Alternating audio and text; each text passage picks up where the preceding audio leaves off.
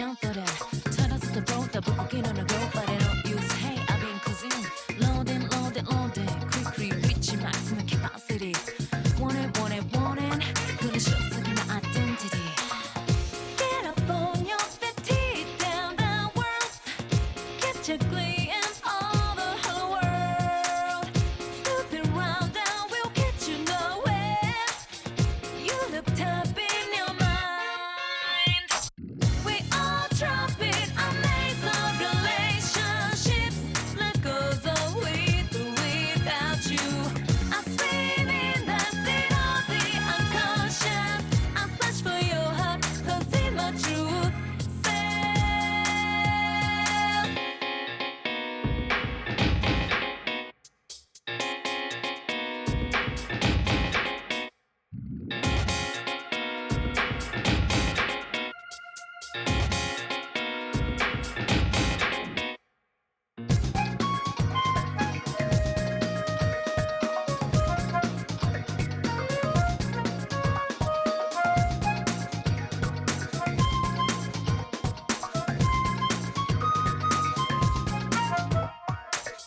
Get up, it's time to get real. Can't control the steering wheel. Outside isn't about a mystery. Won't get out so easily. We are living our lives, so we realize what's happening. Hey brother, watch yourself. Grab your things, don't miss your chance. Find your own rhythm and dance your own dance. Be creative, chart your course. You must know what is ahead. Driving through the end of the ocean. Living up security. You are standing in the middle of another world. It's hard to figure real emotions. You are smiling in a shockwave with bitter tears. Let me help you find the place to cut it home. We all drop it, amazing relationships. Let goes of with or without you. I swim in the sea of the unconscious. I search for your heart, cause it's my truth.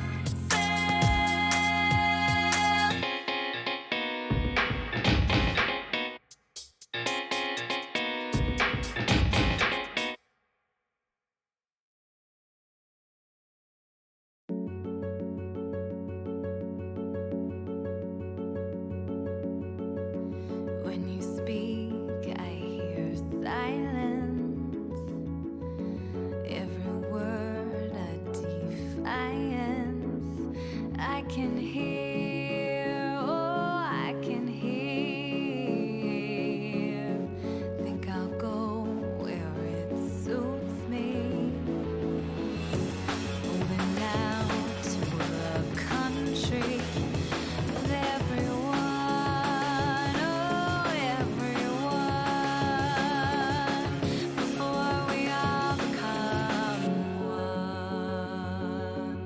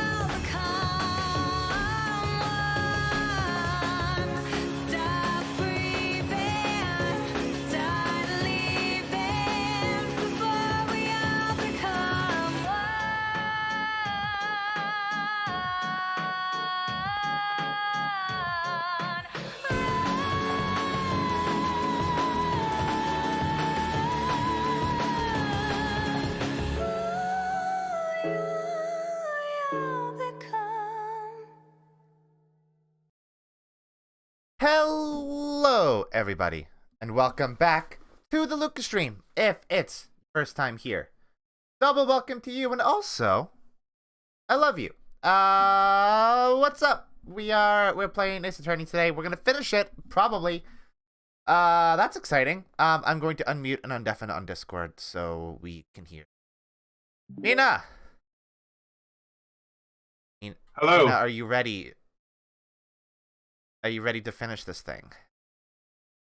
I have never been more ready for anything in my entire life. Never been ready. I've never been more ready. I'm sorry, I messed it up already. Can we start again? This isn't a rehearsal. We're live.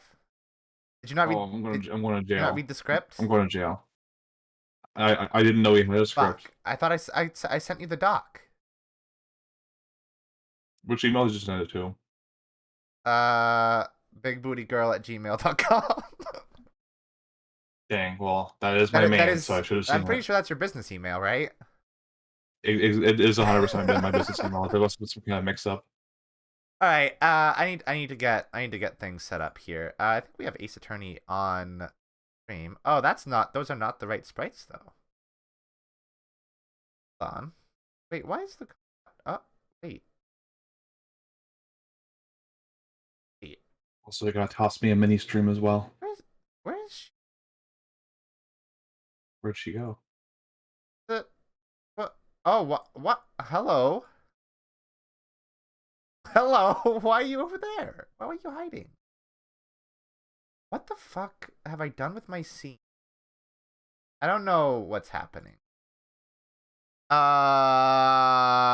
that's not a good sign. What? No.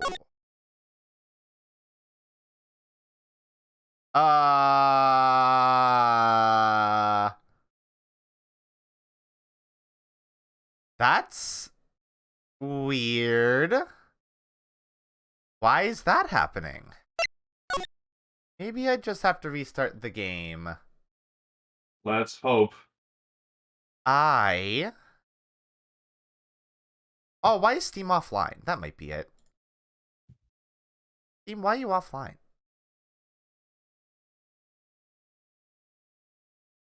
Online.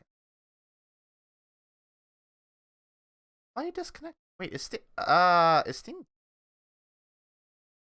don't think so. It looks fine for me. I'm just gonna close it and reopen it.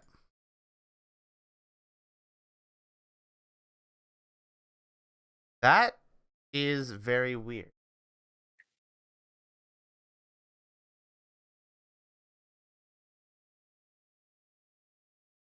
Quiet. Feels weird not having any sound right now. Would you like me to sing you a song? No, I think I'm good. We get enough of that from Duval when we do Dead by Daylight. Okay, thank you, Steam. Steam, you are still offline.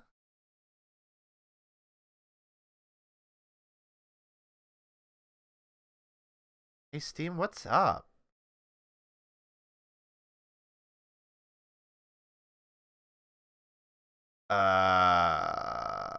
Hey.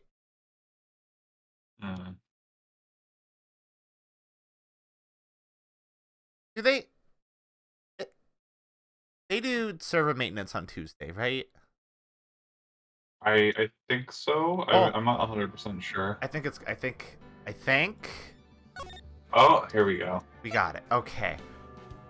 We got one. The feeling of panic that I had. All right. I need. Oh, it's okay. It wouldn't be Ace Attorney if we weren't going through what it's gonna repeat. Val, you are not gonna sing me happy birthday. That is not going to happen. Ever. So I feel like I should point out at this point that Rise from the Ashes is the only case in the entire franchise that doesn't use the turnabout naming scheme, but only in English. I noticed that. In Japanese, it's called Turnabout Rebirth, so the decision to remove Turnabout from the English version was an intentional choice, and I have no idea why they did it. interesting, and I don't know if I like it. It bothers me. It's like when I have all my Blu-rays lined up on a shelf and one of them is a different color. Yeah, than the exactly. others. It irrationally irks me. It's just like it's thematic. Yeah. What about Respawn? I think that's a better name. All right. Oh, we have to do voices today, huh? Oh no. I'm so sorry, Mr. Wright. I'm sorry for what my sister said. What did she say? Oh. The crimes require drastic measures. That's just the way it is. We did what we had to in order for him to get the verdict he deserved. I guess it has been like a good few days since we've played this. Maybe the recaps are important, so I remember what's happening. Yeah. So like just to do like a brief recap though, Lana basically confirmed that they used forged evidence to put Joe Dark away, the serial killer. Right. And that's why And Jake Marshall has kind of a beef with that whole thing. Yeah, because it was his brother who was the last victim of Joe Dark before he was apprehended, and he was understandably upset at that, so he tried to reopen the case by stealing evidence on the day that Detective Goodman died, by disguising himself as him, but ended up bungling it super hard because he's a boomer, he doesn't know technology. Yes, and we still don't know who did the thing, who did the murder. I have suspicions based on. Hold on, I need to wait. Hold on. Okay. I have suspicions based on this. What's your suspicion? Because of the number. What is your suspicion? My suspicion is that Demon Glove is the first person to have entered the evidence room on the day that Goodman died. And we do have pretty solid evidence that Goodman probably did actually die in that evidence room. Because there was a lot more blood in there than there would be from, like, Meekin's cut hand, right? And a considerable amount of it was washed away, and we only saw it with the luminol spray. And my suspicion is that it's Damon Gant, because the number is all one number, and he specifically mentioned that he is very bad at remembering their police IDs during his very first appearance. Plus, the Blue Badger helped out because there was a handprint hiding in the locker behind him that couldn't have been put there during Meekin's and Marshall's scuffle. Yes, so it had to have been the person that was there first that day, before the Blue Badger was put in that room and blocked that locker off. And I literally just realized, 2 days ago, it was a eureka moment. He's called the Blue Badger because his head looks like a police badge. Oh, yeah. That would make sense, because he doesn't look like a badger. At all. He looks more like Sonic. More like a hedgehog than a badger. And in the Japanese version, there's no badger reference at all. He's called Yeah, Taiho I noticed that. Taiho. I noticed that when I was downloading the track for this, or when I cut to that. Yeah. His name's Taiho-kun. That's a cute name. Yeah. Okay, we've done a lot of talking without doing anything. It's okay, that's what people are here for. I didn't know. I never knew that the SL9 incident was just another name for the Joe Dark killings. Sounds like everyone's heard about these killings but me. Lana wanted Dark convicted so badly. That's why she used me. That's why she used what happened to me. What do you mean, what happened to you? It's all there in the file. Joe Dark's last victim was Prosecutor Neil Marshall. When he murdered Officer Marshall's brother, he left behind an incriminating piece of evidence. But what did you have to do with those killings, Emma? On the night Prosecutor Neil Marshall was murdered, Joe Dark tried to kill me. What? He tried to kill you? Officer Marshall's brother, Neil, was only trying to save me. Oh. So that means you... Yes. I was a witness in the Joe Dark trial. I didn't see that one coming. Yeah, neither did I, actually. That's an interesting twist. Yeah, she was directly involved. We should ask her about it. It happened 2 years ago. It was right about this time of the year, too. There was a terrible thunderstorm that day, unusual for the season. I was alone in my sister's office. We were planning to eat dinner together once she finished her work. Wow, that sounds familiar. Then suddenly, this terrifying man came bursting into the office. Joe Dark. It seemed like he was running from someone. He pulled out a knife and screamed at me. I didn't know what was going on. Just then, Prosecutor Marshall showed up. Jake Marshall's brother. Joe Dark tried to take me hostage, but before he could, Mr. Marshall tackled him. Then... what happened? I'll never forget it. Lightning struck, and the lights went out. Suddenly, a bolt of lightning flashed outside the window, lighting up the office for an instant. What I saw then burned a permanent picture in my mind. I can still see it now. A permanent picture? I don't remember the moment when Dark stabbed Mr. Marshall. So you weren't able to testify about that? No, I was only asked about when I was attacked. That must be why why she made up the crime. Made it up? You mean provided bogus evidence? The prosecutor's office wanted that guilty verdict so badly. Lana forged the evidence and Mr. Edgeworth used it. Edgeworth? Yes, but I'm sure he didn't know anything about it. He couldn't have known he was being given false evidence. Even so, that's when it all started. The rumors about Mr. Edgeworth, I mean. It's all my fault. If I could have just testified properly, none of this would have happened. So it's... I do love the moral question this case brings up of, like, is it morally justifiable to bend the law in order to serve justice? Yeah... Like, if you're 99% sure that someone, did a horrible crime and needs to be punished for that crime, but you don't have anything to actually put them away, is the right thing to do to manufacture something to put them away so they can't hurt anyone else, or is it to follow the letter of the law? And if you don't have evidence, there's no conviction. I was going to say that it seems like a fairly surface level quandary, but then I thought about it more and I was like, oh, that's actually a really good, like, thought experiment. Like, is that good or bad to do? I mean, I would say probably it's bad to do. It's bad in that it still runs the risk of implicating an innocent person. Yeah, exactly. But if you're almost entirely sure that this person did it, but then, like, I don't know. I think it's bad to do. You should have the evidence to do it. And I think this speaks more to how fucked up the justice system is and how kind of rushed criminal proceedings can be, that you don't really have, like, the chance to fully investigate a crime before everything starts being put into motion, you know? Yeah.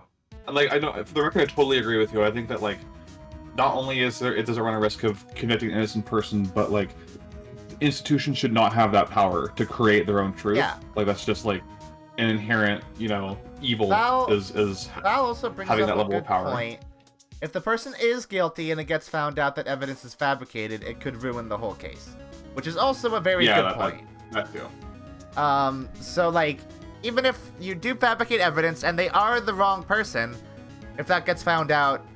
Oh, no, if they are the right person and you fabricated evidence and that gets found out, then there's just a murderer that's totally free again.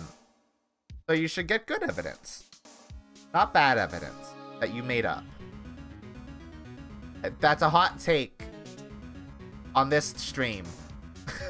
Yeah, this stream is just a cat goddess explaining moral quandaries to an audience. Yeah. So it's true. Even though he may not have known it, Edgeworth really was involved in falsifying evidence. No? Like... That... No.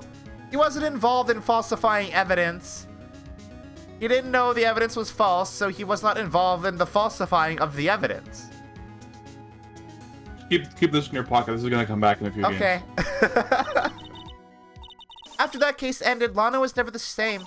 She became cold like she is today. She must not have been able to face up to what she did. Especially not to Emma. I just think that's a weird jump for Phoenix to make. Like, yeah, like, Edgeworth was manipulated. He wasn't involved in falsifying evidence. He was involved in, like, using the false evidence. But that's not Edgeworth's fault.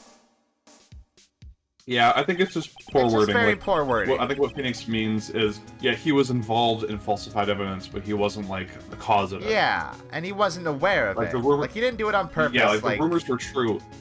Yeah, like, the rumor was true in that he did present false evidence, but the context behind that is different than what people thought it was. Yeah, exactly. What did you see in the instant that crime occurred? Dark knocked down Mr. Marshall and raised his knife. Neil Marshall was stabbed right in front of this poor girl. His head looks like an onion. I don't remember what happened after that. Apparently I passed out. When I came to, Lana was cradling me in her arms. Poor Emma. Been through so much.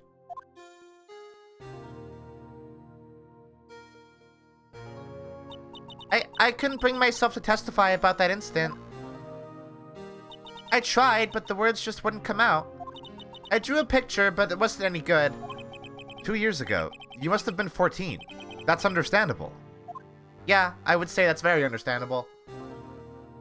That's a lot of trauma for a kid. Yeah. Can you do me a favor real quick? Can you check the court record profile section? Yes.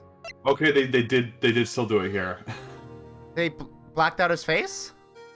Yeah, I have no idea why, because, like, there's a picture of his face. Like, we know what his face looks like. Yeah, there's literally a picture of his face in the...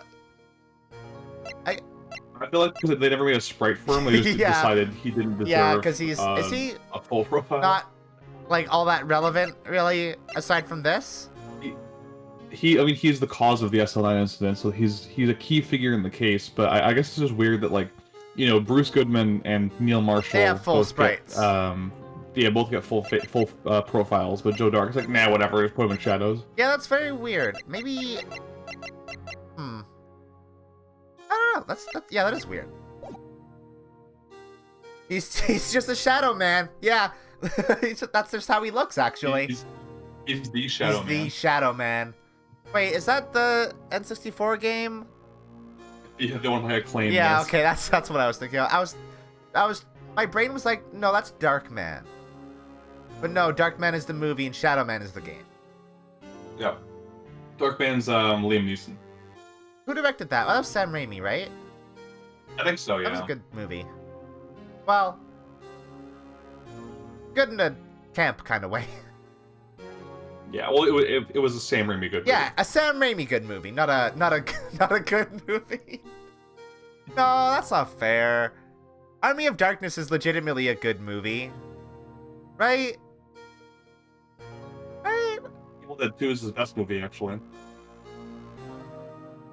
Yeah. Spider-Man 2 is good. I think Spider-Man 3 gets a bad rap. But, like, I like Spider-Man 2 a lot because in a lot of the Doc Ock scenes, you can clearly see that, like, there's a lot of Evil Dead in that movie, and it's really cool. It's a good movie. Once it was all over, I made up my mind. I decided that when I grew up, I'd become a scientific investigator. I want to be able to fight crime with my testimonies and find the evidence to make an airtight case.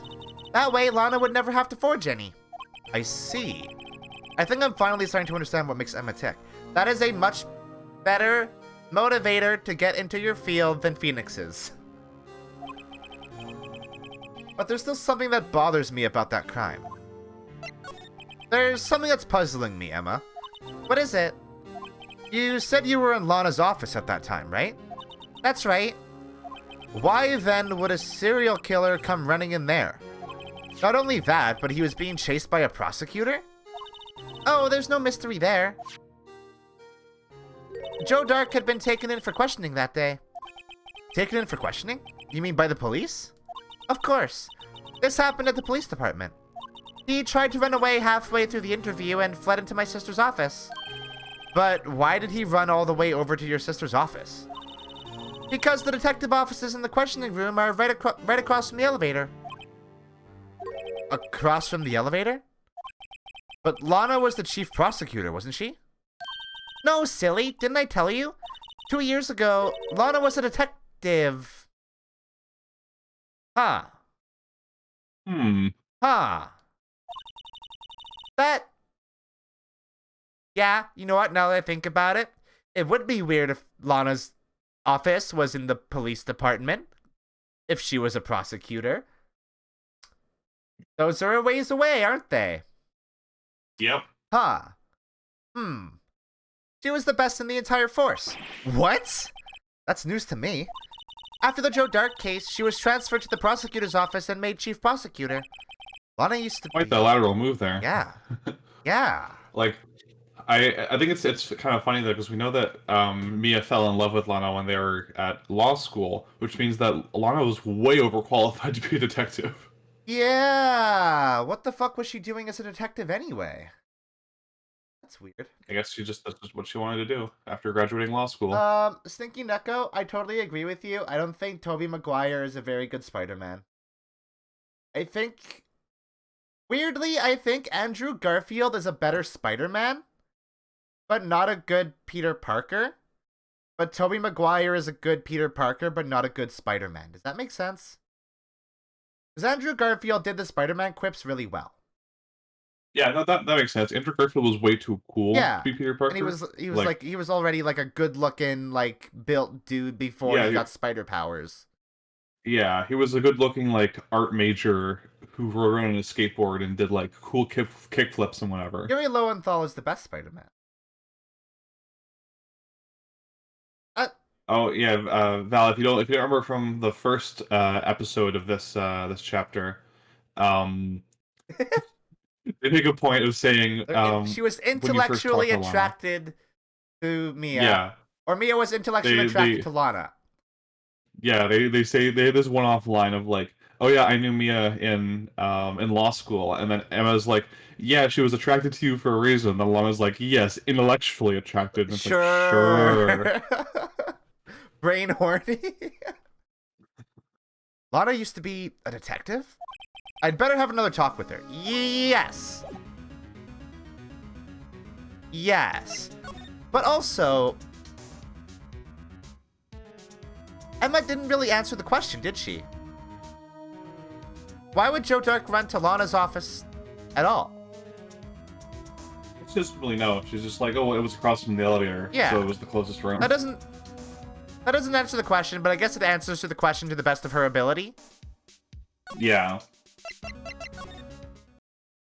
Best Spider-Man is Ben Reilly. That's not a actor. That's the name of a Spider-Man. Lana. Mr. Wright, it seems I keep causing you trouble. Falsifying evidence. I didn't think you were the type. Criminals don't mind playing foul, so why should we? But Lana, if you're wrong, an innocent person might be found guilty. Believe me, I understand the risks. And a guilty person might be found innocent. That's also important to note. Lana, Emma told me about you. Oh? About how you were a detective 2 years ago, and how the SL9 incident was the reason for your transfer to the prosecutor's office. That's right. Could you fill me in on the details, especially about that unusual change of jobs? I suppose you have a right to know, Mr. Wright. So, Joe Dark went to her office after escaping interrogation. And then immediately after this, Lana transferred to the prosecutor's office. Not just transferred, like became the head of the prosecutor's head of office. the prosecutor's office. That is weird. A lot of revelations were uncovered at the trial today, not the least of which was the fact that this case is largely connected to another one 2 years ago. Evidence from that case was stolen as well, though I expected as much. I know how obsessive Officer Marshall can be. Hello, Charles. That trial, it really wasn't fair, was it? I believed in you, Lana. I believed that no matter what happened, you'd always stick to the truth. It couldn't be helped, Emma. At that trial 2 years ago, I sold my soul. Well, all drama aside, the fact of the matter is that at 5:15, there was no murder at the police department. Well... Tell me it's not true, Lana, what the witness, Miss Starr, said. About you stabbing Mr. Goodman with a knife. Lana, I don't understand. Why won't you tell us? Emma, this doesn't involve just me. I don't think I've ever seen Lana look so fazed before. It's true. I was a member of the police force 2 years ago. She was amazing. Oh. They still talk about all the cases she and Chief Gant cracked together. Chief Gant? He was the deputy chief of police back then, but he still worked the crime scenes. Damon Gant. It was everything I aspired to be. Wait, so were they partners? Yep. I see. Huh. They were the best team ever. They solved crimes before the reports could even be filed. Emma really idolizes her big sister. But now you're chief prosecutor. What happened? I always planned on becoming a prosecutor. The reason I became a detective was... To gain experience investigating crime scenes so you could use that experience in court, right? Gant's help in the SL9 case was crucial to its resolution. After that, he became chief of police and arranged my transfer to the prosecutor's office. That's an interesting thing she just said. His help. Huh. Also, I just realized I have a weird setting in OBS right now that I need to change that I didn't change from tests. Oh wait, did I change it? No, I did not. Desktop audio was offset a little bit. There we go. Yeah, I don't trust Gant either, Charles. Man is super sus. Maybe I should ask more about this investigation of theirs 2 years ago. Yeah, it seems pretty relevant, Phoenix. 2 years ago, I was second in command of the detectives investigating Dark. Second in command? That means the investigation lead was Damon Gant, right? Yes. Deputy Chief Gant and I shared the same office and the same investigations. They even had the same office. Led a team of the best detectives on the force. Detective Goodman, whose case it was, Jake Marshall, and Angel Starr. It was good. Was it Goodman's case? He was the chief investigator, yeah. It wasn't Neil? No, Neil was the prosecutor. He was the one, like... Oh, right. Yeah. And Jake... Okay, yeah. Correct. Right. It was the first time Marshall worked with his brother. He was quite gung-ho, as the youth say. As the youth say. Without a doubt, Joe Dark was the serial killer. We asked him to come in for questioning. We were desperate for evidence. That was when his final murder took place. When he tried to murder Emma. Prosecutor Marshall was trying to save me from Dark. You see, the first person who happened upon the scene of the crime was me. Now you tell us. Wait, at the scene of that crime? Of Neil's murder, yeah. I still don't understand why he would specifically go to Lana's office. I don't get it.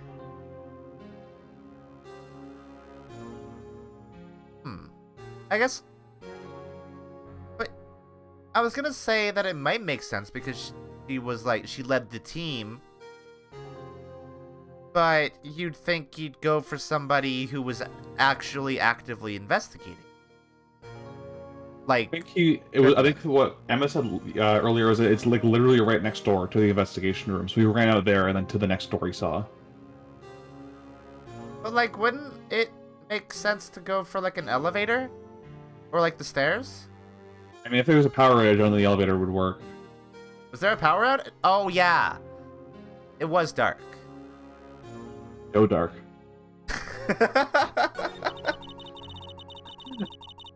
Damon Gant and Neil Marshall were the ones questioning Dark that day. The investigation was in its final stages, and Dark must have suddenly panicked. So he waited until Gant and Marshall let their guards down, then fled the room.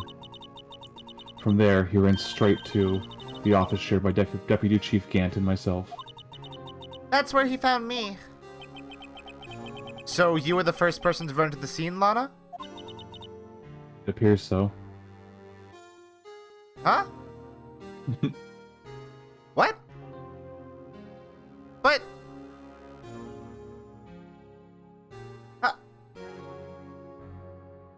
But you didn't die. What?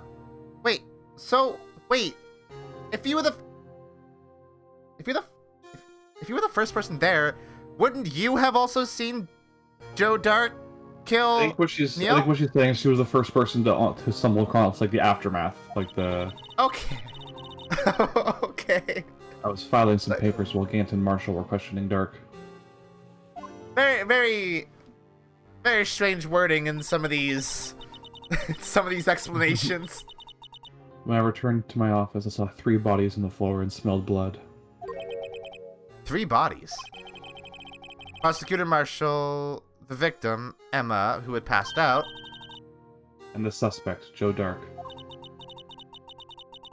During the struggle, it seems Mr. Marshall struck a final blow before he died.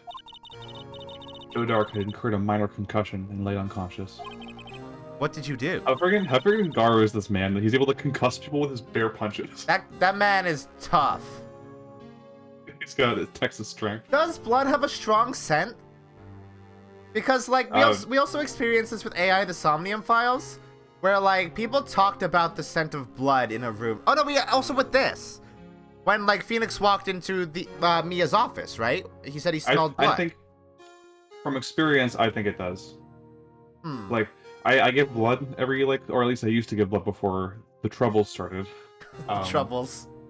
Every 6 months or so. And every time I walked in, like, there was a pretty distinct smell just from the, like, the proceedings, I guess. Interesting. To be honest, I panicked. I picked up Emma, carried her to the room, and just held her. Can't blame her. After all, her sister must have gone through. After that, I placed Dark under immediate arrest. Let me get this straight. You were all involved in the SL9 incident? That's right. Quite a coincidence, hmm? Yeah, pretty big coincidence. I don't buy it. What are you saying? There's no way everyone involved in this trial was also involved in that incident just by chance. But that case was solved 2 years ago. At least one person went to extremes because they didn't believe it was truly solved. Officer Marshall. Yes, his actions came as a surprise to me as well. Ever since his brother died, he changed completely. I guess he wasn't convinced with the ruling against Joe Dark. Life doesn't end with the closing of a case. Everyone has to live the rest of their lives with their memories. That case just might not be over yet. Emma was assaulted by Dark at the police department, right? Yes, in the office that Damon Gant and I shared. The office that Mr. Gant now occupies by himself. The Chief's office. Maybe we should have a look at the Chief's office, the site of the final SL9 murder. Huh.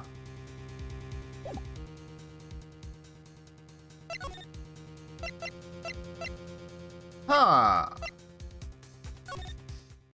So Gant became the chief, and then transferred Lana to the prosecutor's office.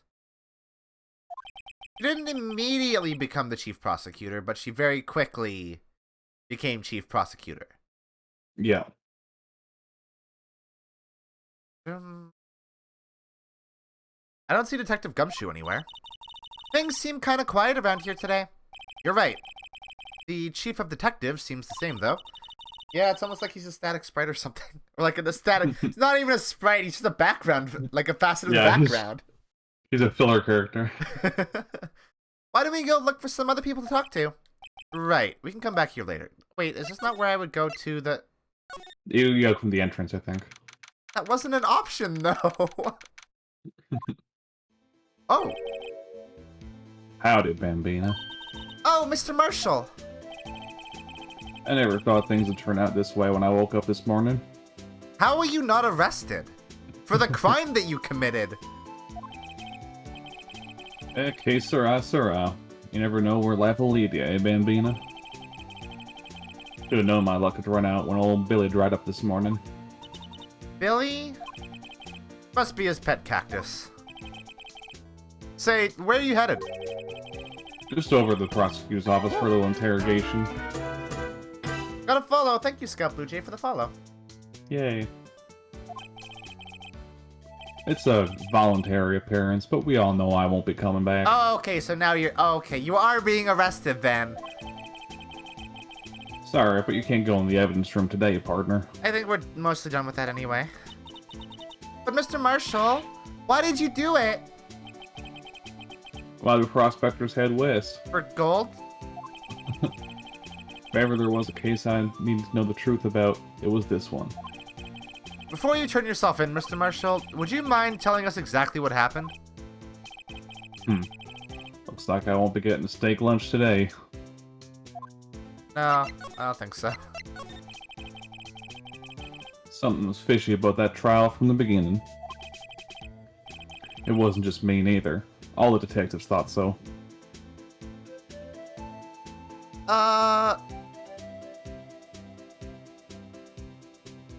I'm thinking, but like, I was wondering if Lana could forge evidence for this case, but I guess she was pretty high up as a detective, leading that team, and then she gave that evidence to Edgeworth, who used it, correct? Yeah, if all the evidence is processed by the police before being handed over to the prosecution, it would be pretty easy, to just be like, oops, found this, by the way. Yeah. Like, Detective Dick Gumshoe could do that to us. Yeah. But he's not smart enough, and he's a generally good-mannered boy, and wouldn't do that. Yeah. Not on purpose, anyway. What do you mean, fishy? Some of the facts reported were inconsistent with the evidence we found. For example, the murder weapon. The murder weapon? You mean that switchblade knife with the broken tip? Thanks, Val, for subbing. Whoa, no, a bunch of subs. Yo! Oh, we're slowly getting to Mech Week. So excited. That was a new sub sound that scared the shit out of me. Yeah, that was Joe Darks. Alright, I was examining my shiny new sub badge. But, in the initial autopsy report, a question was raised. Charles, there's literally a bar on the screen. A question? The blade of the knife was not a perfect match with the wound the victim sustained. What does that mean? It means there's a good chance the knife was not the murder weapon. However, in the report that was finally submitted, the possibility had been erased. Could the facts have been concealed with forged evidence? That case had left behind scars on all of us. The scars that the SL9 incident left behind. So wait, what did he say? Something about like the blade? So the wound on Neil Marshall's body was not consistent with the knife used in all of Joe Dark's other murders. And the knife was broken. And the knife's tip was broken, yeah. And But when the final They When didn't the find final tip? autopsy report was submitted, any question was erased. It said it definitely was the knife. Hmm. And they don't know where the tip of the knife is. I'm No. assuming, or rather, someone just might know, but they. Yeah, Marshall doesn't know. That's for sure. Because that's like literally the first thing I noticed about that blade is that like it's broken, which is interesting. I got the looks, but he got the brains. He was one of the best prosecutors around. By the looks of it, he had the looks too, actually. Yeah, actually. This guy looks like he smells like dirt. He looks like he smells like dirt and whiskey. Yeah. So he smells sour and also of dirt. I had just made detective when it went down. It was our first case together. How old was he, your brother? He was 27 at the time. Oh, He was awarded with the highest honor that day. I'm 27. The highest honor? You mean the... King of prosecutors. I knew it. What are you looking at me like that for? That's an honor for a prosecutor. Is that how the shield got broken? So they showed me a picture of Neil getting the award at one point, Mm-hmm. and I didn't actually look at it to see if it was broken then. And I really should have done, because that's something that I've been suspicious about since we first saw that fucking thing. You snooze, you lose. Fuck. Mr. Marshall must have really been close with his brother. The day the S-Online incident took place, that wasn't the same day as... That's right. It was the day of the evidence transferal. Interesting. It was drizzling that morning, and by nightfall there was thunder. I can't believe 2 years have gone by already. I tried to steal the evidence so the case wouldn't die.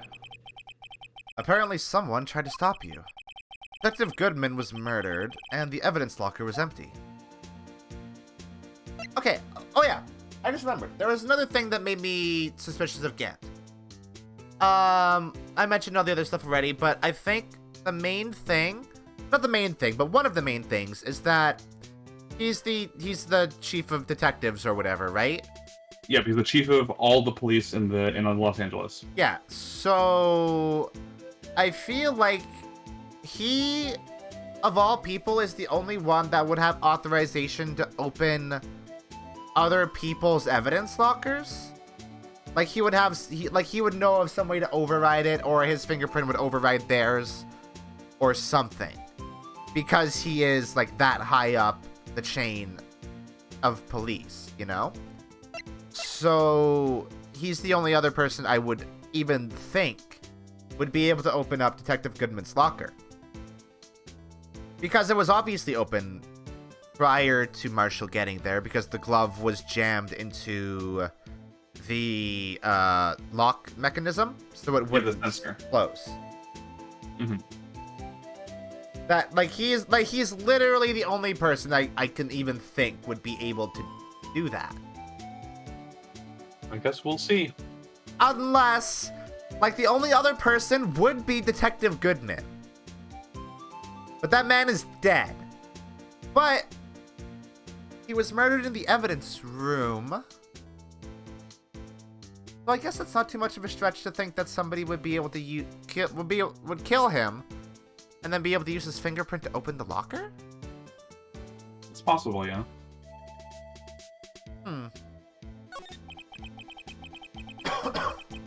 There was something going on behind the scenes in that case. We all knew that later. Every detective involved in that investigation, save one, was taken care of.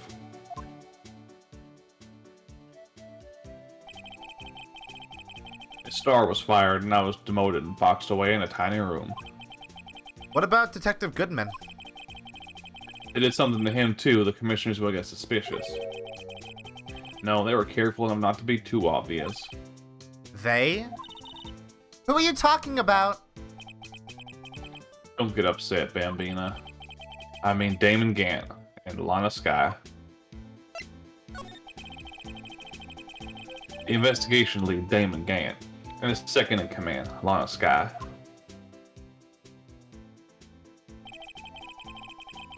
There wasn't a person on the force who hadn't heard of that duo.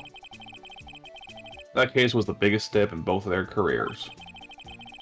After the case ended, Lana transferred to the prosecutor's office, right? Yeah. Damon Gant, new chief of police, arranged for that to happen. She'd never been the same since she left. Everyone who knew her said so.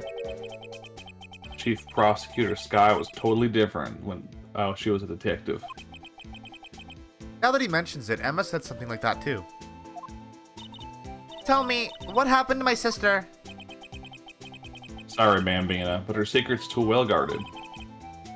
I never found out. Lana's secret. It all started 2 years ago. So there you have it. That's my story. Did you enjoy it, partner? It was certainly enlightening. There's one thing for sure I found out in court today. That boy Edgeworth ain't my enemy. No, Edgeworth's a good boy. He was the one who used falsified evidence to get a guilty verdict. Someone else was the one who gave him that evidence and planned everything. That someone is Damon Gant. Aha! Don't believe me? Well, I don't blame you. No, I believe I you. wouldn't even be a patrolman after today. I absolutely believe you, dude. What? Wait, what was that? It was a stopper. So before he was just doing it for mime, that's the first time he's actually taken a drink. Oh my god, I hate this man! He was just doing it for show the entire time. It was all performative drinking. I hate him. The worst person. Too bad I won't be around to work with you when you become a real scientific investigator. Adios, Bambina. And then he rode off into the sunset, never to be heard from again. He's gone forever. We should probably absolutely investigate this place.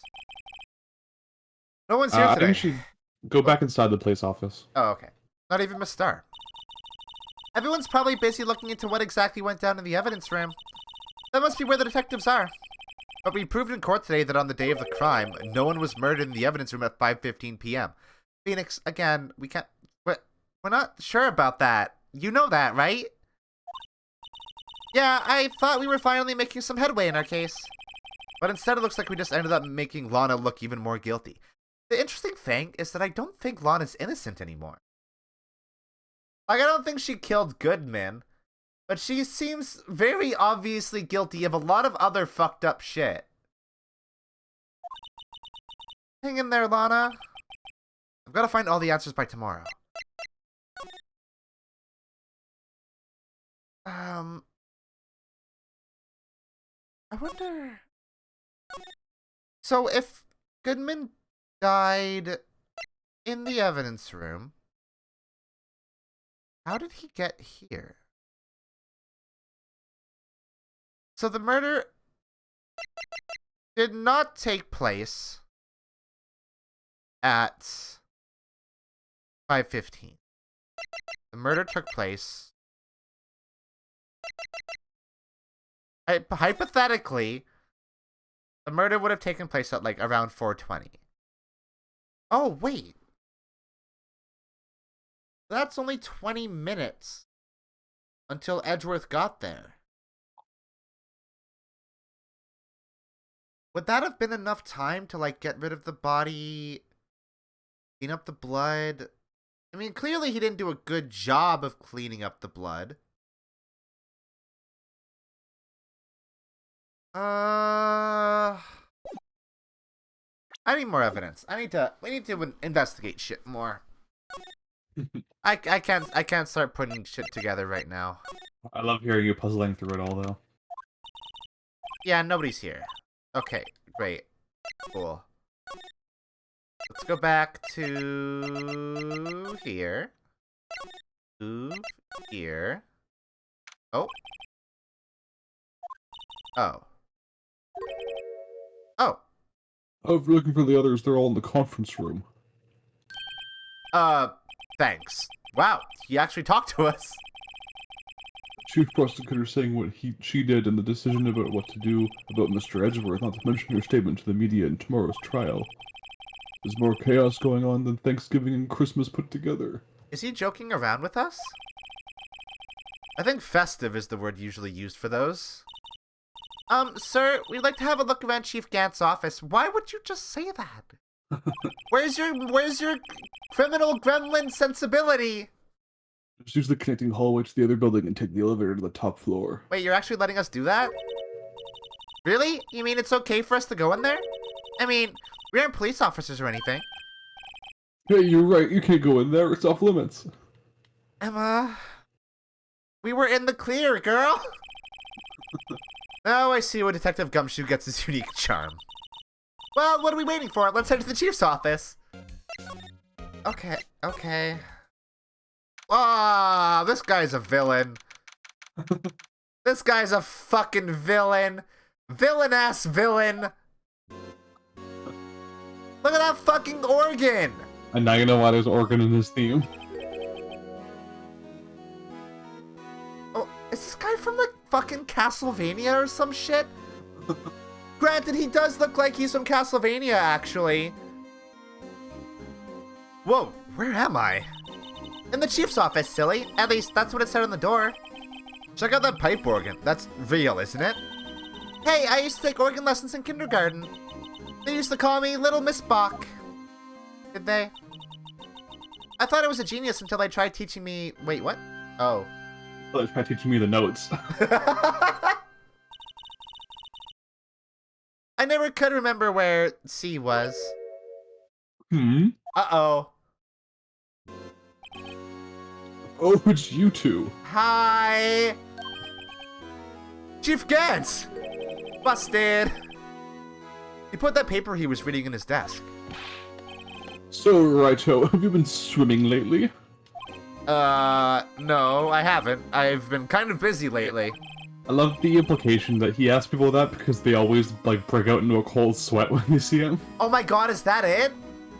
So he's like, oh, you're looking a bit moist there, bucko. That's super good. I can appreciate that. I've had my hands full too with Mr. Marshall's misconduct and Lana's provocative statement. Provocative statement. Oh, you mean about the forged evidence? 2 years have passed since that incident. My, how time flies. It wasn't broken. See that big picture on the wall over there? It wasn't broken. Oh, wait. That's a picture of Lana, Neil, and me. That's... I see. That sure looks like it could possibly be a weapon, huh?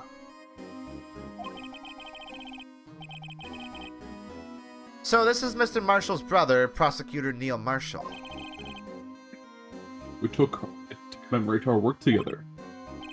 Something's not right with this picture. So, I would like to also point out, this knight has a spear that is very sharp. Also the fucking vase! What? I guess that would make sense? Considering the last crime did take place in this office? But...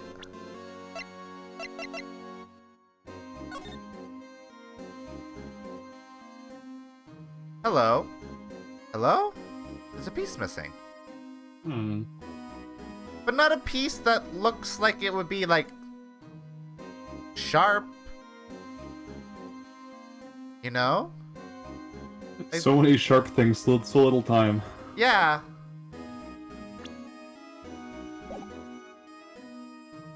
And also it does balance on the thin part. What the fuck? I can't quite seem to put my finger on it, though. There's a lot wrong with that picture, actually. Uh-oh. Anyway, I like to reminisce all day, but there are matters that need my attention. I'm going to lock up here, so let's go out together. Oh, you're really trying to not let us do this, huh? Oh, but this office, it was a crime scene 2 years ago, wasn't it? That case has long since been over. There's no need to investigate it anymore. All the same, we'd still like to have a look around. Perhaps you didn't hear me.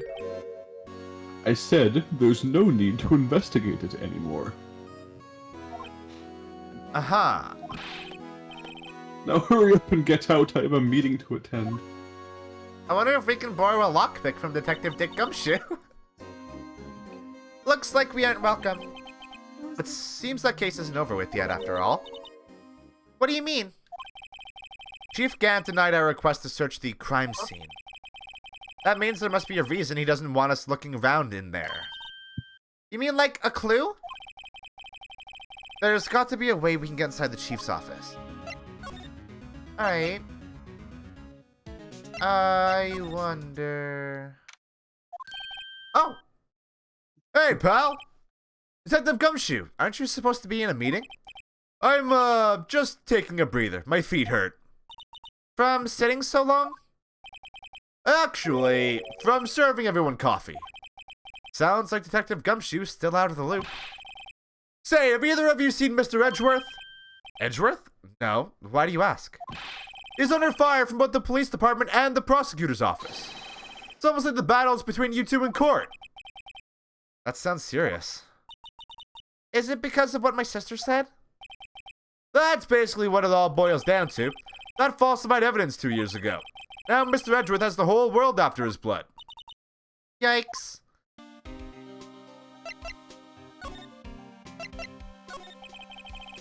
But why would Edgeworth be blamed? It's not like he knew the evidence was forged.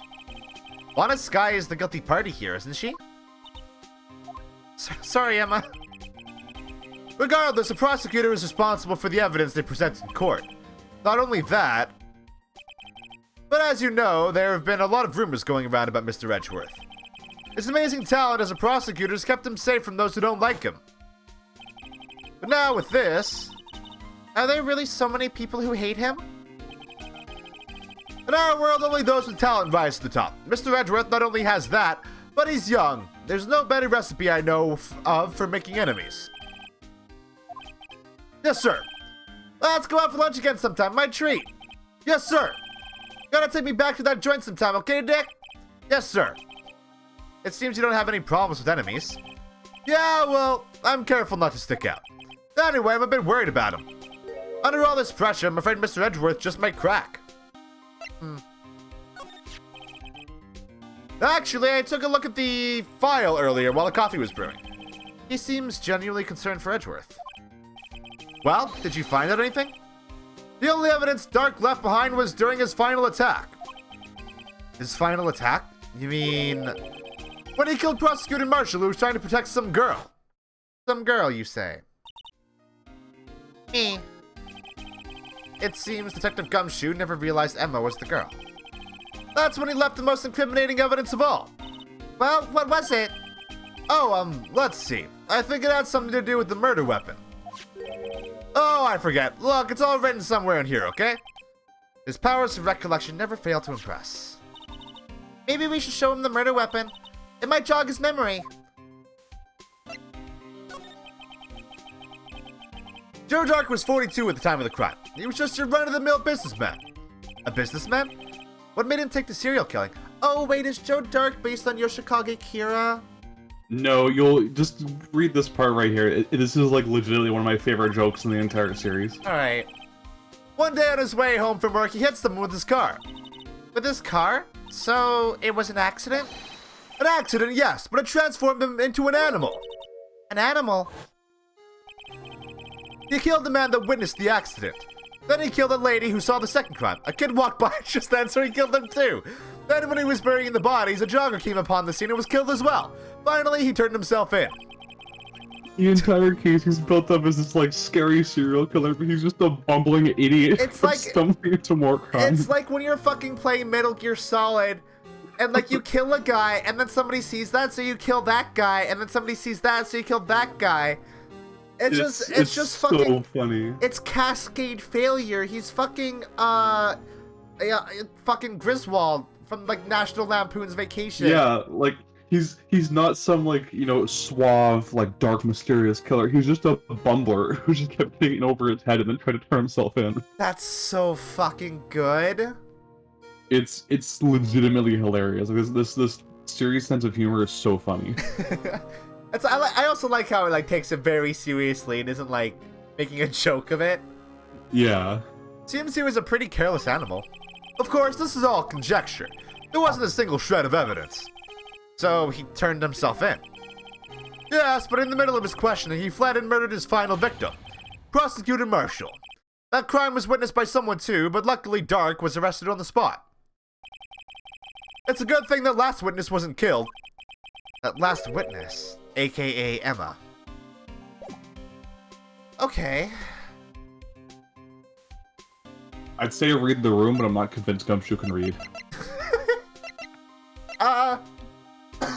He would have to. Well, no, you know what? Maybe no. You know what? I doubt it. I doubt it too. Oh yeah, we can't show people. Oh right.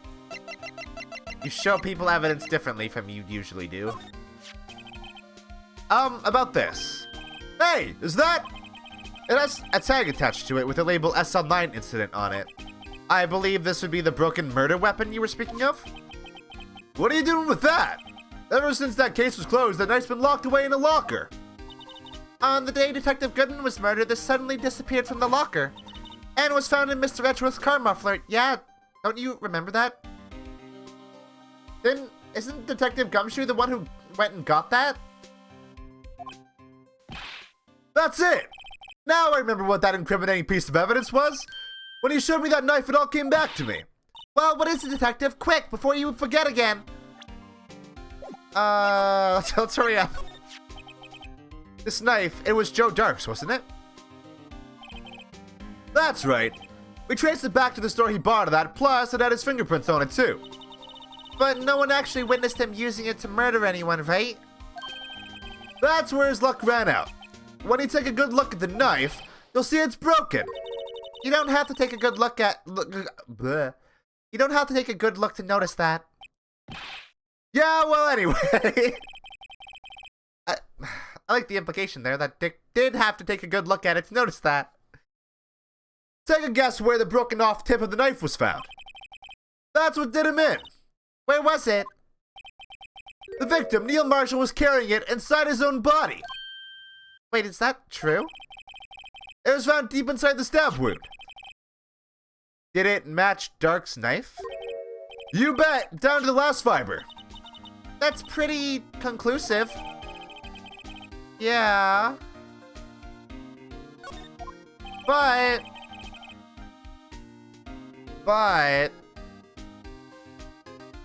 we do have we don't actually know what the falsified evidence was, do we? Or is our assumption that it was just like, oh, I guess it was relating to this, wasn't it?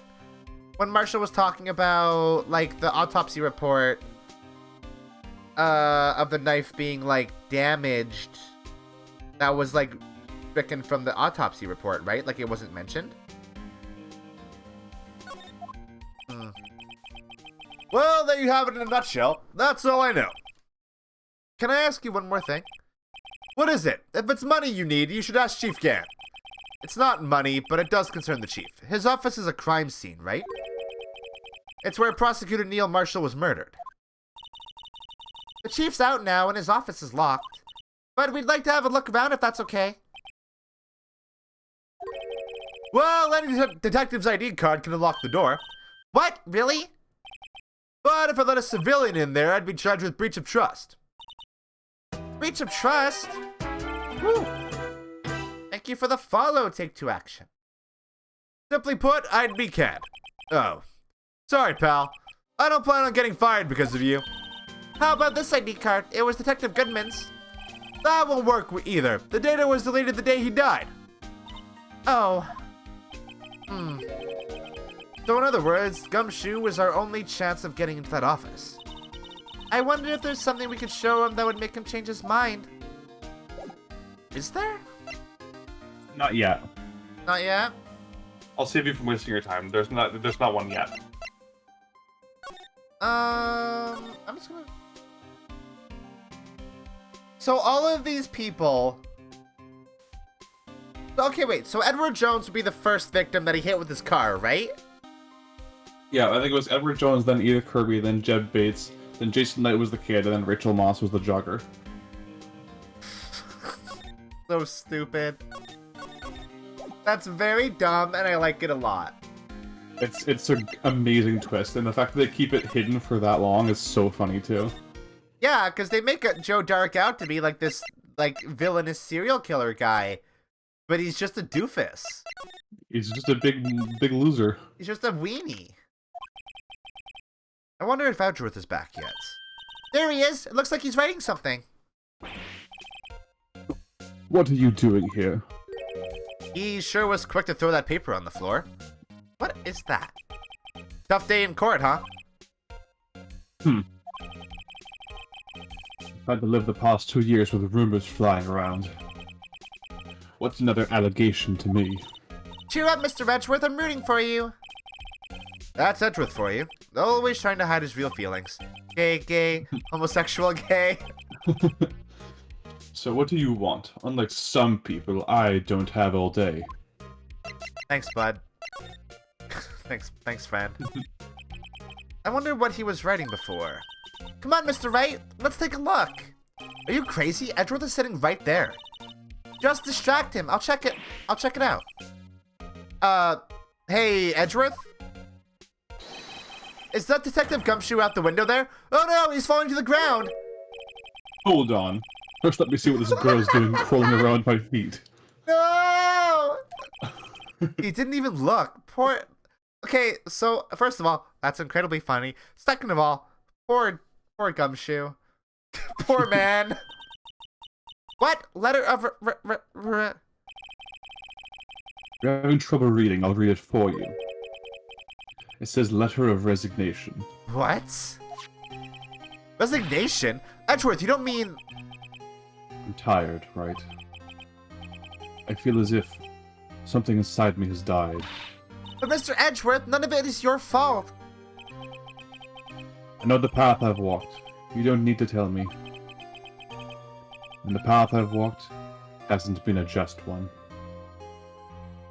For some reason I was thinking, like, he was gonna do the Wolverine line. The path I've walked isn't very nice. Isn't very nice. I can't forgive myself for what I've done. And no one else should forgive me either. Uh-oh. I think he's serious. Mr. Wright, please, you have to do something. This letter of resignation. I wonder if I can use it for anything? What? Okay. Alright.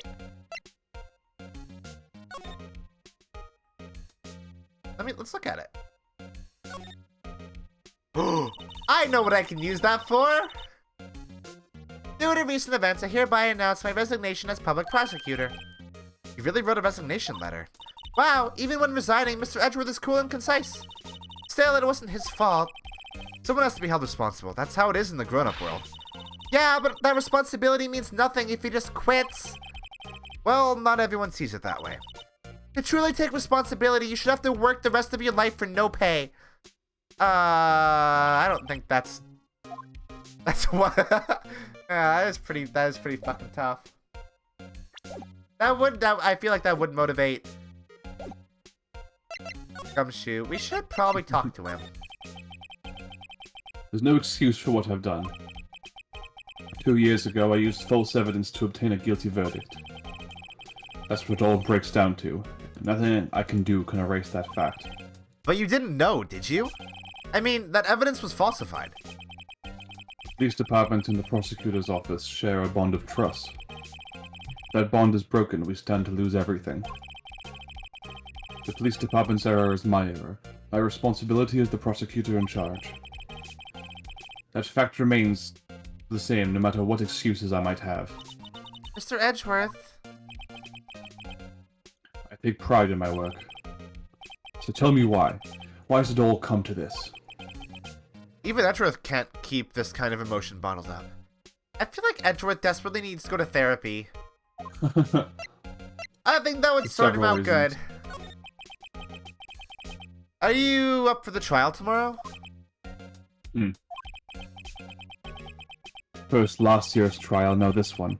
Seems all you do is worry about me. Yeah, it's almost like, you know, there's a bond there or something. To be honest, you're getting on my nerves. There's the dare. There it No, is. that's the soon. Yeah. But Mr. Edgeworth, you can't just walk out on the trial. Tomorrow is the last day. It's too late to change prosecutors. I'll bet that's what my superiors are banking on. Never thought that case would come back to haunt me like this. What do you mean? The list of evidence. It seems too short.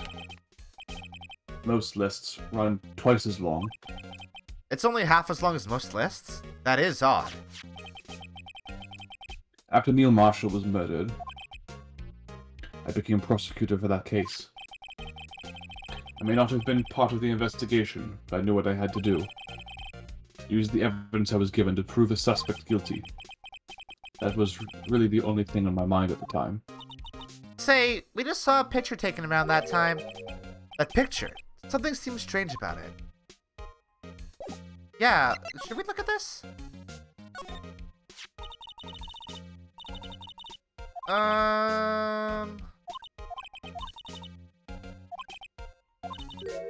Yeah. Yeah. Something that looked like that? Yeah, only different. Now, where was that? Oh, okay. He wants me to show Edgeworth the photo. Yeah. We should talk to him. We should get his last dialogue option, though. Could you tell us again about what happened that day? The day Detective Goodman was murdered? You were participating in a ceremony over at the station, right? Oh. So... Edgeworth was at the police department at that time. Which means his car would have been there at that time. Which means that...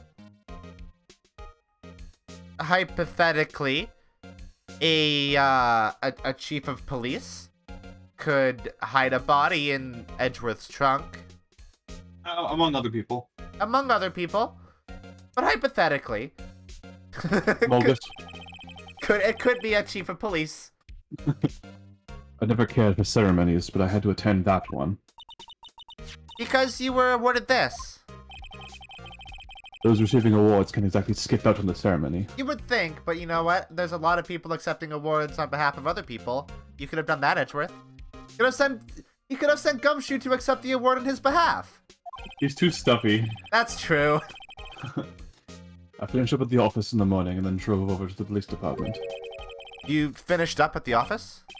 Yes, just odds and ends. Clerical stuff. I didn't plan on returning to the office that day. That is, until I was asked to take something back. Take something back? This. Oh yeah, Chief Gant asked you to hold on to that, didn't he? Yes. There was a piece of evidence in the case that was closed half a year ago.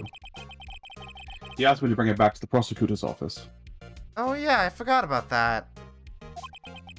That's the story we heard yesterday. So you came back here to the prosecutor's office because the chief asked you to? That's right. Okay. Alright. So... the chief did that to get the body away from the crime scene? But what is that script? This has nothing to do with anything, right? Nothing to do with anything. It's a different case. It's a closed case. It's not related to the SL9 incident. So, Gant just gave him this to get him back to the prosecutor's office. I feel like that is the sole motive behind that. Because this has nothing to do with anything. Like, there's a tag. You can look at the tag.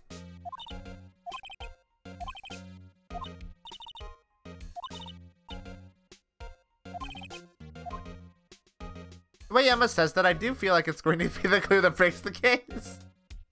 I hate that. Yeah, that's it. So the fun thing is like, you had the blue badger in our evidence, and I was like, that's not evidence. And then we used it as evidence. So then we have this, and there's something else in here that I like don't think we're gonna use as evidence that we probably will. It was the trophy, right? Oh yeah, the trophy. That's important, clearly. Oh yeah. You gotta show the picture. Yeah, right. This picture was hanging on the wall in Chief Gant's office. Prosecutor Neil Marshall. He had just started making a name for himself. Looks like this was taken when he received the prosecutor's trophy. Speaking of that, there's something that bothers me. Yes? The trophy Mr. Marshall is holding. It's a little different than yours. Yes, you're right. I remember now. Remember what? That was what the official prosecutor's trophy looked like until 2 years ago. There's a story behind its design. A story? Sounds interesting. Would you mind telling it to us? It's simple, really. Contradiction. That's what the award's based on. This award originates from an ancient Chinese tale. In Chinese, the word contradiction is written with 2 characters. The first meaning halberd, and the second meaning shield. Have you heard the story? I don't think Phoenix has heard this story. Me? Oh, sure. Everyone knows that. Why don't you tell it, though, for Emma's sake? Yeah, that's exactly what I expected. Very well. Needle, you know this from Trigun? Long ago in the kingdom of Chu, there was an arms merchant. One day he presented the king with 2 items. The first was a halberd he claimed could slice through any shield or armor. The second was a shield he claimed could withstand any weapon. Wait a minute. No, that's why the trial music was playing, huh? Those claims contradict each other. Very perceptive. But then again, you've heard this story before, right? Anyways, as you mentioned, the very descriptions of the items discredit them both. I love that little smug smile he does after that. That's so cute. When the king pointed this out, the merchant was left speechless. And thus the Chinese word for contradiction was born. Huh. Oh, I see. So the chipped shield and broken knife symbolize... Precisely so. They symbolize the merchant's items. The ancient tale ends with the merchant at a loss for words. But it's in our nature to pursue matters to their conclusion. Oh, so they were originally actually broken. Yeah. Even if it results in something as ugly as this. Wow, thanks, Mr. Edgeworth. I learned something new today. That's funny. If that's so, then why were you only given a shield? You'll have to ask Chief Gant. 2 years ago, he had the halberd part of the award abolished. Seems kind of symbolic to me, doesn't it? Yeah, almost. Chief Gant.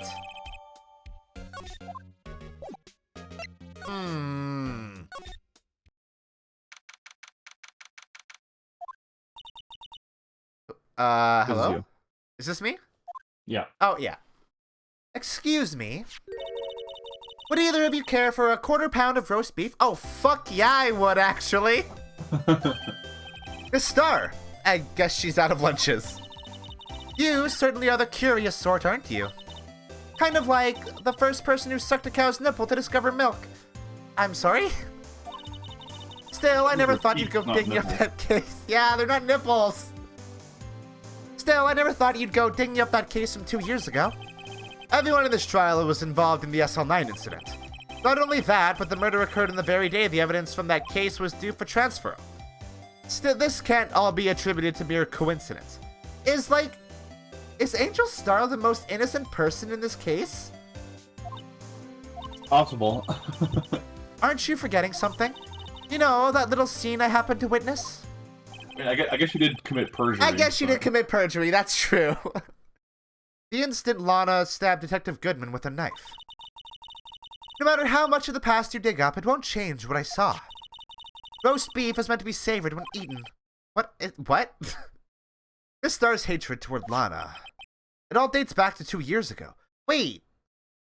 But Lana wasn't a prosecutor 2 years ago. So Angel must hate Lana for a completely different reason. For the falsified evidence, I would assume. That would be the thing. Yeah. That would... And it was like after she got transferred, Angel was fired. So it's like those two things are probably linked somehow. Yeah. Joe Dark. That's a name I'll not soon forget. How many times have we seen this image at this point? Like at least a dozen times? Probably like 16. At least 16, I think. We trailed him for half a year. Oh, the pressure. Wait, but... Didn't he turn himself in? Eventually, yeah. How long did that killing spree go on? I think the killing spree was pretty rapid fire, but after he stood in it for a while, he turned himself in. Oh, that makes sense again. It's like He Who Shall Not Be Named in 7. I do not know what you're referencing. In the movie 7, there's an actor who's a very bad person who plays a serial killer. Is it the spaceman? It's the spaceman. Okay, yeah. Alright, cool. Still, I don't think I was ever more alive than I was then. Those days were steamier than a bowl of hot gravy. Poor old Jake Marshall, though, must have been going through hell. You mean because of his brother's death? I wonder if she always used food puns, or if that's just like a quirk she adopted when she started selling lunches professionally. It would make a lot less sense if she did food puns back when she was a detective. Because she wouldn't have been involved with food at all then, right? Yeah. But I would like to imagine that she did. Because that's funnier. They were close, those two. After Neil died, something took over Jake. He became obsessed. Seeing Jake like that made her all the more desperate. Her? Lana Skye. My sister? The best of the best were put on that SL9 case. Of course, they were led by that legendary duo. Lana and Chief Gant. Charles, you have a theory? I will be interested to know your theory once we are done. That legendary pair was the reason we were able to keep up our investigation. That's why we were so shocked over how it turned out. You mean with the forging of the evidence? Don't get me wrong, Joe Dark got what he deserved. Still, it was obvious the evidence produced in court was being manipulated. Items our team never found would suddenly appear while other items were kept secret. But you don't have proof anything illegal was done. I'm proof enough of what happened. After that case, all of us save Goodman were relieved of our duties. Most without even so much as an explanation. Then, Lana Skye transferred to the prosecutor's office and became chief prosecutor. Lana always wanted to be a prosecutor. Nothing's quite as simple as it appears. Huh? Lana Skye was merely being used as a pawn. That's my take on the matter. That is exactly what I think as well. She was being used? That lines up perfectly with my thoughts on the matter. Interesting. Demon Gant and Lana Skye. Gant led the investigation with Lana second in command. They were the best. They solved all kinds of cases together, didn't they? Demon Gant's magnetism in particular was almost unreal. His magnetism? By that I mean his ability to attract evidence. He'd produced the most incredible evidence in the cases he handled. Incredible evidence? You mean... Oh yes, there were rumors about him even back then.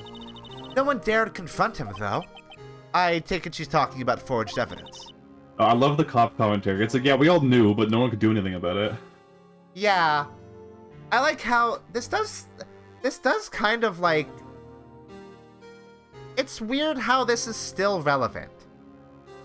Because, like... I mean, it's not... It's just good satire, right? Good satire...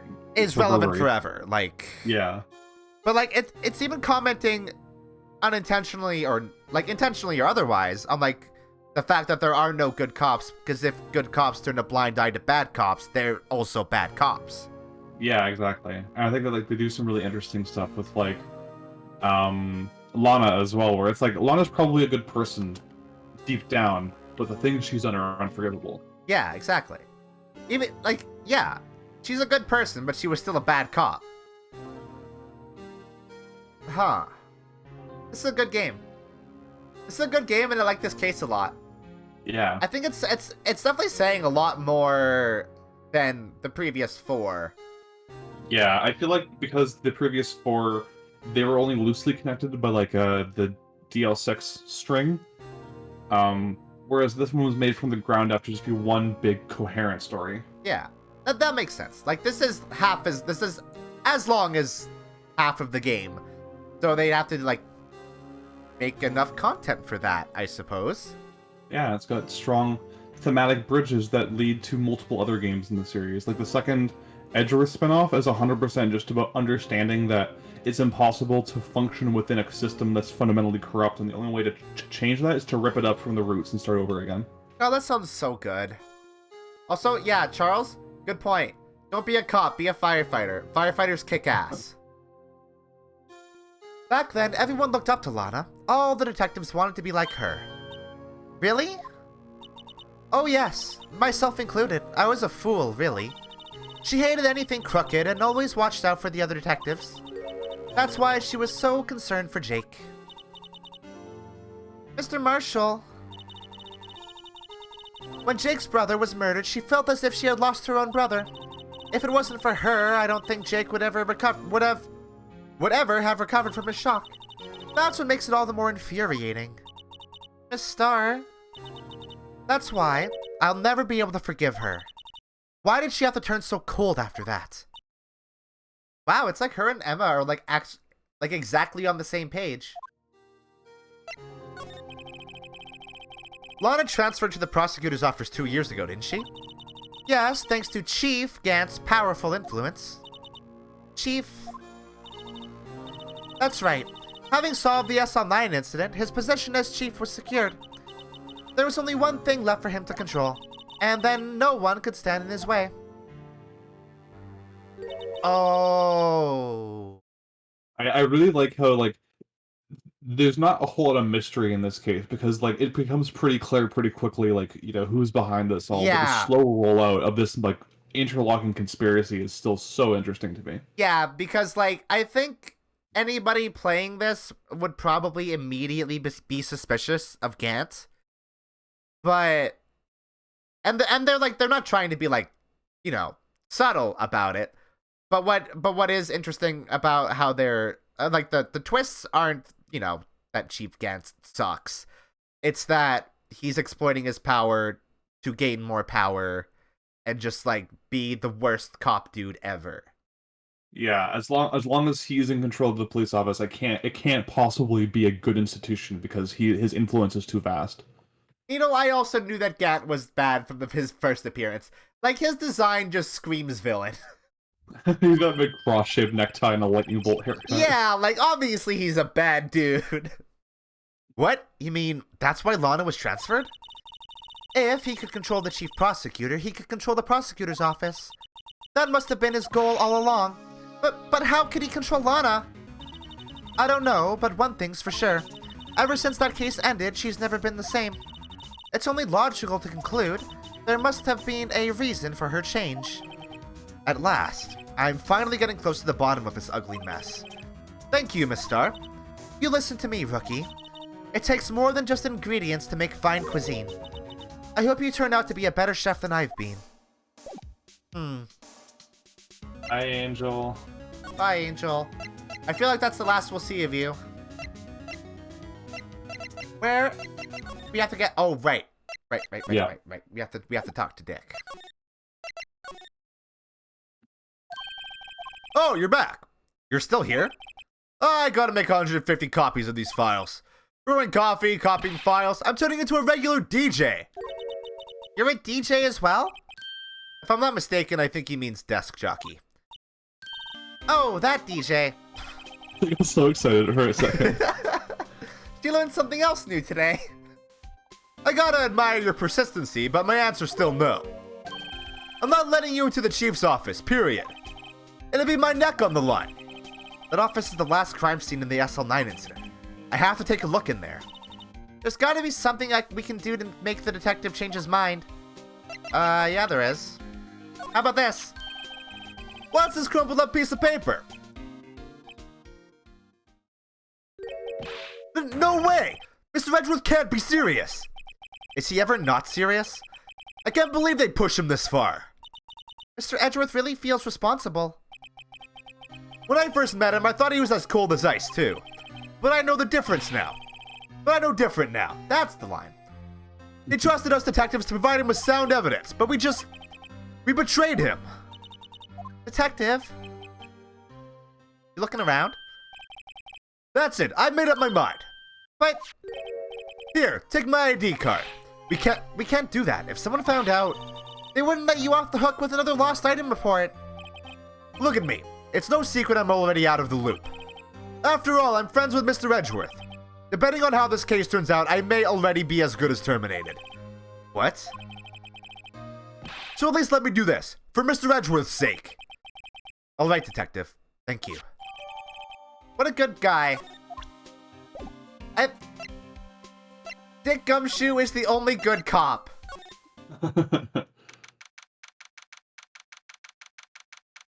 Alright. Here goes, Mr. Wright. Seems a bit weird that literally any detective would be able to get into this room. Seems Well, like... I guess since they have like a log, like anyone who uses their card key to get in here gets logged. So like, if you can break in if you want, but we're gonna know exactly who you are. That's true. So that could just like fire you or kill you, I guess. That's a possibility. We're in. If anyone finds us now, Detective Gumshoe's a goner. I love that he came with us. If that happens, I'm counting on you to bail me out. Oh, she hit him again. Are Nick, Edgeworth, and Dick in a polycule? I would like to think so. Sorry, I thought you were a ghost. Edgeworth has 2 hands. Edgeworth does have 2 hands. That's true. I didn't even know you could slap a ghost. Is that a gumshoe? What are you doing sneaking up on us like that? I wasn't sneaking. I was just worried something might go wrong. So I came too. Snook. He snook. If you're here, then what's the point in giving us your ID card? Hey, don't do that to my card. Why did we do that? Wait, why did we do that? In a rage. In a rage? It's just like I just imagine like the Arthur like closed fist meme, but like it's Phoenix crushing his card. I hardly ever get a chance to come in here, so I figured I'd have a look around myself. Besides, we're all in this together now. You really do want to get fired, don't you? Not if we're lucky. Now come on, let's see what we can find out. I've got a bad feeling about this. Okay, Arthur. Is that the name of the guy from, Magic School Bus? Arnold. Arnold! This is a safe, isn't it? Safe. That word is ripe with intrigue. Okay, if you say so. It looks like a code needs to be entered in this panel to open it. I have a theory. A 7-digit What's number. your theory? I think I just might know what it is. Shut up, Dick. Dick, that's not gonna work, bud. I have a better idea. Here goes nothing. Okay.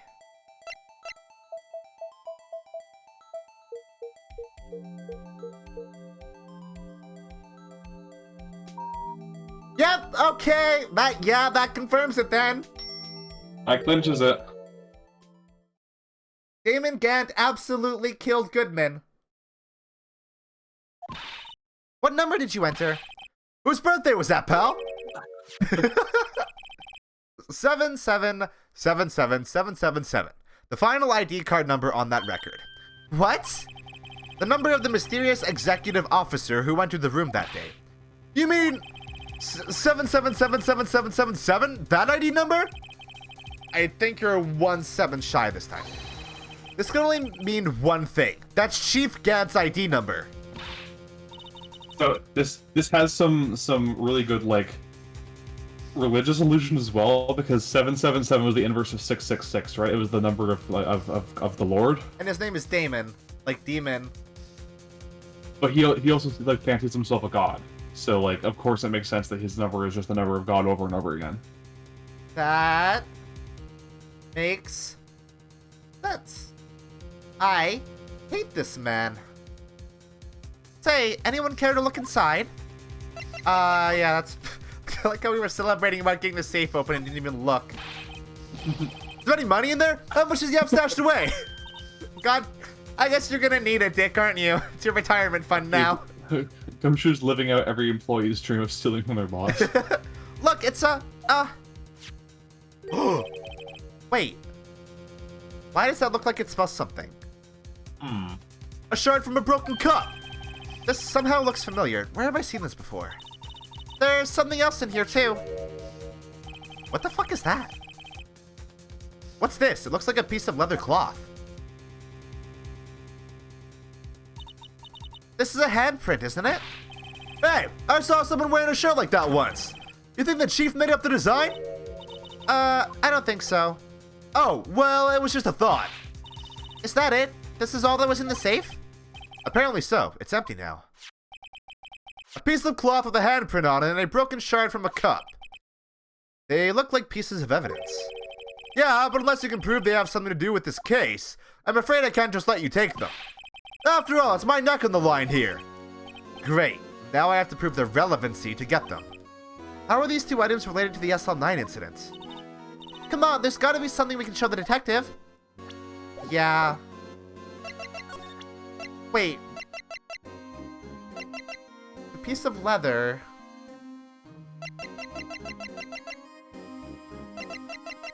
I mean, could that be cut from... Yeah. Yeah. Yep. Yeah. Yeah. Okay. First of all... Detective Gumshoe, could you have another look at this jar? I remember when the three of us put that back together. Ah, those were the days. Kind of early to be nostalgic. Wasn't this jar a piece of evidence from that case? That's right. One of the shards had an SL9 incident sticker on it. Doesn't this ring any bells? You know, that fragment we just found? You mean this one that was in the safe? Yes, that one. That was in the safe. He's very slow, isn't he? Now that you mention it, it's ringing a lot of bells. Let's see if it fits. Yeah, I'm sure it will. Here, let me see that shard. I'll take a crack at this. Go ahead, pal. Show us... Yeah. Let's just do it. It looks like it says, like... I like... The game kind of filled in some spots. Oh no, it's the highlight for... Okay. Yeah.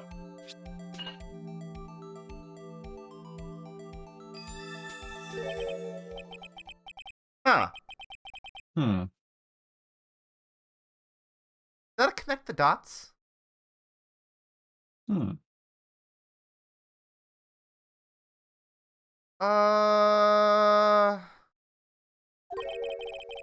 Chief Gant willingly and knowingly hid a piece of this jar in his safe.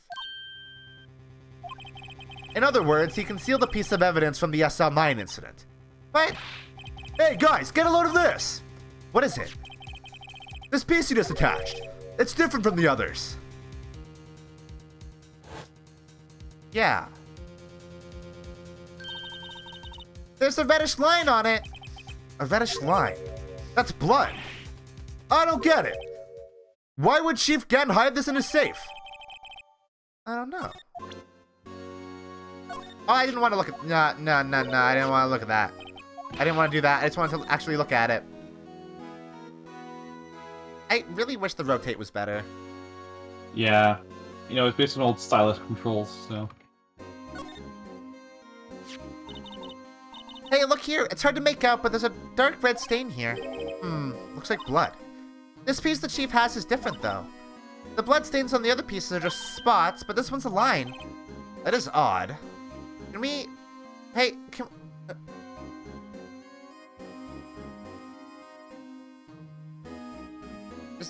imagine the game at some point is gonna let me put these together, right? Like, connect them, right? Yeah, exactly. Okay, good.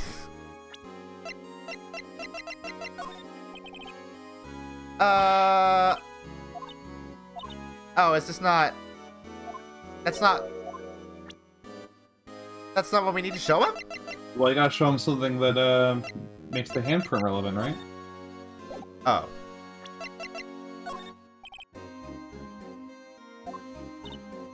Oh.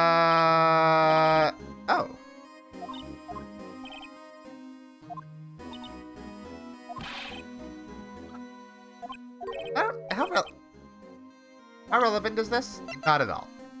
Not at all. What'll let you learn what's whose handprint that is, perhaps?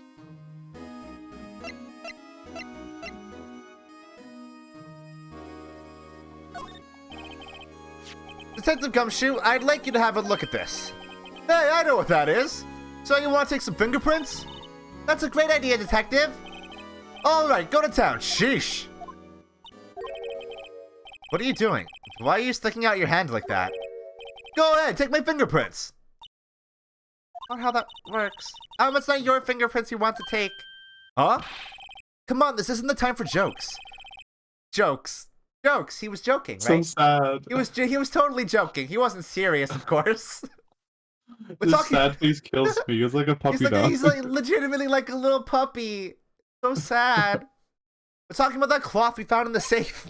Oh, I knew that. The one with the fingerprint on it, with the handprint on it, right? Sheesh, where's your sense of humor? Yeah, it's sense of humor. Okay, Mr. Wright, let's check for prints.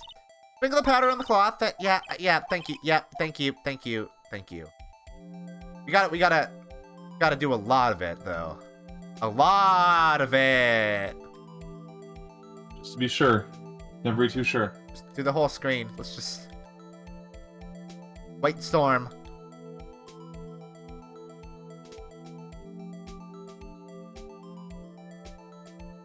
Gotta get extra good in these little middle bits.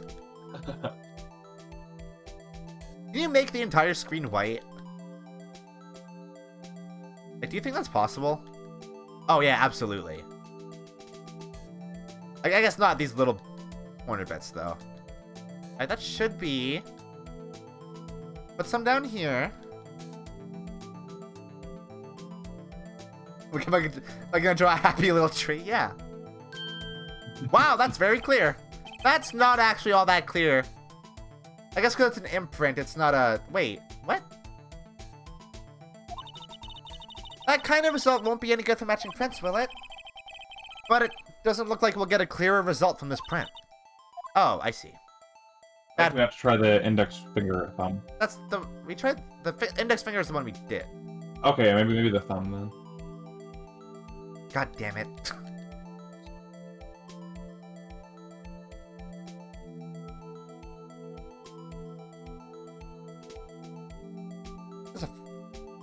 There's a faster way that I can mash this. Do the Jimmy arm. Oh! I give it my best shot. Oh, that's not... Middle finger, then? That's a pretty strong finger.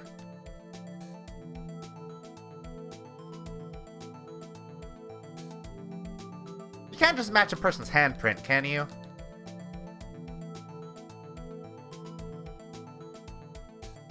I don't know about that, actually. I don't think they keep those on file. No, I don't think so. Oh! That's There we it. go. That's the one. Get more around the edges.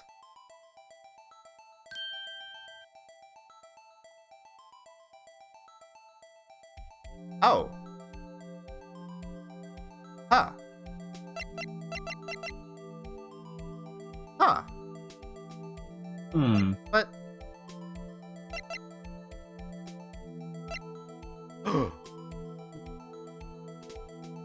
Oh. That's not what I expected. Oh, no. Oh, no.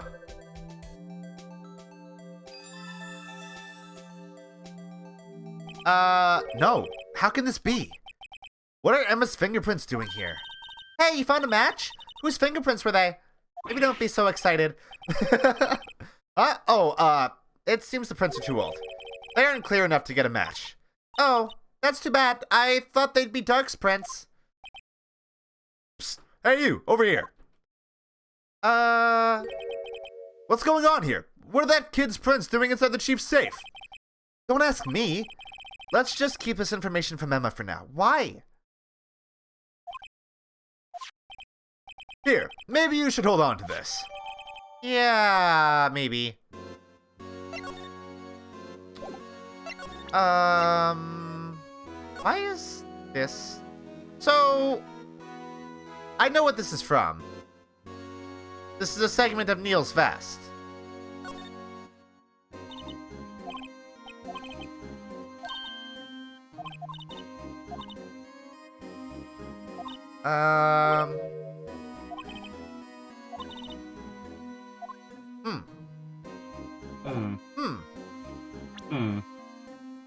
Huh. Ah! Oh. This is turning everything on its head for you? Yeah. Because... Oh no. Oh no.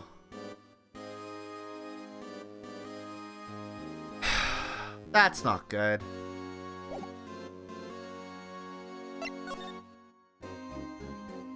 I now understand why Lana is so... Oh. That's why Gan has so much control over her.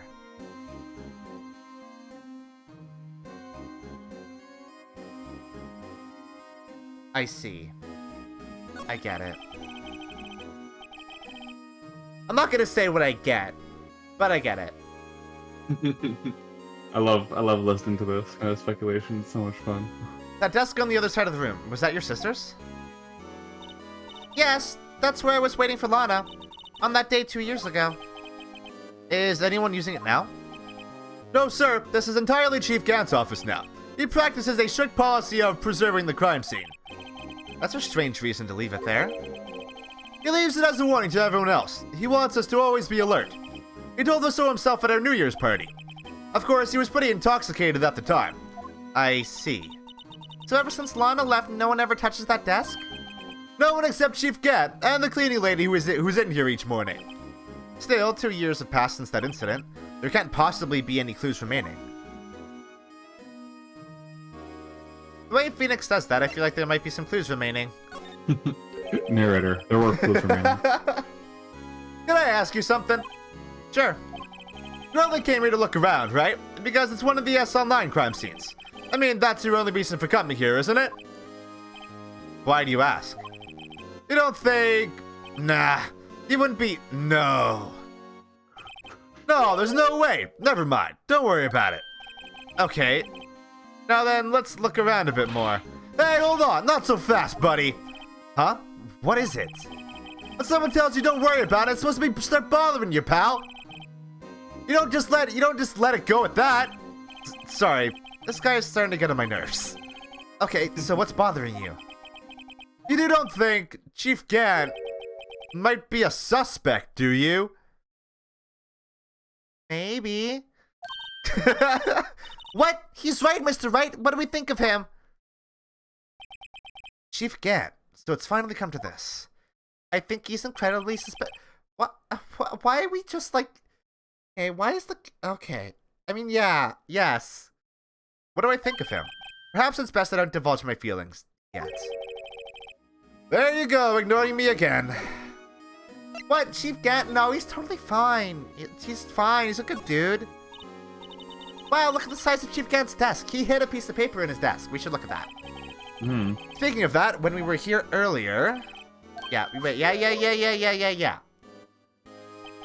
I wonder what he was reading. This looks like a list of evidence. A list of evidence? In most cases, the list runs twice as long as this, though. Hey, look at the case name. Huh? SL9 incident? I wonder what this is doing here. Hold on, detective. What did you just say? I said I wonder what... No, about the evidence lists.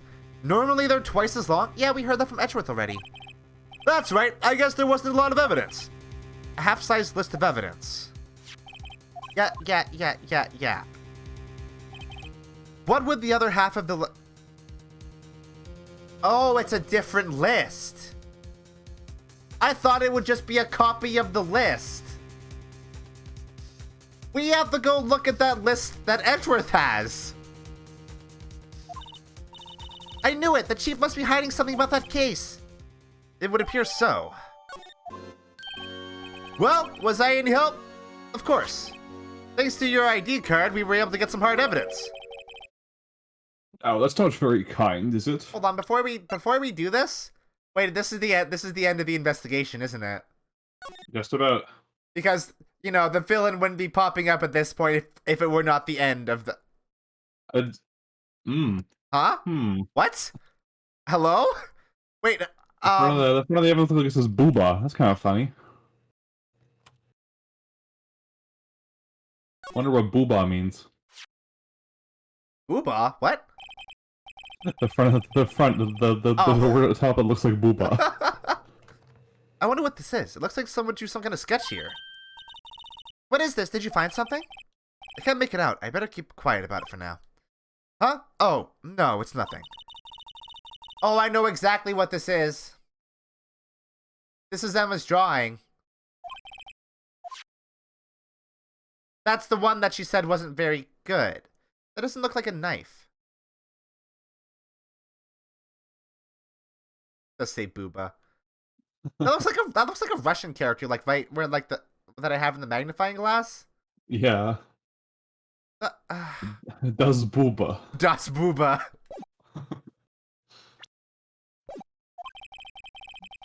In other words, if it wasn't for his ID card, he would have been useless. Isn't that right, you in the coat? Chief Gant! We didn't think you'd be back so soon. Fortunately, I'm a man who believes in signs. As I was walking to my meeting, I happened to look out a window and saw a stray dog run right into a pole. Oh no! Just then I thought of a certain detective. Oh. Do you mean me, sir? Now then, I'm afraid I'm going to have to ask you all to leave. Yes, sir. Sorry. Oh, you in the coat. Me, sir. Drop off your ID on the way out.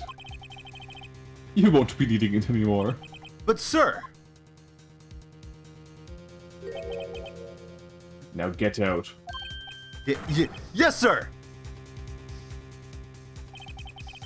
We'll be on our way too, then. Wait, you, the one without the spiky hair. Don't go yet. Me, sir? I'd like a word with you. But, sir, I'm not a license... You with the spiky hair, you're free to go. Mr. Wright? Uh-oh. Uh-oh. Uh-oh. Uh-oh. Look, pal, if I've told you once, I've told you 1,000 times. The chief's office is off limits. But no, you just had to go sneaking in there like that, didn't you? I thought you said you didn't care anymore if you were fired. Yeah, but if I knew it'd be like this, I never would have said it. Now that I've seen the evidence Chief Gant was hiding in his office, I think I'm finally starting to get the picture. But why has she kept eerily silent about it all this time? Anyway, you listening to me? I'm gonna try to smooth things over with the chief again. Later, pal. We're on our own.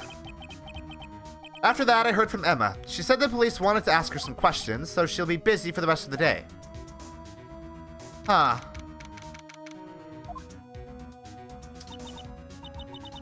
See, so the chief asked Emma to come in for questioning. It's no use thinking about it. Tomorrow's the final day in court. I'm committed to doing everything I can to defend you, which is why I'm here. I've already told you all I can. No, you haven't. What you've told me over these past couple of days is absolutely nothing. Not a single useful thing. Really? I believe I did mention something quite important. Something I told you right at the beginning. I said that I was the one who stabbed Detective Goodman. You know, I think I finally figured it out. I know who it is that's lurking behind your words. Mia did a good job of mentoring you. I'm rather jealous. Hey, Claire. It seems Edgeworth was right. Edgeworth? Once you're convinced you know something, no one can persuade you otherwise. Thick-headed is the term he used, I believe. That makes sense. That was my chance to get her to tell me the rest of the story.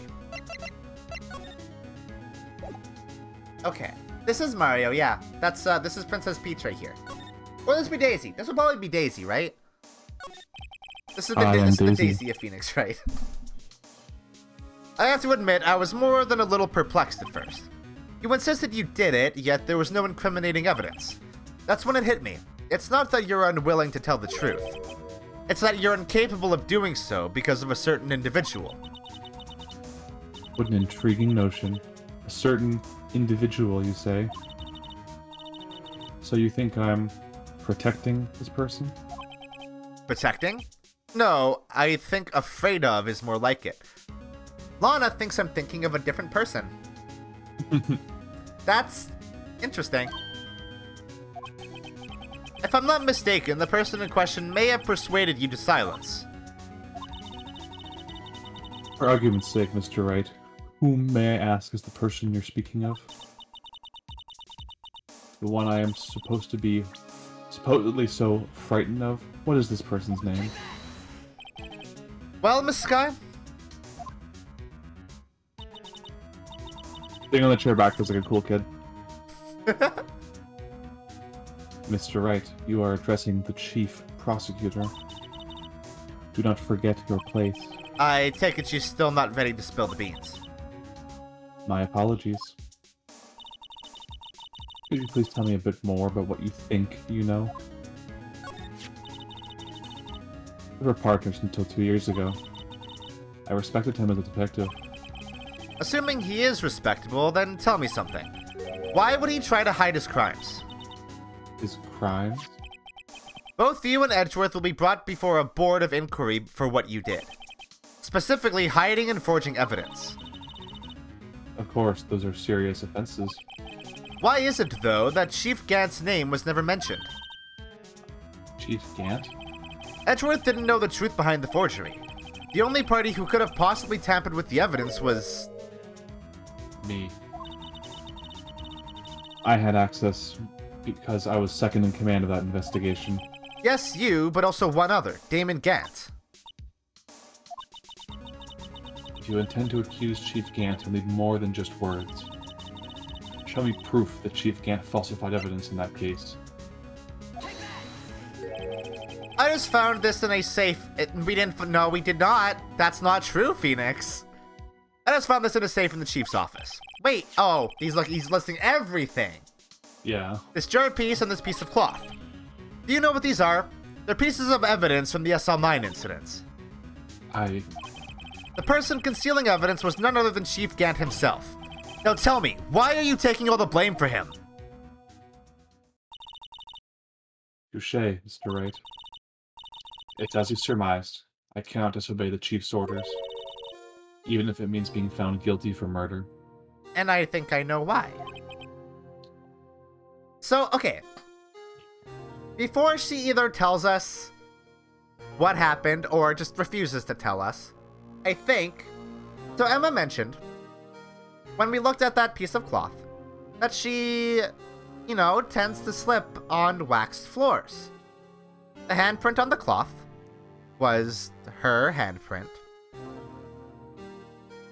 And she can't remember, you know, the actual moment of Neil's death. There's also the fact of the matter that, like, the murder weapon is pretty fucking sus. That knife is odd and doesn't seem in line with the actual wound.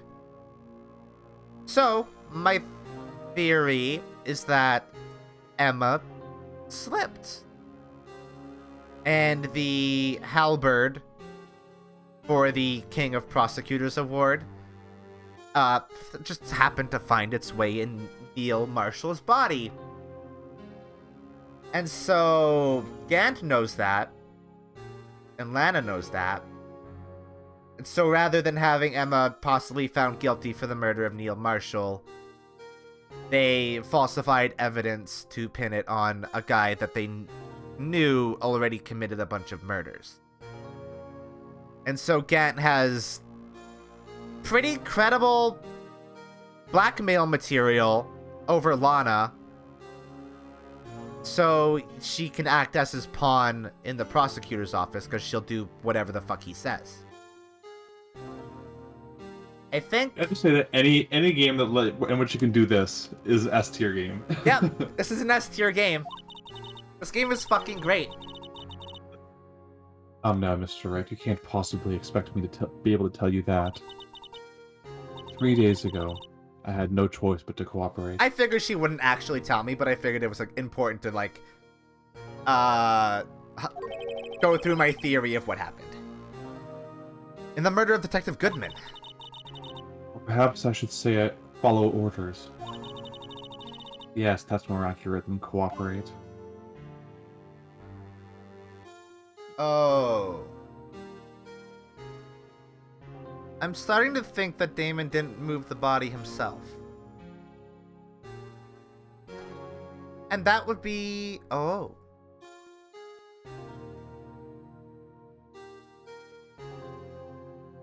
So,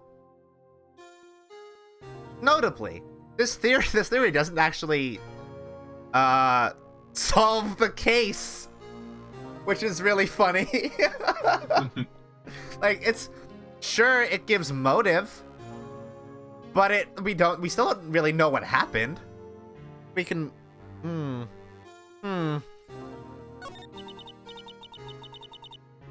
Although I can't tell you the details, I can say that I was given an order that day. An order. Yes. Yes, okay, And cool. Disposed of Bruce Goodman's body. Awesome, that's exactly what I thought. So then, Angel Star did not see the moment of the murder. She saw Lana Skye moving the body. And attempting to frame Edgeworth. So, Lana was dumping the body and the knife in Edgeworth's trunk. But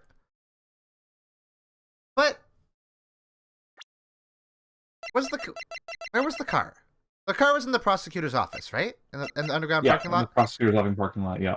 And the murder would have taken place in the evidence room at the police department. Mm-hmm. So, did Lana stow the body in her car, go to the underground parking lot, and then try to move it to Edgeworth's car? I don't think there's any evidence that she was at the police office that day. That's true. Well, no. I mean, it would make sense for her to be there, though. Because they were giving her protege of sorts a prestigious award, right? So it would make sense that she would be there. I guess we'll find out soon. Do we have evidence that Oh! Wait. But Edgeworth's car was at...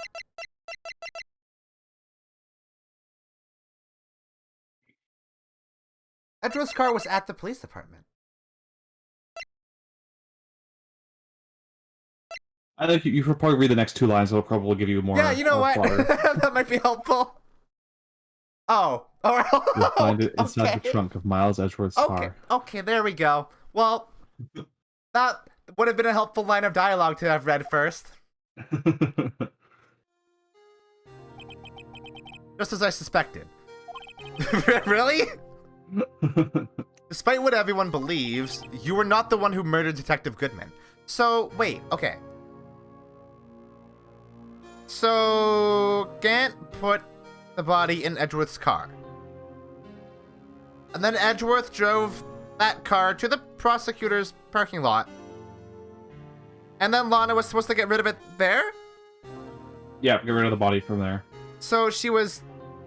So what Angel Star saw was not Lana Skye killing Goodman, but moving the body and the murder weapon out of the trunk? No, she was stabbing the body, but it was almost like it was probably to try to frame Edgeworth, right?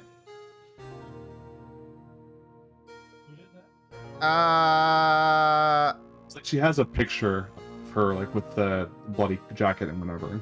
But how would that frame Edgeworth? If she stabbed him the body with Edgeworth's knife and left it in the trunk of Edgeworth's car, then Oh, I guess Angel Star was like not expected, is the thing. yeah, she was the X Factor. So the thing she was doing was stabbing the body was trying to create the amount of blood that would indicate a murder happening there, I guess. But then she washed away the blood. So After she was caught. After she was caught. Okay. Correct. This is a complicated case. I was trying to take the body out of Edgeworth's car. God damn it! I'm literally doing the fucking Wharfy thing of like stopping and then like talking about something, and then the game immediately says something that like I should have read before I stopped and like theorized about stuff. The trunk's lock was broken, and I discovered that murder weapon while inspecting the body. The murder weapon? You mean Edgeworth's knife? No. When I found the body, this was the knife stuck in it. The knife from the SL9 incident. The serial killer Joe Dark's knife. I couldn't just leave that knife in him. So I took it out and stabbed him with another knife.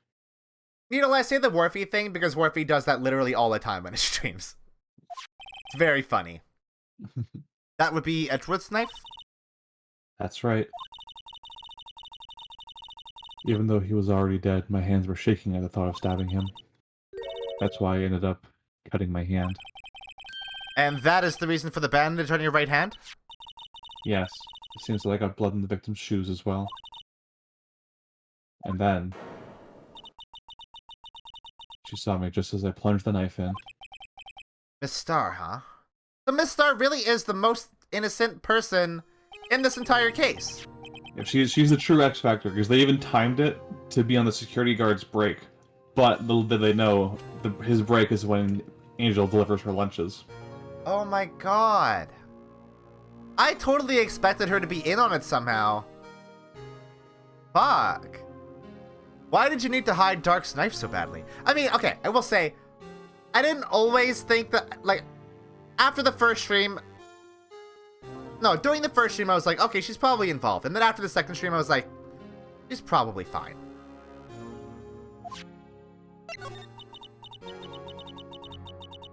A lot of work to finally close the Dark case 2 years ago. It was over with. I didn't ever want it to be opened again. My intent was to prevent that by whatever means possible. So, you hid Dark's knife? The weapon used to stab the detective was evidence in the Joe Dark case. If word got out, which it would, the reporters would have a field day with that. So, you wrapped the knife in your scarf and hid it? In Edgeworth's exhaust pipe? Right. Then I called my sister. Tell her what had happened, and to ask her to hide the knife that was inside my muffler. You asked Emma? I didn't want anyone on the force to know about this. That would explain why Emma is so confident about Lana's innocence. Speaking of phone calls, I had another bad feeling about one of the items that day. A bad feeling? The truth is, after I received those orders from Chief Gant, the first thing I did was make a phone call. Phone call to Patrolman Jake Marshall. Marshall? Why on earth would you call him? The lead investigator for the SL9 incident had been murdered. I wanted that fact to be kept hidden, and I needed help. He was the only other person I could trust. Or at least, I thought I could trust him at the time. However, it seems that after I spoke to him, he went off on an escapade of his own. Oh, you mean... Not wanting the case to die, he decided to take things into his own hands. He disguised himself as Detective Goodman and tried to steal the evidence. He had already stolen the ID card. But it seems he still hadn't made up his mind to break into the evidence room. after my phone call, and the remaining doubts he had must have disappeared. So your phone call caused the incident in the evidence room? What the fuck? Okay. I'm afraid that's all I can tell you. But Lana... You've earned my respect, Mr. Wright, both a defense attorney and an investigator. Now please, don't pursue this any further in court tomorrow. Hey, Lana... You've told me this, like, the entire, like, trial and investigation process, and yet I've pursued. I don't think you're gonna convince him. Tomorrow's trial. There's only one way to drive off Lana's demons. I've got to get to the bottom of everything. Yeah, exactly. Like, what the fuck do you expect? Detective Goodman's real murderer? And what went down in the chief's office 2 years ago? Hey, that's the investigation done. That was 2.5 hours. Almost, yeah. Oy, oy, oy. I need a little break. I need to pee. I will be back. Y'all sit tight. I'll leave you with tunes. See you in a bit. Whoops, not that screen. That's the wrong screen.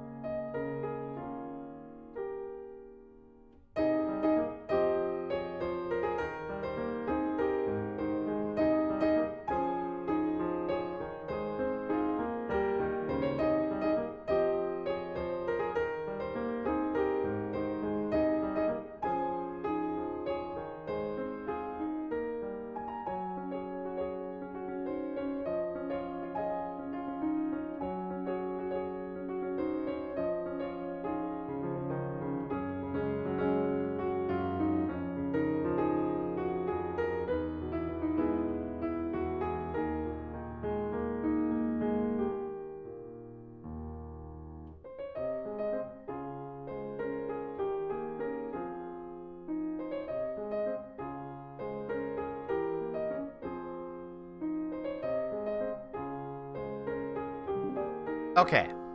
I'm back. Welcome back. Let's get to sleuthing. Figure this shit out once and for all. Let's end crime forever. Oh my god, this trial is broken up into 2 parts. Oh god. More than 2, I think. Oh god.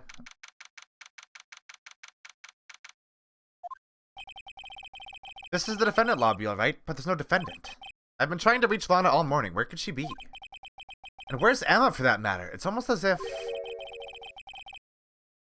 Oh. Something's been happening behind the scenes. Edgeworth. Knowing you've already figured it out. Who the owner of the 77777 ID number, that is. Well, I have a pretty strong hunch. Looks like I'm not the only one who's figured it out. You know, the only reason this trial didn't reach a verdict yesterday is because there was still room for doubt regarding this ID record. That number does belong to whom you suspect, then no doubt will remain. After all, he hasn't been officially charged with anything. True, not yet. I love this collusion. Like, they're talking about their strategies going into it. Yeah, that's really good. In any event, once all doubt has been removed from that list, I can call for a ruling. 5 minutes, right, and Chief Prosecutor Skye will be found guilty. But she didn't do it! I figured you'd say as much. That's why I came here, to hear what you have to say. This is the first time he's ever done something like this. Lana's hiding something, and the only way we'll ever know the truth is to draw it out of her. The truth? Everything goes back to the SL9 incident. Don't be stupid. Today's the last day of the trial. We don't have time to reminisce about the past. That depends on you. If she's found guilty, you'll lose your only chance to find out what really happened. I'll think about it. See you in court, right? The first time that's been said amenably and not like as a, insult. Yeah. This is it. If I'm ever going to find out what Chief Gant has on her, it's now. It's interesting that Phoenix hasn't put it together yet. Alright. Court is now in session for the trial of Miss Lana Skye. The defense is ready, Your Honor. Prosecution is ready, Your Honor. Normally, this is when the prosecution puts forth its opening statement. Huh? But before that, the police chief has a proposal to make. Chief Gant. Oh, he just teleported in, huh? Like the Star Trek transporter effect. Morning, folks. How's everyone doing? Hey, you been back to the pool yet? No, I've been drowning enough as it is in my work. Oh, that's a good one. Don't think I can top that. If you don't mind me asking, Chief, exactly what is this proposal of yours? Oh god. Not good is what it is.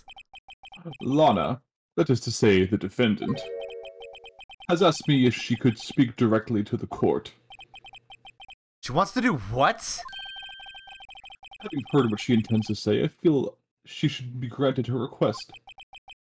In the end, it should save everyone a lot of time and trouble. God damn it. I know exactly what he's planning here.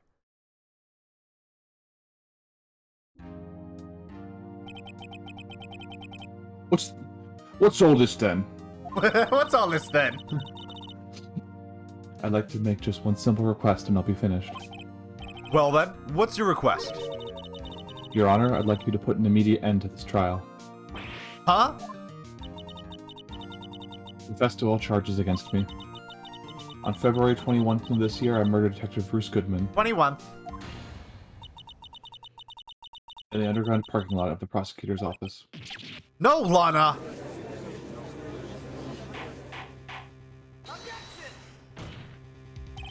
You can't!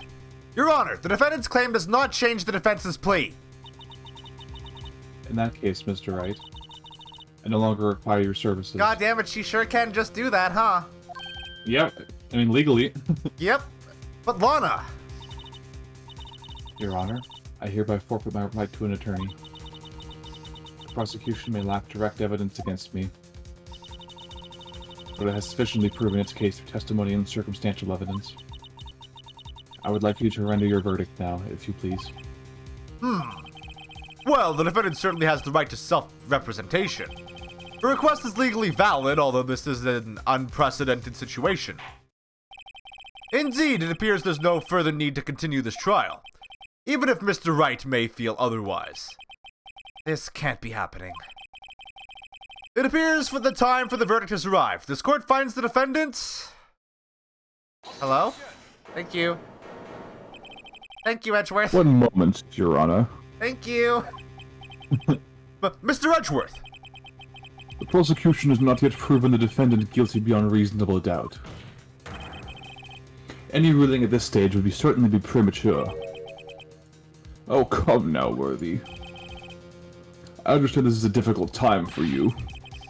But why don't you just be a good little boy and keep your mouth shut,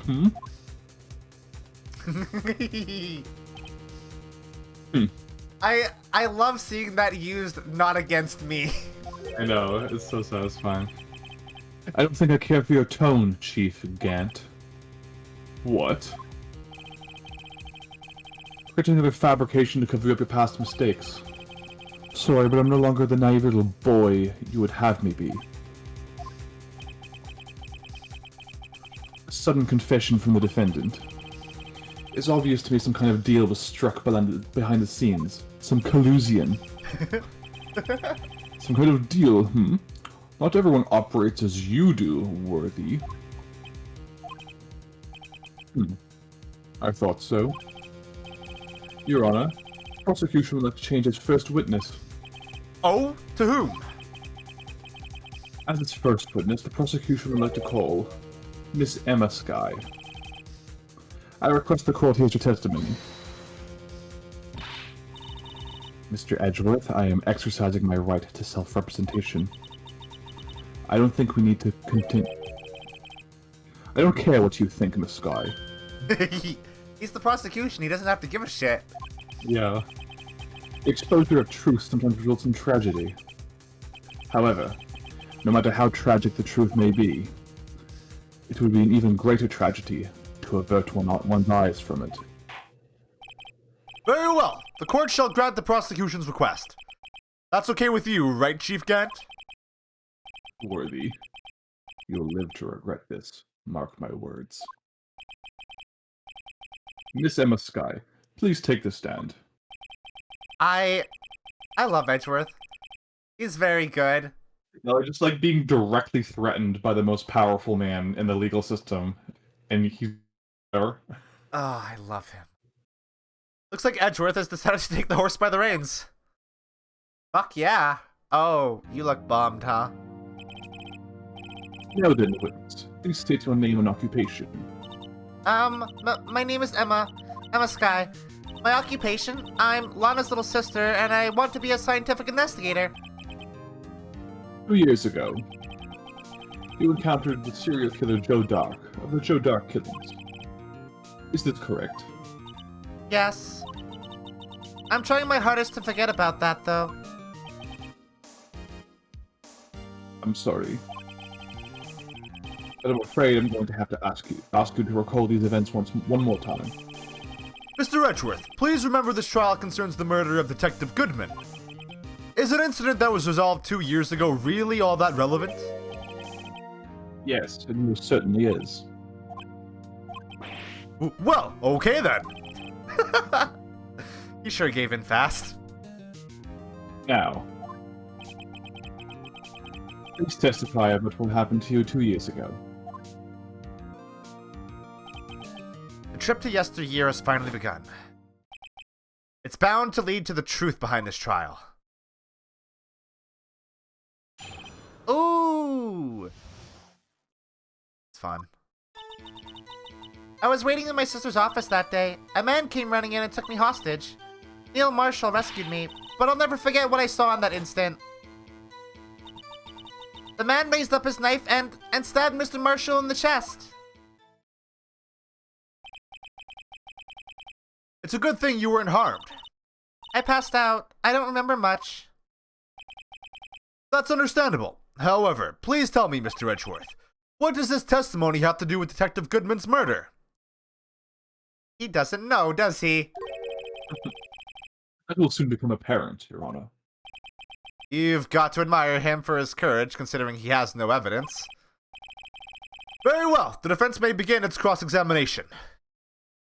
Literally all Edgeworth is doing here is setting us up to figure shit out, huh? Give me the alley-oop. 2 years ago, the defendant was a detective at the police department, correct? Yes, she was second in command under then Deputy Chief of Police Gantz. My sister, she was the best detective ever. Yes, I remember. Deputy Chief Gant and Miss Skye used to be quite the pair. I believe they shared the same office. That's right. I'd always sit at my sister's desk and dream about playing that organ. I wanted to play it that day, too. The police department and the prosecutor's office held a ceremony that day. Lana promised to take me to dinner after she finished her work.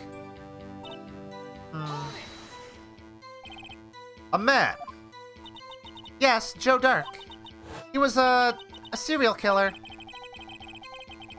Doc was brought in for questioning on the day of the ceremony. They were desperate to get anything on him that would lead to an arrest. When he saw his chance, he fled the room, right? On fleeing the room, Doc proceeded to take the elevator. He must have been in a panic because the elevator was going up. Then he ran to Skye and Gaunt's office. Thank you for finally actually, like, explaining why he went into the office. There was a lot of noise coming from outside, so I opened up the door to have a look. That's when I saw him.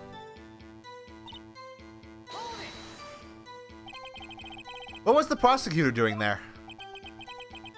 That day, there were two people present during Doc's questioning. Deputy Chief Damon Gaunt and Prosecutor Neil Marshall. Almost forgot about Gantz. Neil Marshall had just received the King of Prosecutors Award.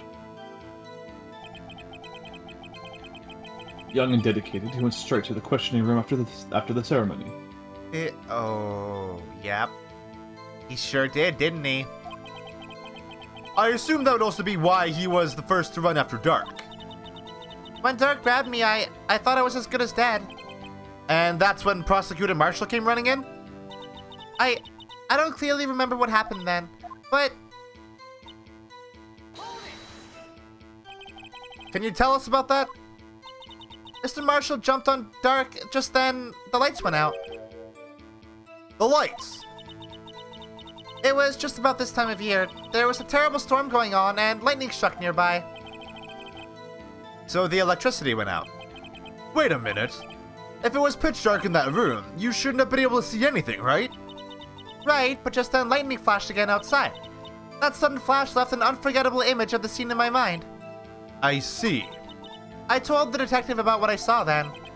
The detective? Yes, Detective Goodman. He was in charge of the case. Detective Bruce Goodman, the victim.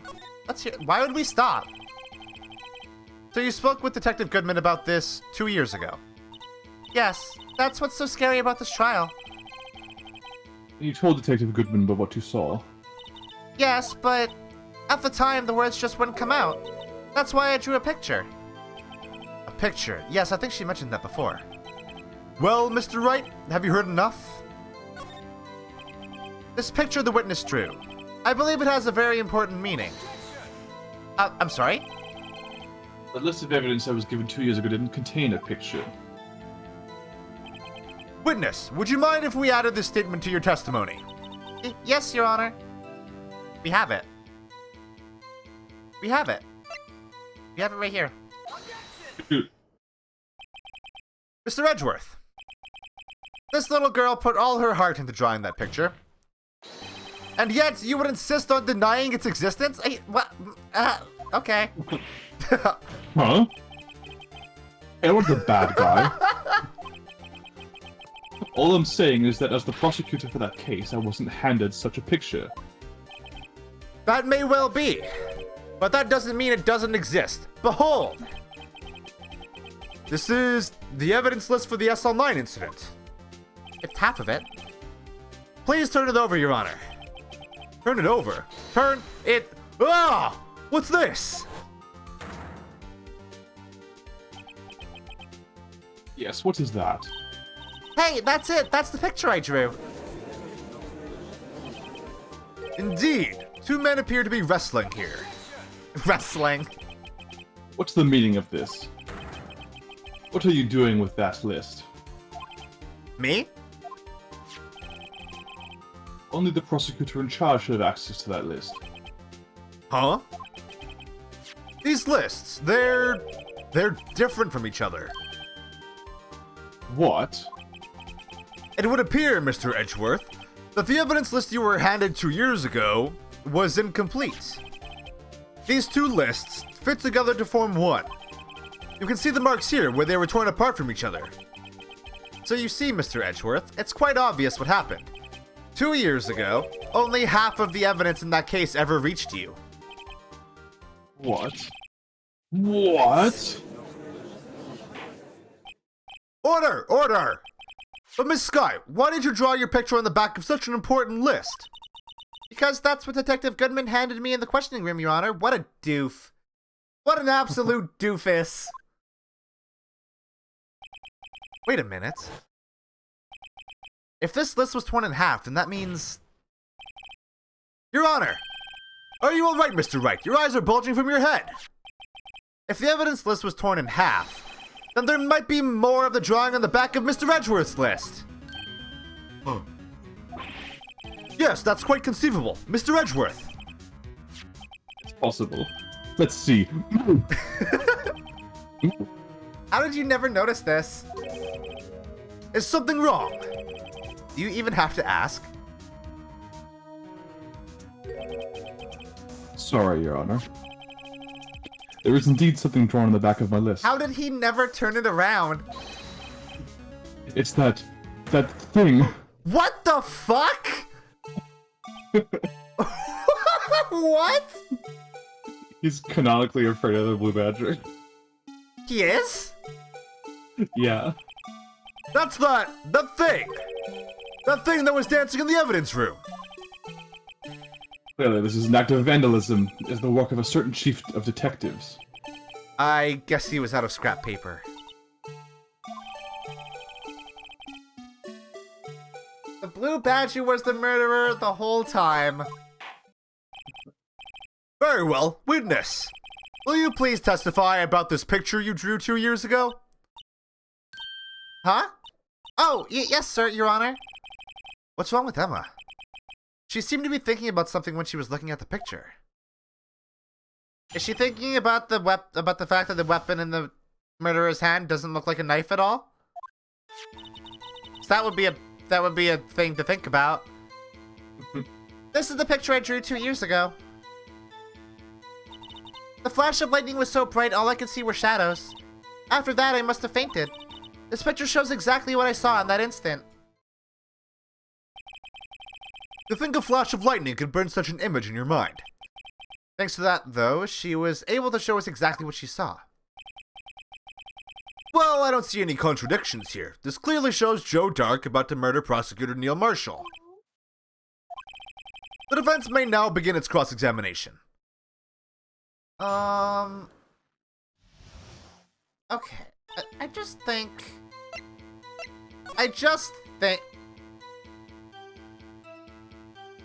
I swear to fucking God, if that picture of the Blue Badger is relevant, I'm going to lose my shit. There's no way it could be, right? Okay.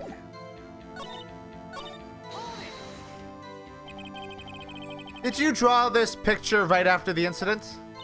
I think I drew it 2 or 3 days later. At first, I was in such a state of shock that I couldn't do anything. During that time, the investigation team was reorganized. Detective Goodman was placed in charge, under the direction of Damon Gaunt and Lana Sky. 2 or 3 days later. The memory should still have been fresh in her mind. Now that I think about it, they probably wouldn't have given that to me if it wasn't relevant somehow. Excuse me, witness. But can you please tell us why this picture is painted all black? She only saw... Oh. Right. So at the time, you didn't even know it was Mr. Marshall who had come to your rescue? No, I couldn't see him clearly. The lightning was so bright, and I was knocked to the floor. You were knocked to the floor! Dark had a tight grip on me, but when Mr. Marshall jumped on him, I was knocked away. I turned around, and that's when the lightning flashed. And then she blacked out at that point?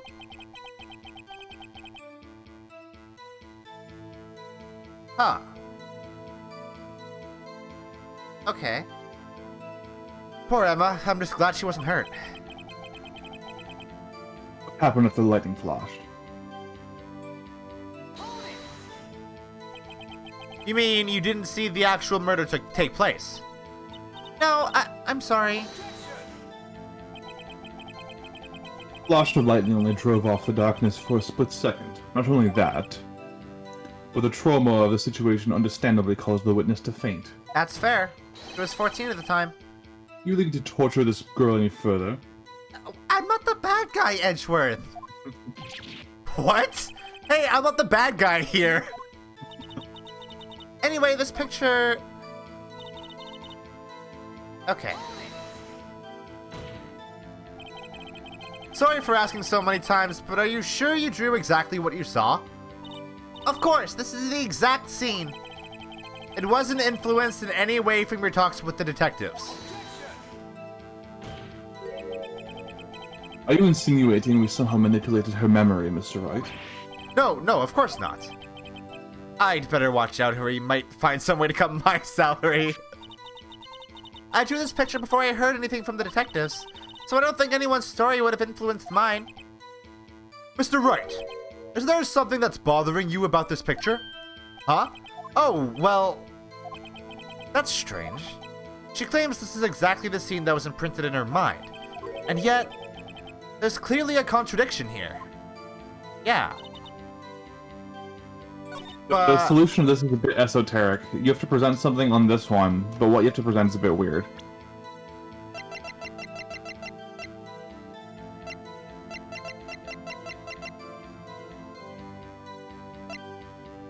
Okay, it's not what I would have thought it would be.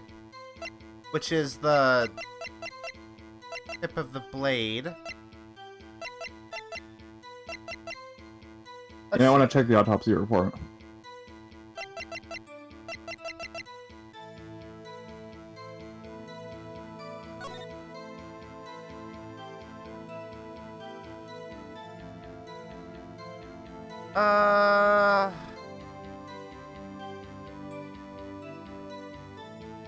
Weapon found in wound was missing tip. Blocking... Wait. Single stab wound piercing heart and lung.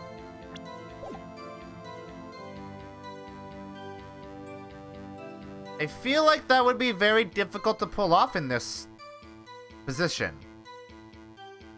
Also, the knife's tip broke off in this in his heart, right? Yeah, so the blunt object couldn't have possibly been the knife, even if it, like... Even though it's broken now, it wasn't broken then. Yeah, so the autopsy report creates a contradiction with this. Right. Yeah, you're right. That is not something that I would have thought to present here. Yeah, it's weird. I remember being stuck there for a while. I hate to be the bearer of bad news, but this picture the witness drew contains a blatant contradiction. What? But I still remember it just like it was yesterday. Mr. Wright, perhaps it would be faster if you simply pointed out this contradiction for us. I mean, this. But also, this position does not make sense for how the weapon's being swung. It would go... It would still it could pierce a lung, but not the heart. Oh, wait. Oh, yeah, that's right. The heart would be over, like, here, right? Yeah. Yeah, so that's, like, not possible.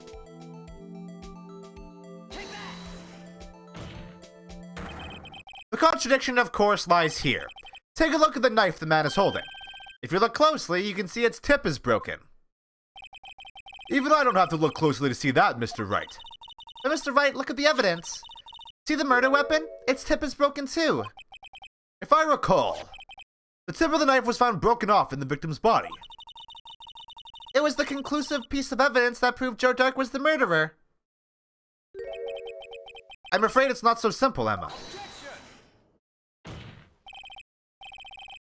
Where, pray tell, could you possibly see a problem? It's obvious, really. The victim suffered a single stab wound to the back. Oh, I guess from that position it would be possible to hit the heart and lung if you're hitting him from the back. You're hitting her from the back, alright. Shut up. If the victim was only stabbed once, then the murder weapon should not yet be broken. Ah! What's the meaning of this? Perhaps the knife was broken beforehand. No, it was found in his body, dude. Sorry, but I'm afraid that's not possible. The tip of the knife was found inside the victim's body. If it was broken beforehand, it couldn't possibly wind up there. That's right, but what does this mean? The tip of the knife was undeniably discovered within the victim's body. The only possible explanation is the witness's memory is mistaken. Yes, Edgeworth. Correct. She was a child.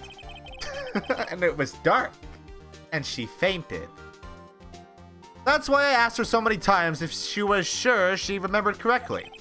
I believe you were annoyed at the time, but she was sure she remembered correctly. Lot of shh sounds in these sentences.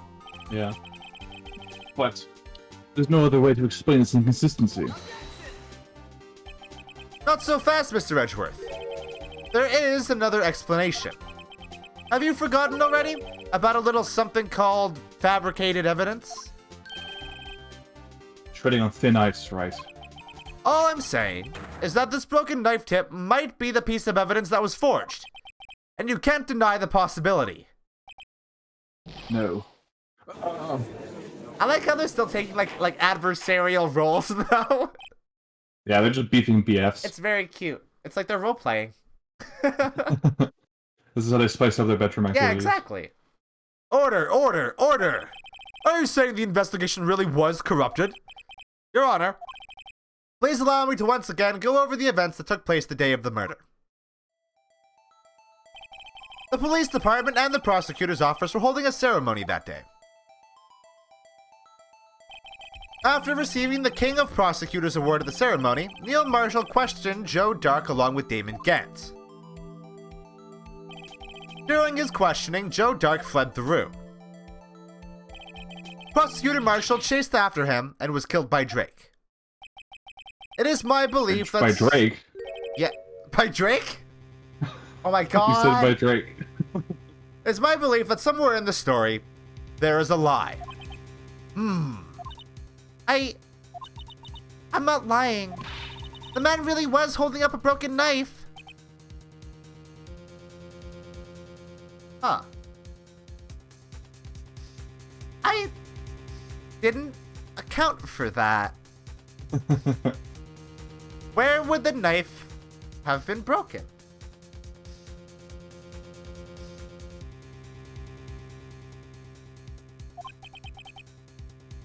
That's true. And there's no other way around it. This could not have been the actual murder weapon. Yeah. No, that's right. That sounds correct. There must have been another broken knife. What are the chances of there being two broken knives? Another broken knife besides Joe Dark's. Could there have been one? Yeah. No, it's not a knife. If the witness is this adamant about the accuracy of what she saw, it can't just be explained away by a simple observational error. Mr. Wright. In that instant, Emma really did see a broken knife. I assume, then, that you have some information about this other broken knife? If so, please feel free to enlighten us.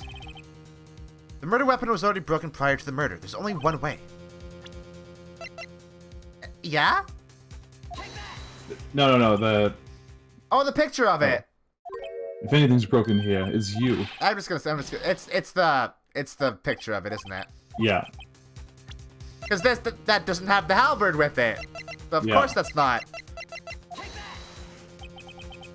The answer lies in the past. 2 years in the past. Right here inside this picture. This is a picture of the awards ceremony. What is it, Mr. Edgeworth? It's the broken murder weapon. Notice the award Prosecutor Marshall is holding. That's a broken knife. As we earlier concluded, the knife in the drawing was not Joe Dark's knife. That being the case, the knife the witness saw was in all likelihood from this award. Wait. But... okay. Order! Neil Marshall was awarded King of Prosecutors that day. As an award, he was given this broken shield and knife. When he chased after Joe Dark, he pulled out this knife. Being a prosecutor, he did not carry a pistol. This broken knife was the only weapon he had in this dangerous situation. But that can't be. Oh, and why not, Mr. Edgeworth? Because if the King of Prosecutor Award knife was the murder weapon, then the murderer and the victim would be reversed. Oh. Oh.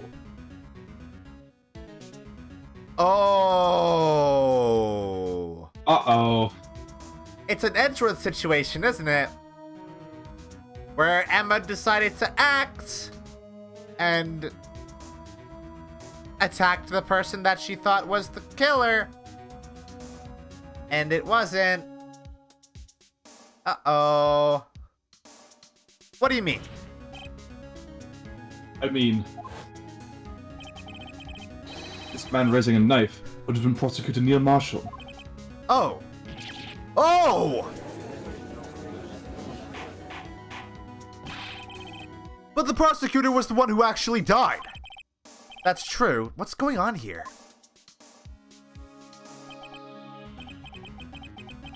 It seems Mr. Wright has been a bit too eager to jump to conclusions. No, but if we operate under the assumption that that's correct, yeah, Thank you, Emma. Wait, I remember now. I remember everything. Witness? Mr. Edgeworth? What is it? Could you show me your evidence list again, please? His list? The one with that picture scribbled on the back?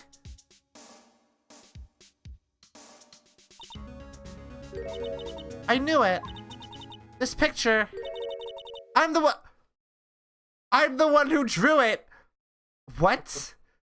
Wait. I'm the inventor of the Blue Badger. But did Emma create the Blue Badger? What? You drew that?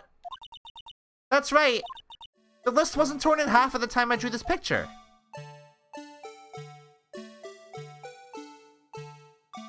Wait.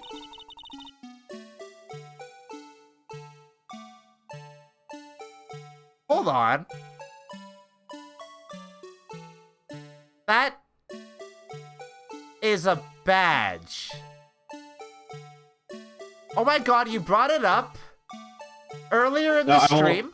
I'll cut this off right now. That's unrelated. It's unrelated? It's unrelated. I literally just happened to realize, like a few days ago, that it's shaped like a badge. Oh my god. All this time I've been trying so hard to forget. I must have locked this part away deep inside me. Perhaps it would be best if we added this to the witness's testimony. Would you please tell us what you've recalled, Miss Sky? Yes, Your Honor. First the knife mixed up and now the Blue Badger? This should be interesting.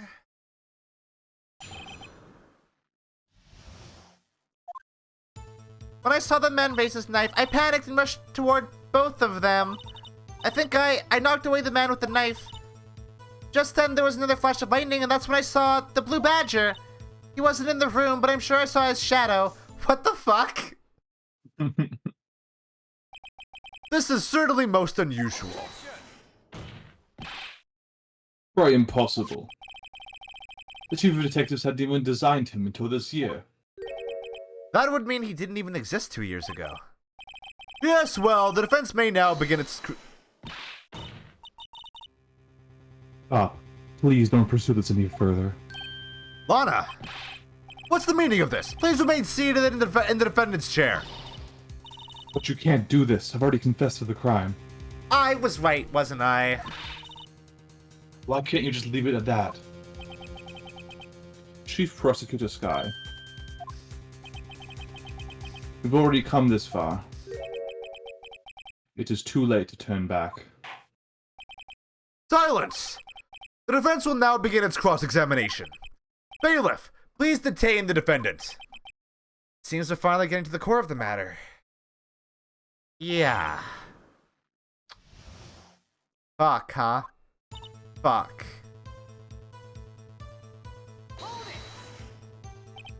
When you say that man, I assume you refer to Joe Dark. Yes, at least I think it was him. You think? All I could really see were shadows. Our officials immediately preceded the incident. Is also documented in the prosecutor's office reports. So then you...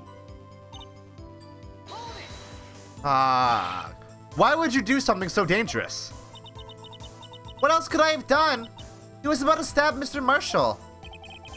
She seems convinced that Dark was the one holding the knife. We've just theorized. Mr. Marshall was the one holding the knife. Well, I didn't know that at the time. When that Dark guy knocked me down, all I could think was, I've got to help that other person.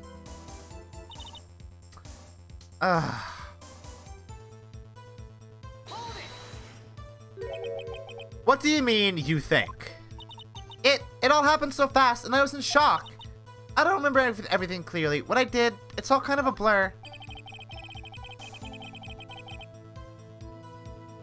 Miss Sky was almost killed before she was witness to a murder about to take place. With so much happening in a matter of seconds, a little disorientation is only natural. That's true. I saw the man about to stab the other person who I thought was Mr. Marshall. I knew I had to stop the man with the knife. What you did was very brave, young girl. So then, what happened next? I mean, he's right. That is very brave of her, even if it didn't result in what she wanted exactly. Are you sure about this? Of course. See? I even drew a picture of him here. It was Chief of Detectives who thought up this hideous beast. And it was just this year. The Blue Badger didn't exist 2 years ago. This is all quite verifiable. I know it sounds strange. I was surprised too when I saw him at the police department. Huh. Marshall was a prosecutor. He wouldn't have a police badge.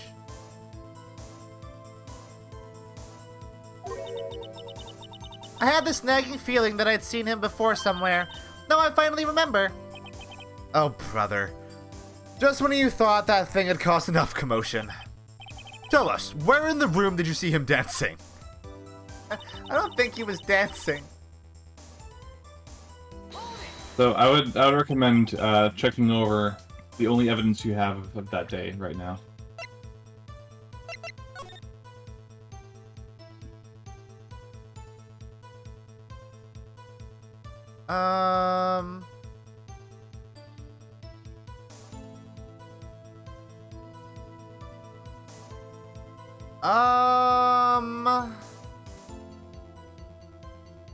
Could it be the vase?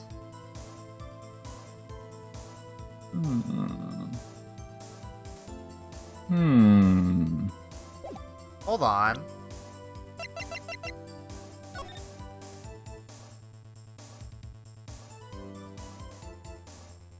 Fuck. Really? That doesn't seem quite right. Like, that doesn't...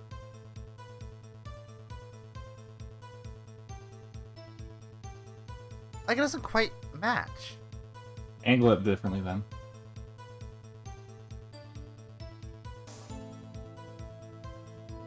I don't know how else I can angle it to make, like, all three... Oh. I guess that's closer. Yeah. I see. That's another very esoteric part, so I figured I'd give you a nudge so that you don't have to worry about it too much. What about that? Like, this is also something, right?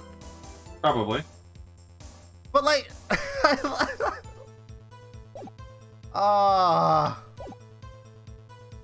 This case is very silly, and I like it a lot. His shadow? So you mean you didn't actually see his face with its winning smile and all? That's right, but I still remember it. He had 3 creepy horns. This is pointless. That thing couldn't have possibly existed 2 years ago. The witness must be mistaken. That may well be. But what's important is what caused her to think she saw what she did. Oh? I suppose you have an explanation. If so, then by all means, please tell us what this shadow really was. What was it Emma saw when that lightning flashed? Who is this blue badger really? Yeah, you know, if I was playing this on my own, wouldn't have gotten that. Like, it would have taken some time for me to get that. That is fucking esoteric as hell. Though it makes sense very much is. because it broke, and it had to have broken somehow, right? Yeah. The blue badger hadn't even been dreamt up when Emma drew this picture, yet she's certain she saw its shadow. Ladies and gentlemen, it is the defense's belief that on that fateful day 2 years ago, there indeed was something that looked similar to the blue badger. Something that is now sitting in this very room. Mr. Wright! In this room? Very well, Mr. Wright. What is this? What is it that the witness saw in that instant?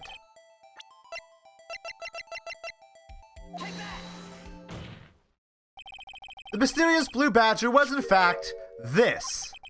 But that's... what exactly is that? I believe it's some sort of jar. But Mr. Wright, that doesn't look anything like the blue badger. Indeed it doesn't. As it stands now, it's just a plain jar. However, what if we were to change our viewpoint? Our viewpoint? What? Oh, I love it. This is incredibly stupid. This sucks. This would be a lot easier if I was playing it on a DS, huh? Yeah. It's like, here. Not quite. Like that? Something like that, yeah. God, I don't understand how it wants me to, like... Wait, hold on. Which way? Okay. Alright, we got it. Got it.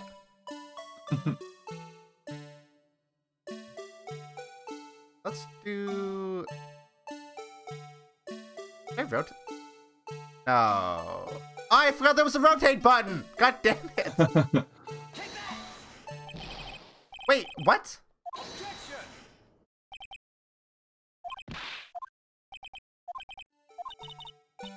How do I...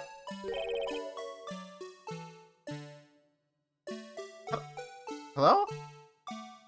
How did I not get it? I thought you had it there. That was weird. Maybe you have to angle it a bit more? Angle it forward more? Like... that? I guess... That's too much. Maybe like that? A little bit more? Oh, like a little that. bit more? What, tilt it downwards for a little bit more? Downward, like that? That's right, other way, other way. A little bit more? Yeah, maybe that. That's basically where we had it, though. I feel like it's Okay, like... maybe... I feel like it's around here. Okay, yeah, let's try Because that. around here you can see the full circle of the little doobly at the bottom. That's true, yeah. Fuck off. It's like I'm playing that fucking Mario Party minigame over here. Ugh, yeah, this part's not fun.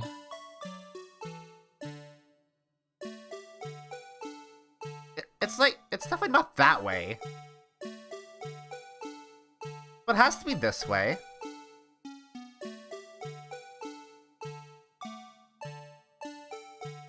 Like, how do they not see it just with that?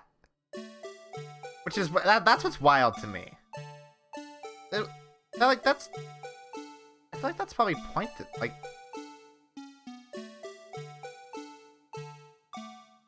This sucks. Here, okay, I just looked it up because I'm sick of this, and I'm just gonna send it to you. Okay.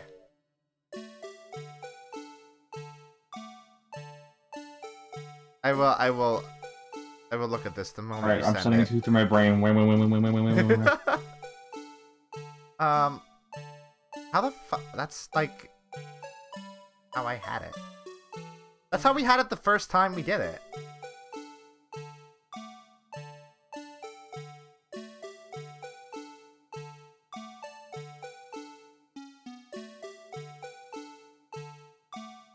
I need to enlarge this brain picture. That looks...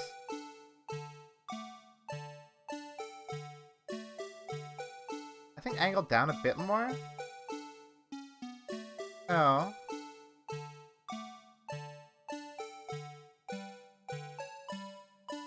That looks... Oh! There we go. Jesus Christ. Well, is this a miracle or what?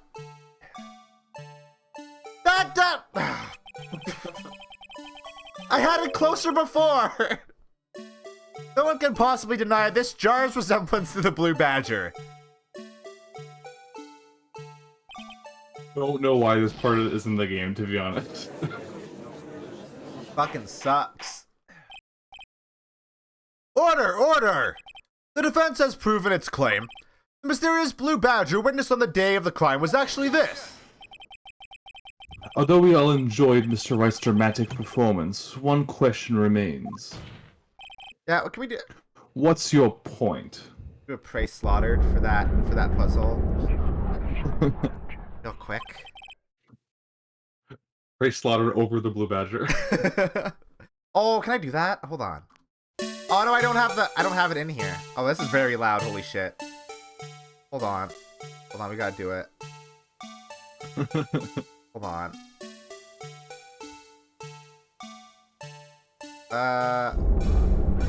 There we go. Excellent. Now we're done. Someone needs to screen cap that.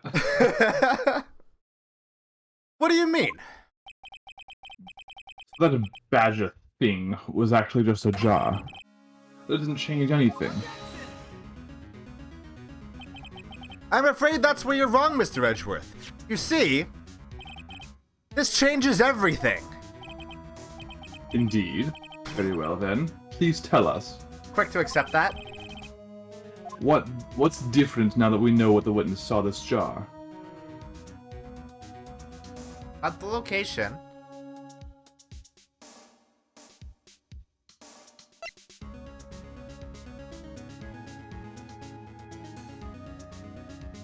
What?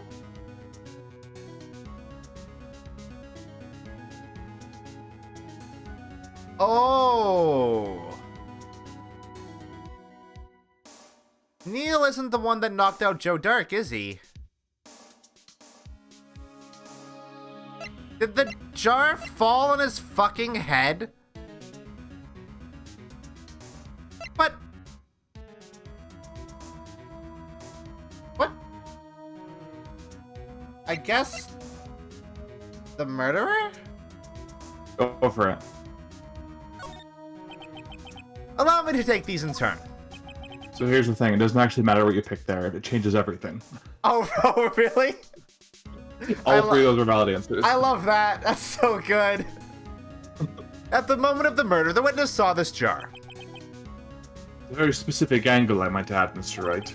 Yes, well, knowing this, where could she have seen this jar? Where? The location of the jar is shown in a picture taken on the day of the crime. It's on a shelf in the office of Damon Gant. But the body was found lying near Lana Sky's desk. The witness testified so herself.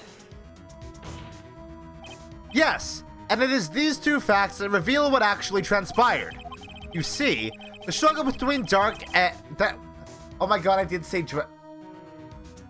I did say Drake earlier, didn't I? You did. That like just fucking dawned on me. I wasn't just making it funny, you really did say Drake. Oh my god. The struggle between Dark and Marshall did not take place in Lana Sky's office.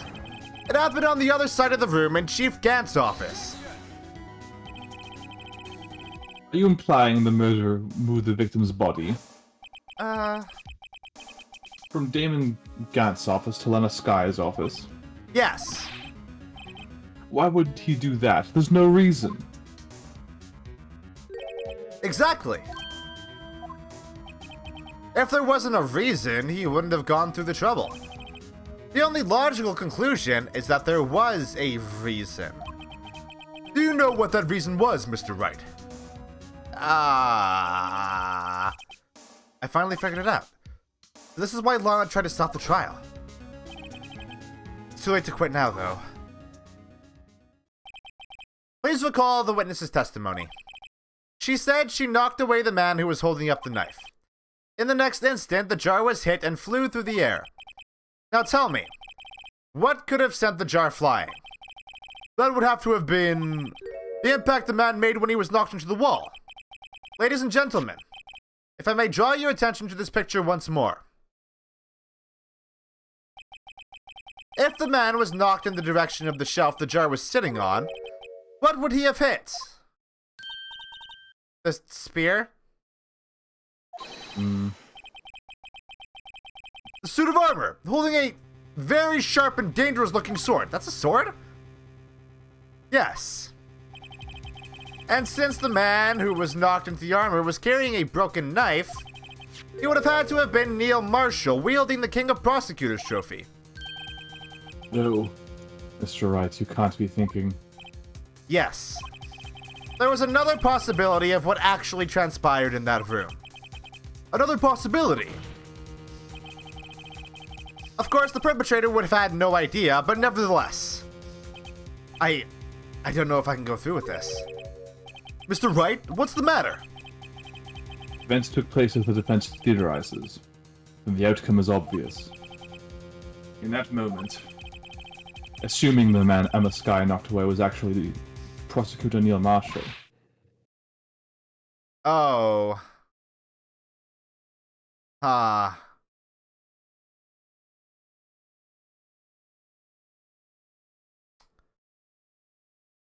Well, I did point out that sword earlier, didn't I? You mean Mr. Marshall died because of me? No! Well, did she faint? Well, that sucks. Never imagined your testimony would lead to this. So it was the witness who took the victim's life, and then proved so with her own testimony. This is unprecedented. That, I would say... What? What are you saying? I'm sorry, Miss Sky, but given the circumstances... Joe Dark murdered Prosecutor Marshall. How can you think it was Emma? How dare you try to pin the crime on her? Imagine that coming from you. If you recall, it was you who admitted to forging evidence 2 years ago. The reason you moved to Prosecutor Marshall's body was to keep anyone else from finding out about what Emma did, wasn't it? She was the first on the scene. And then Gant, who would probably have soon followed, came in to see the whole thing, huh? I assure you, Mr. Edgeworth, I have no idea what you're talking about. Do you hope to have anyone believe your insane allegations? I'm afraid you're going to have proof. Tell me, do you have any conclusive evidence that proves my sister killed Neil Marshall? Evidence? Willing to bet you don't. We do, actually. Yes, it certainly would be difficult to prove this without evidence. If we don't have evidence, we'll have to rely on testimony. I'm afraid that won't work in this case. Both parties involved in the incident are dead. We certainly can't get dead people to testify. Shame Maya isn't here, huh? This has all been a wild goose chase from the beginning.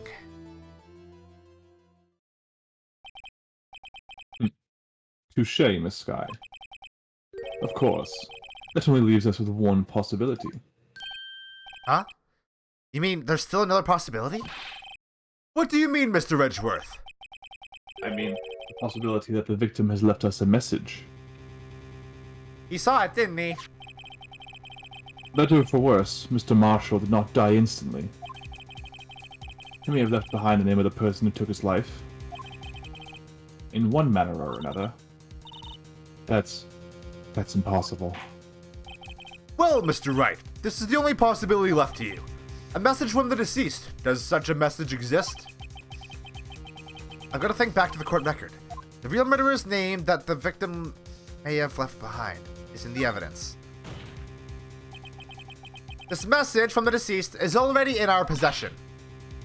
Mr. Wright, will you stop at nothing to prove my sister a murderer? I don't think that's murder. At most, it's manslaughter, right?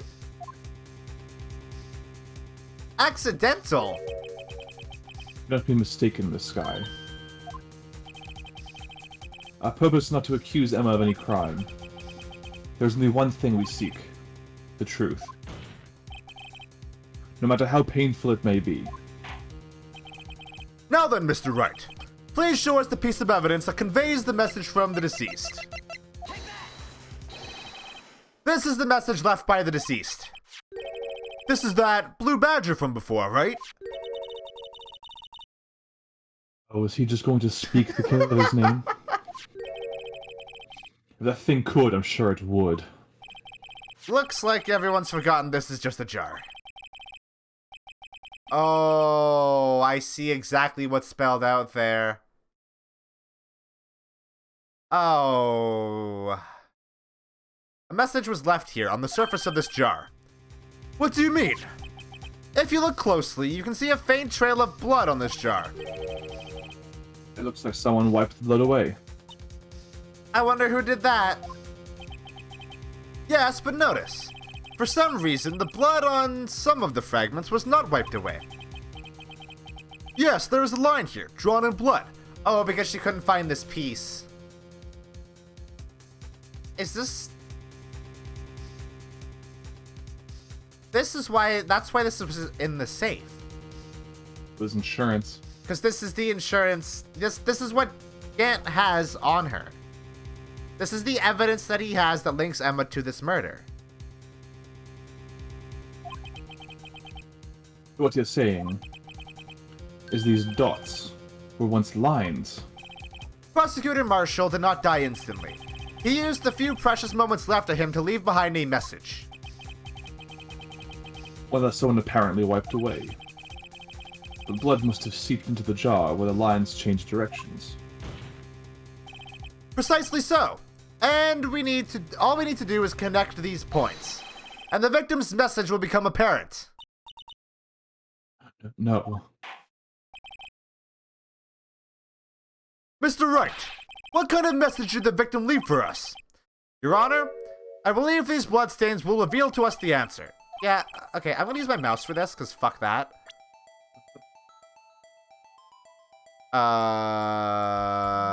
Wait. How do I... Oh, God. This is janky as... Wait, how do I... Wait, what?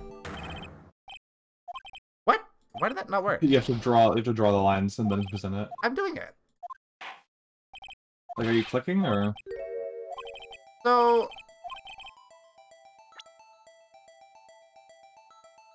I'm having to, like... Okay, I'll... Like, you click one point and then the other and it connects them. Do you think?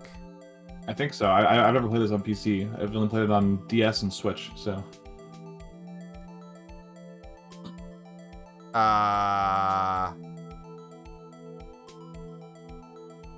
Oh, wait, what? Oh, I see.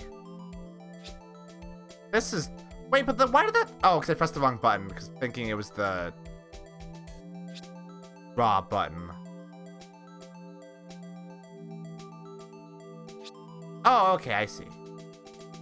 I do... Here to here? Nope.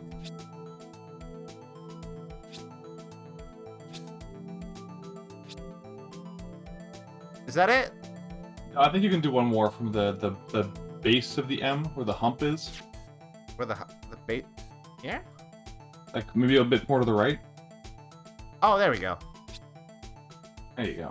Anything here? No. Okay. No, I think that's good enough, though. Weird and janky. DS gimmicks. DS gimmicks that don't translate well to PC. It's a defense attorney's duty to prove their client's innocence. That's why all I've been thinking about is saving Lana. After all my efforts, I never thought it would turn out like this. Emma. This is the final message Prosecutor Marshall left behind.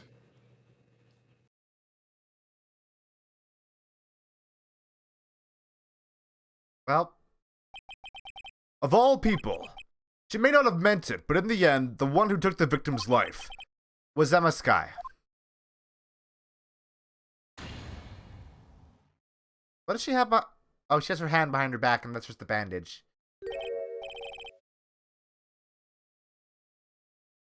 Seaworthy? Can't say I didn't warn you. What the fuck are you doing here? Chief Gant. Do you understand the implications of what you've done? No, the message in blood is a reference to a Sherlock Holmes story, right?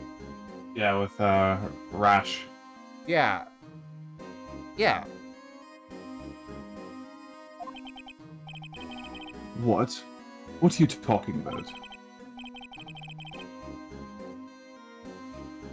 What's the story called? 2 years ago, Joe Dark was sentenced to death.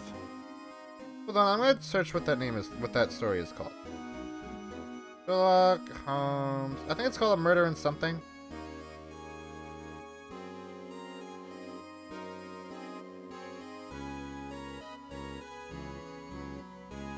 Murder in Bohemia, maybe? A Study in Scarlet. Bohemia? A Study in Scarlet? Oh, the maybe, yeah. I think so. Wait. Sherlock Holmes. I'm gonna. Yeah, it is. Yeah, that is. Yeah, that's what it is. A Study in Scarlet. A Lesson in Crimson. That's a good synonyms for me. He was convicted because of his final murder. I believe you were the prosecutor in the case, were you not? Ah. Sorry, I should be more of an ah. Ah! Yes, Worthy. Because of you, an innocent man was sentenced to death. Well, hold on. We don't know that he was innocent. Just innocent of that specific crime. Not only that, you used forged evidence to ensure his conviction. Man, I wonder where the forged evidence came from, though. Weird sounds to make. But Joe Dark really was a serial murderer. That's undeniable. I'm afraid that's not important. Yes, it is. Didn't you know? We aren't defenders of justice. What? We're really keepers of the law. Sentencing a man to death is no light matter, even if there wasn't any cover-up or evidence forgery. Ultimately, the responsibility falls on the prosecutor in charge. I hate this man. Despite what anyone may say, this fact cannot be denied. We put him on trial now.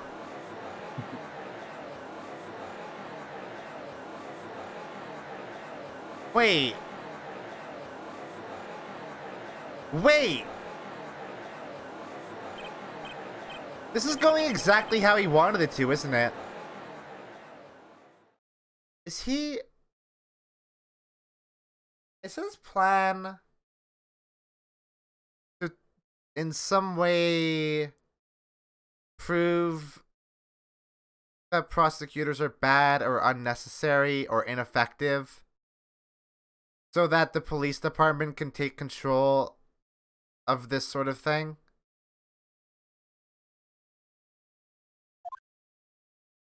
Unable to settle the crowd, the judge declared a recess. Where this trial is headed, no one knows. I will say there's still 2 parts left in this trial. Do we want to try to crank it out now or Yeah, save it? I will try to crank it out now. All right. You know what? Let's not use crank it out, actually. I will take a little break, though. Yeah, we're in for the long haul, folks. Yeah. Hope you have your jammies on. It'll be a long stream. I'll be back.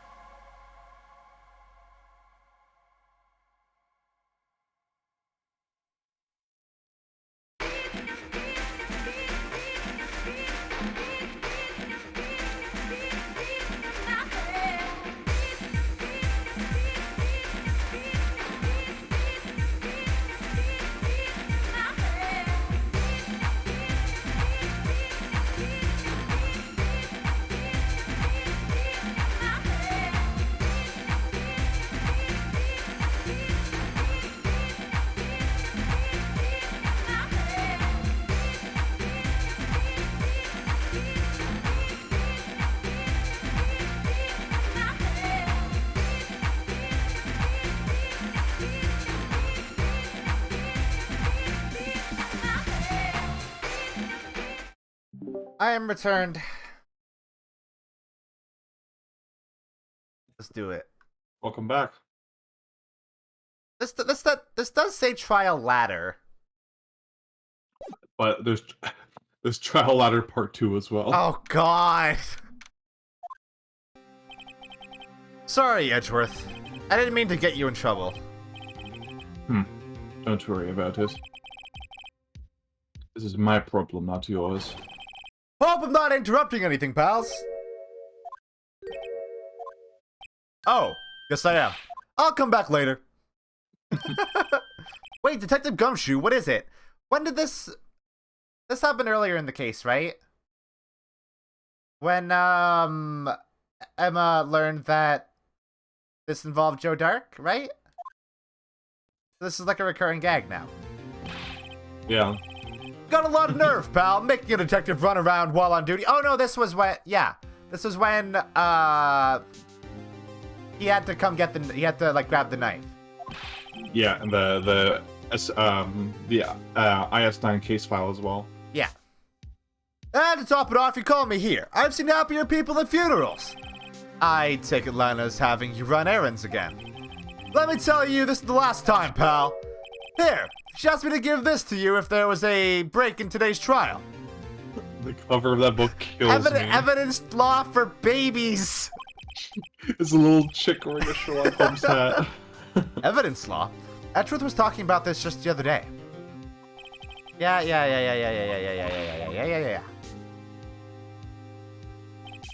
The chief prosecutor also wanted me to give you a message. A message?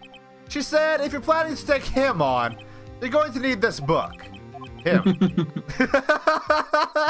That's the classiest way to call someone an idiot of all time. So fucking funny. I guess I'll need to give this book a thorough read. Okay, let's give that a little look-see, shall we? Oh. That's a short book, huh? It's a very short book. No evidence shall be shown without the approval of the police department. He read the back of the book, the back of the cover, and was like, "Yeah, I got it." Yeah, I got the summary. Unregistered evidence presented must be relevant to the case. Oh, so we can show the stuff that we have, right? But only if you have approval, though. So you need the express permission of the police department in order to show evidence.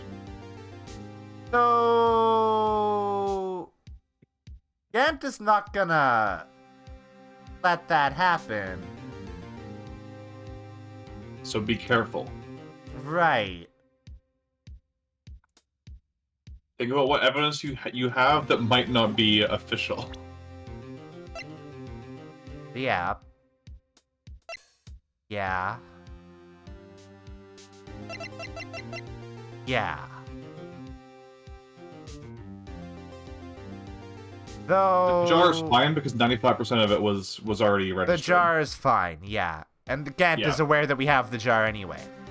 And the list has technically already been registered, so that's fine as well. Yes, correct. So it's just this. Right? Yep, you're gonna be tempted to, but don't do it. Am I? Okay. There are multiple unique game over states for presenting that evidence at the wrong time. Really? Fuck, okay. Doesn't look like that book will do you any good now, though. All that's left now is the chief prosecutor's sentence. That's where you're wrong, detective. Huh?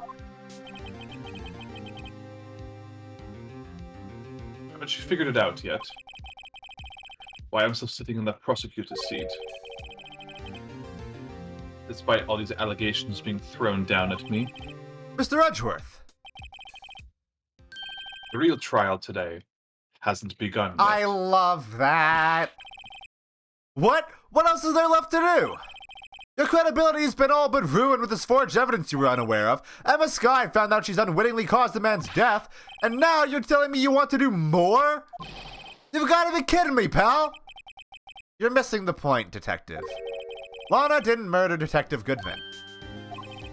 She merely stuck a knife into his dead body. Oh yeah, that's not a big deal. It's not a big deal at all. That means the real killer is still out there. What? And we're going to expose him, no matter what it takes. This case has hurt too many people. It's time to bring it to an end. Fuck yeah. Okay. Alright. Okay. Baller as hell that they managed to make you care about characters that were introduced in this very same case. I very much care about every single character in this case. Court will now reconvene for the trial of Miss Lana Skye. Mr. Edgeworth. Yes, Your Honor. The Inquiry Committee is planning to impose harsh penalties for your actions. Thank you for the news, Your Honor. I will take it on the chin. Yes, well, normally this is where the prosecution calls forth a witness, but, this isn't easy to say. You see, there is some concern that you, Mr. Edgeworth, may have, Struck a bargain. You think I may have manipulated the witnesses? I didn't say that. It's just, you see, everyone has been talking, and... Very well, Your Honor. I have a solution. A solution? That being the case, the prosecution will allow the defense to call forth all further witnesses. I see. What? But there's no precedent for what you're proposing. Didn't we call up our own witness last trial? Like the previous day of the trial, didn't we call somebody? We called Jake Marshall, didn't we? You called one witness, yeah, but Edward's like, yeah, you can have the entire trial to yourself. Undeniably, this is an unusual arrangement, but a very effective one. It would prove I haven't struck any deals with the witnesses. Well, Mr. Wright, what do you say? Unbelievable.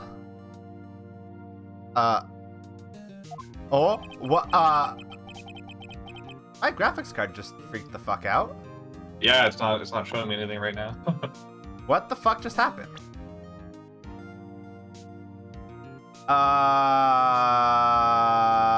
That's weird.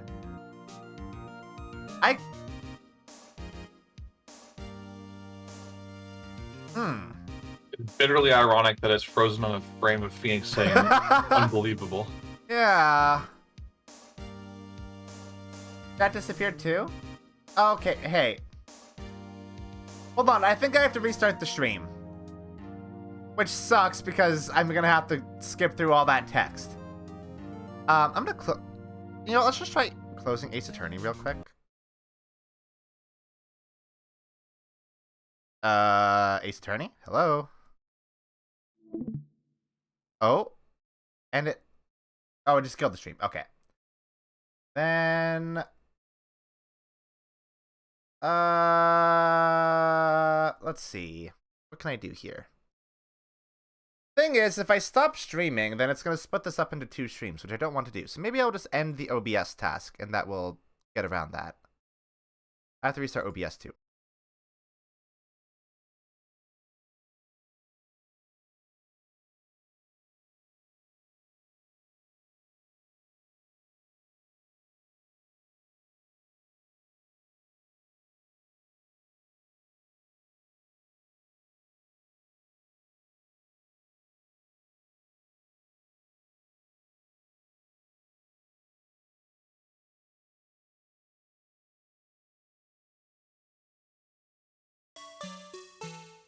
Ah! I am here. Hello. Welcome back. I had to restart OBS because it also fucked up my preview for some reason. I think literally what happened is my fucking graphics card updated midstream.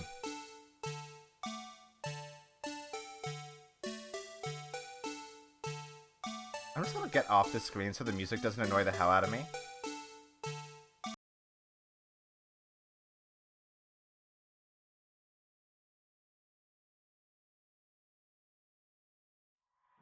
Yeah, that's why I ended the OBS task instead of just like stopping stream. Because if I stopped the stream, it would have split it up into 2 different VODs.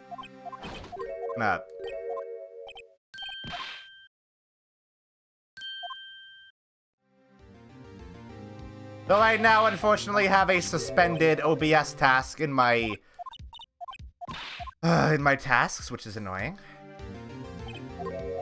Also, I think you'll have to rebroadcast it to me as well. Oh, yeah, that's true. Yes, because I did close Ace Attorney. Yeah, because it ain't showing nothing. There you go.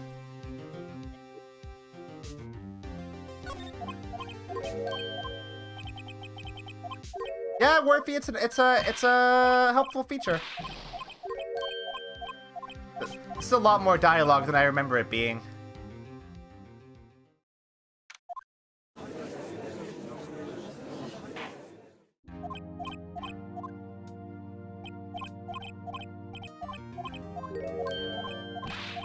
Alright. So when... Okay, here. There we go. That was quick. All the way back. Unbelievable. Edgeworth has found a way to continue the trial. Very well. The defense accepts the prosecution's proposal. We have very bad luck with Ace Attorney sometimes. Then it's settled. The, defense may now call forth the next witness. Mr. Wright. You do realize this is your last chance. If you call the wrong witness, this trial is as good as over. The defense calls... yeah. Damon Gant. The defense calls Damon Gant to the stand. Damon Gant? What does he have to do with anything? As the defendant's partner 2 years ago, Mr. Gant has first-hand knowledge of the crime. I feel we should hear what he has to say about it. As luck would have it, he should still be in the courthouse. He would also be the least likely to have been manipulated by me in any way. That is true. That makes sense. Wouldn't you agree, Your Honor? True. All right, bailiff. Please escort Mr. Gant to the stand. Gotta hate this dude. Fuck this guy. Witness, please state your name and occupation. What is this, some kind of practical joke? I was just on my way to lunch. Your name and occupation, sir. Worthy, are you sure you want to do this? Your name and occupation. So, you want to play hardball, eh? But please, Mr. Gant. Fine. My name is Damon Gant. I'm acting chief of police. Now then, Chief Gant, the court requests to hear your testimony. Oh, righto, what's with the grim face? First, let's clear up this SL9 incident. Oh, you mean that time when Lana's sister murdered that prosecutor? Personally, I think it's been made pretty clear already. There are still some things unaccounted for. Oh, like what? Like the role you played in all of this. Son, either you're very brave or very foolish. Both. You're aware of a course of, You're aware, of course, that the police chief has all kinds of weapons at his disposal. Weapons? Sure, take my testimony, for example. I don't have to give it if I don't want to. What? Is that true? I'm afraid so. The chief of police has the right to refuse to testify. Of course, such an action carries with it certain risks. That almost seems like he, that almost seems like... That almost seems like he's done a lot of the things he's done because he knows that he can totally get away with it in this legal system. Don't worry, I'm not here to hinder your trial. Just remember, if this turns out to be a big waste of time, don't say I didn't warn you. Very well. The witness may now begin his testimony. Ugh.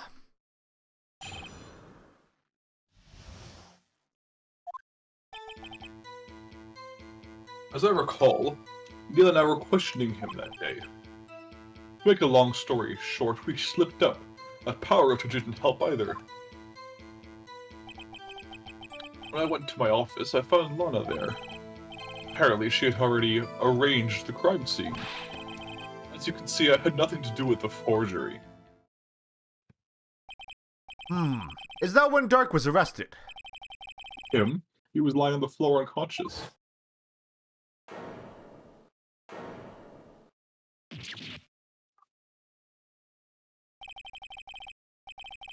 When Emma sent Neil flying, it seems Dark bumped his head. I see. Everything seems pretty clear-cut. If the police chief has the right to refuse to testify, then I'd better hit him hard and fast. Yeah, not too hard and fast, though. Especially not from behind. Yeah. Hey, Mina. I think Raven's gonna bonk you with the horny hammer. Listen. Never have I a horny V, and there's never been a horny me. If the sacred vow I break, I pray the Lord my post to take. As I recall, a ceremony was held at the police department that day. Yes, that's right. Guess you could say I'm a workaholic. After winning his award, Neil was all fired up too. That's probably what spooked Dark and made him run away like that. Was the defendant Lana Sky also present in the room? I don't quite remember. At the very least, she wasn't there when Dark ran for it. Oops. So the two of you ran immediately after him, right? That's right, but Dark made it to the elevator first. So Neil and I split up. He went upstairs and I went downstairs. I guess you could say he got lucky. What's this about a power outage? Oh, that. The elevator stopped all of a sudden and I got the shock of my life. Well, probably not as shocked as Neil when that knife went through his heart, though. You're awfully jolly for this sort of discussion, sir. That's not funny.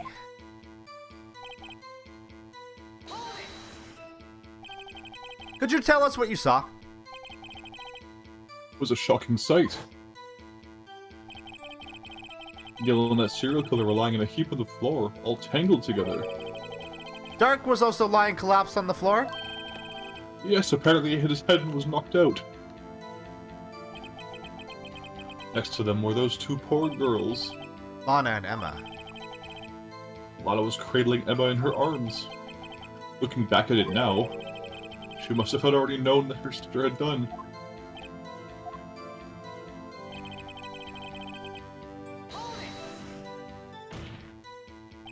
How can you know that?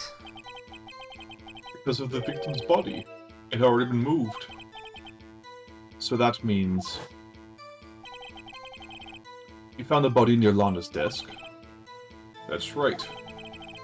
I think you said earlier, it was my suit of armor that really stabbed the prosecutor? Yes. Anyway.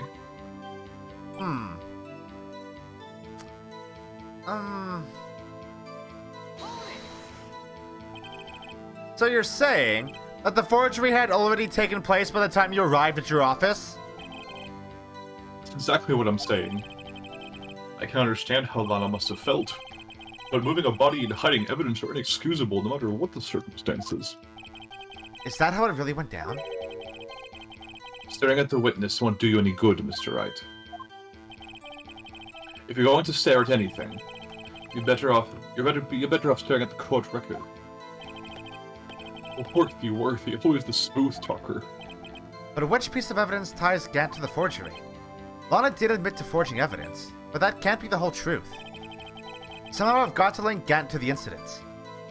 So...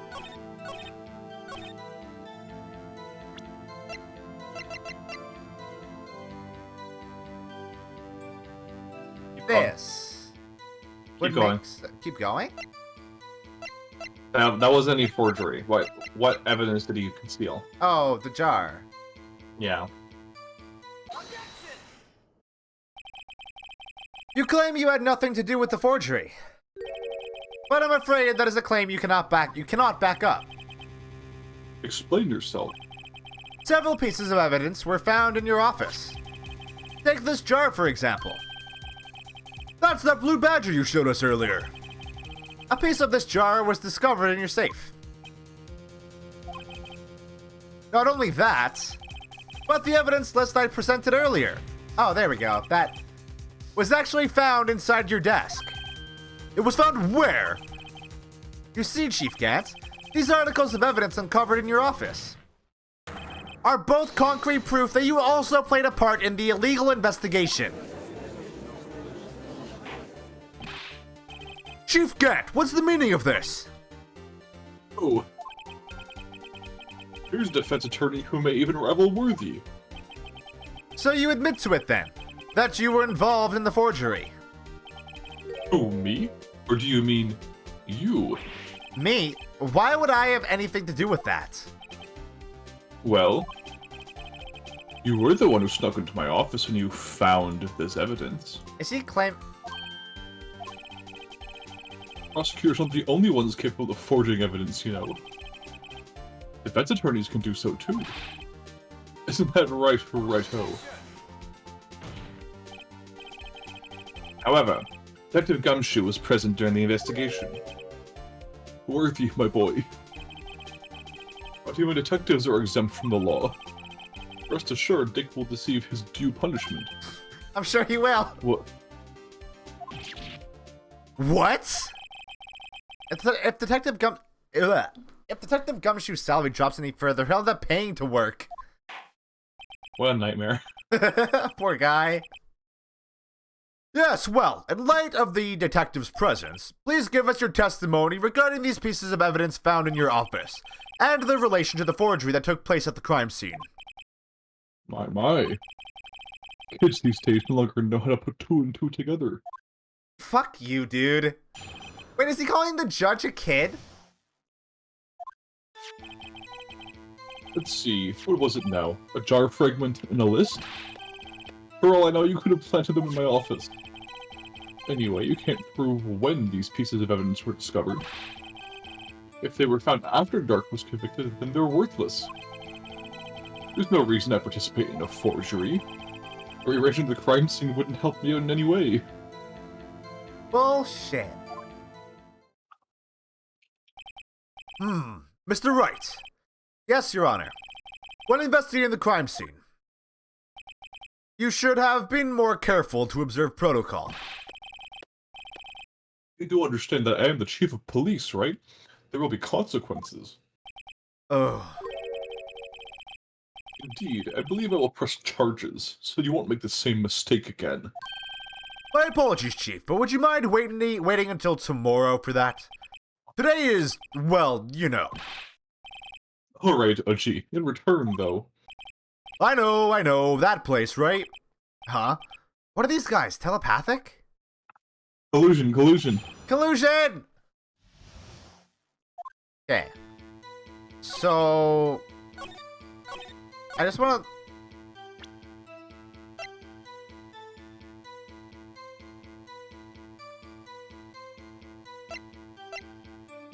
So... I don't think we actually have anything that... Actually... Get to pressing.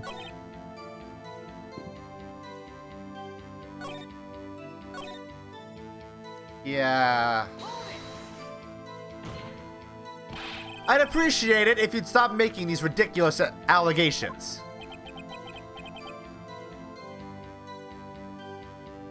Yes, you do have a point. But Edgeworth and Phoenix are also colluding. That's true. That's accurate. You wouldn't have the guts to do something like that. What? I'll have you know, back in the day, I once broke into a cattle ranch and tipped... Mr. Wright, what are you saying?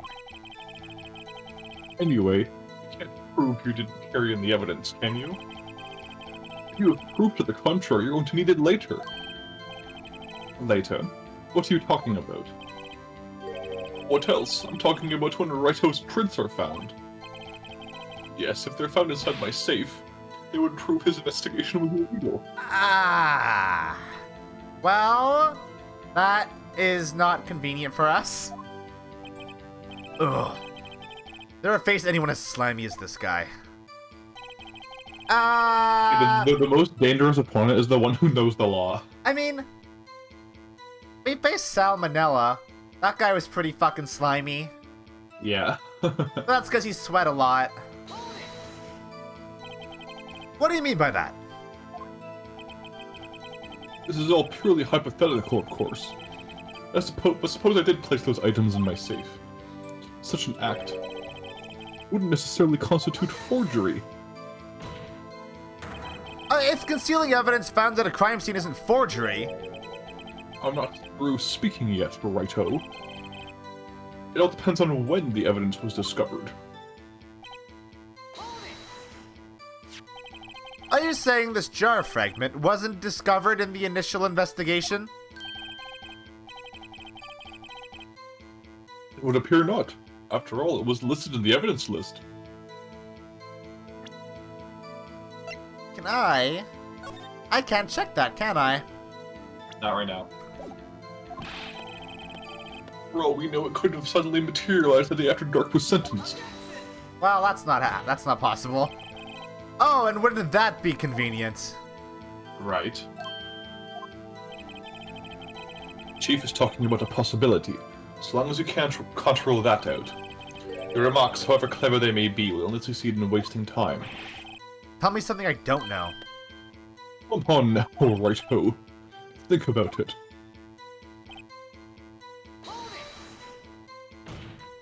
Wait, I just realized the voice I've been doing for Gant, I've subconsciously done an American version of Chief Butterman from Hot Fuzz. Yeah, you sure have been. I didn't even mean to, I just realized that. I was like, I feel like I'm doing an impression by accident, but I wasn't sure of who. How can you look me in the eye and say that? Because I'm innocent. He didn't look me in the eye when he said that. Remember? Who was it that murdered Neil?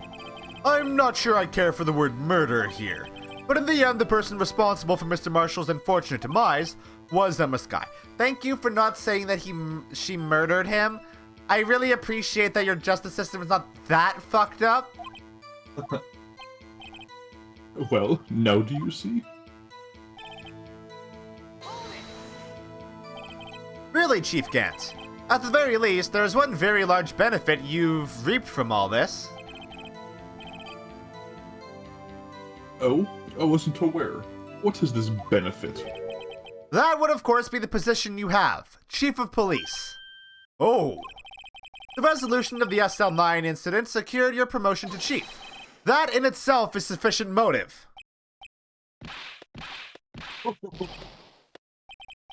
Oh, that's a good one. Huh? Do you really think I'm that incompetent? What do you mean?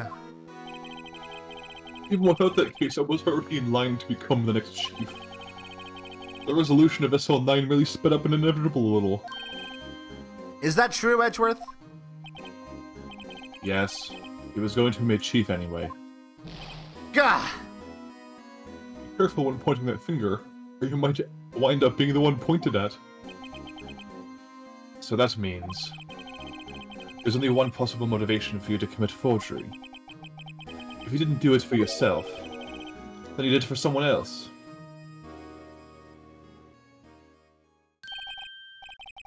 Don't be silly, Worthy. You know me better than that. I would never do anything for anybody else. There are only three people I look out for. Me, myself, and I. That runs contrary to what you've told us about you. The fact that you would lend money to people. There, it's out in the open now. Gee, would you mind if I changed my testimony a little? by all means, please do.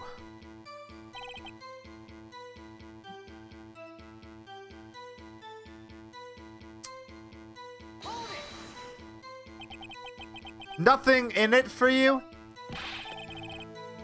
Sorry, but the only person I care about is yours truly. That girl. Lana's little sister, was it? If you think I felt sorry for her, you'd better think again. You're right. You don't feel sorry for anyone. Be tough on crime and tough on people. That's how I was raised. I hate this man. You seem to be lax enough on yourself, though. Oh, that's a good one, Worthy. Could there have been something in it for him? Given his selfishness, would he have helped someone out? Yes. But we don't have any evidence to support that. We could... Are you sure? I'm not sure.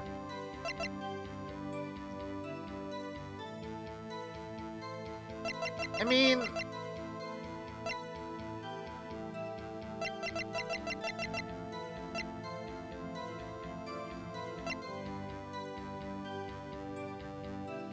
I don't think so.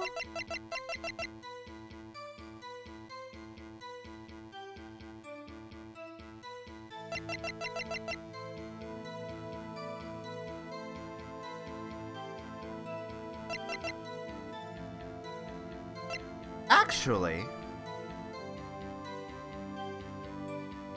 it does bear questioning where the fuck this knife came from.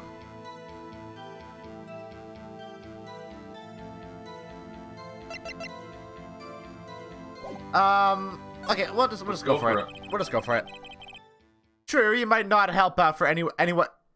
True, you might not help out anyone for their sake. But if it would benefit you, you might decide to assist someone. Mr. Wright, it appears you're positively determined to portray the chief as a nice man who likes to lend people a hand. That's not what I mean. Very well then.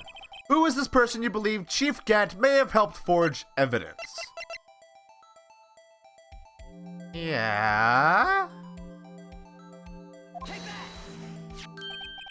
Chief Prosecutor Lana Sky, the defendant. I believe it's quite obvious in light of the circumstances. Emma Sky fell victim to an unfortunate series of events. Who would want to help her sister more than her own? Who would want to help her more than her own sister, Lana? And as for Chief Gant, he would also have a reason to help Lana if she asked him to. That reason, of course, is self-profit. Self-profit? What do you mean? After the SL9 incident was resolved, Lana Sky was appointed chief prosecutor at the prosecutor's office. The person who arranged this job change was you, Chief Gant. But how would he profit from all of this? He would be able to use the chief prosecutor as his puppet. Essentially, he would acquire unchecked authority over all investigations. Do you mean to tell me that despite the chief's formidable appearance, he plays with puppets? Oh, wait. You must mean puppet as in someone forced to do his bidding. Never mind. Admit it, Chief. You assisted Lana Sky in forging evidence. Your motive to appoint her as chief prosecutor so you could control her. Right-ho, my boy. You have quite an imagination. Let me ask you something. Is he gonna ask if I have any proof of this? But You have any proof of this? That I controlled Lana? For example, is Lana testifying that I've done such a thing? Lana. She's keeping quiet to protect Emma. There's no way she'd testify against Gant. I'm afraid without any proof, this all amounts to nothing more than mere conjecture. Unless... that is also what happened in this incident. This incident? Which one would that be? I like that. Yeah. Of course I'm talking about... the murder of Detective Bruce Goodman. The chief prosecutor has been acting strange throughout this entire trial. Almost as if someone has been controlling him. Oh, snap, tying it in. Worthy, you'd better watch your tongue. I wouldn't want you to get hurt. Just what do you mean? What he means, Your Honor, is that Chief Gant is involved in the murder of Detective Goodman. Not only that, but the chief is now making Lana take the rap to cover up his involvement. What?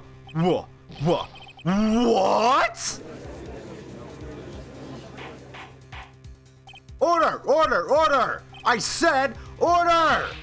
Mr. Wright, you can't be serious. Huh? This is an affront to the highest ranking officer in our law enforcement agency. To accuse the chief of police of blackmail and murder? That's impossible! Your Honor, I was merely reiterating what Mr. Edgeworth said in easier to understand language. Let's pass the buck over there. It's too late, Mr. Wright. There's no turning back for us now. Yeah, it's do or die, isn't it? It looks like he's the one who's decided to go through with this. Can you prove this, Mr. Wright? That the chief, a high-ranking officer of the law, is involved in this murder? Good question. Regardless of his rank or title, Chief Gant is just a man. The question is he a criminal? I believe the evidence will tell. I see. Alright then. Let's see what Mr. Wright's got, and it had better be good. Show us this evidence that ties Chief Gant to the murder of Detective Goodman. Oh, finally! After all these years. After all these years, this is this is it. This is the ID card list. Yes, the one that shows who entered the evidence room on the day of the crime. There was one ID on the list we couldn't determine the owner of yesterday. 7777777. Sorry, but there's no way you can prove that's my card number. It's your number. What? How do you know that? The safe in Chief Gant's office requires a code to open. A 7-digit code. 7 digits? You don't mean... I'm afraid so, Your Honor. The code was 7777777. The same as the remaining ID card number on that list. Chief Gant, you entered the evidence room on the day of the crime. Oh, Yes! oh, he's sweating. He's sweating! It's amazing how just a new piece of art can make it seem so much more satisfying. So satisfying. God. Game's great. Order! Order! Chief Gant, what do you have to say? Nothing. The defense's search of my office was in violation of regulations. And I will demand Mr. Wright be punished to the maximum extent of the law. But right now, this court demands an explanation from you about the use of this ID card. Yes. Chief Gant, so you admit it. You entered the evidence room on the day of the crime? What about it? I'm chief of police. Whether it's the evidence room or the bathroom, what's the difference? I can go anywhere I want. Tell me. When you entered the room, were you alone? I always go to the bathroom alone, as I do with the evidence room. Detective Goodman wouldn't have happened to be with you that day, would he? Of course not. Why would he be? He's fucking cracking already. I hadn't seen him in days. You hadn't seen him in days. Chief Gant, I'm afraid you've just undone yourself. Has he? On that day, you had to have met with Detective Goodman. Wait, what? What do you mean? This trial's purpose is to determine Lana Sky's guilt. No, it isn't, Your Honor. This trial's purpose is to determine the truth. Oh, it's so good. If Chief Gant met the victim on the day of the crime, then we need to determine one thing. What transpired during that meeting? In that case, Mr. Wright, I'm going to have to ask you for evidence. Show us proof that the victim went to meet Chief Gant on the day of the crime.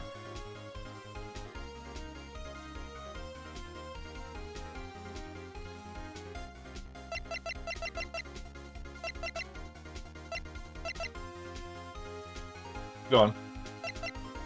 I'm just looking.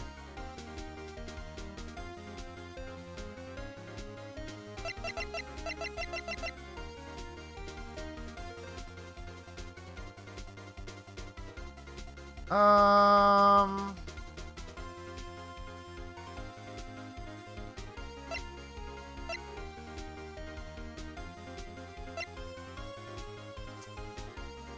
Think backwards. What do you know happened to Goodman before his death that day?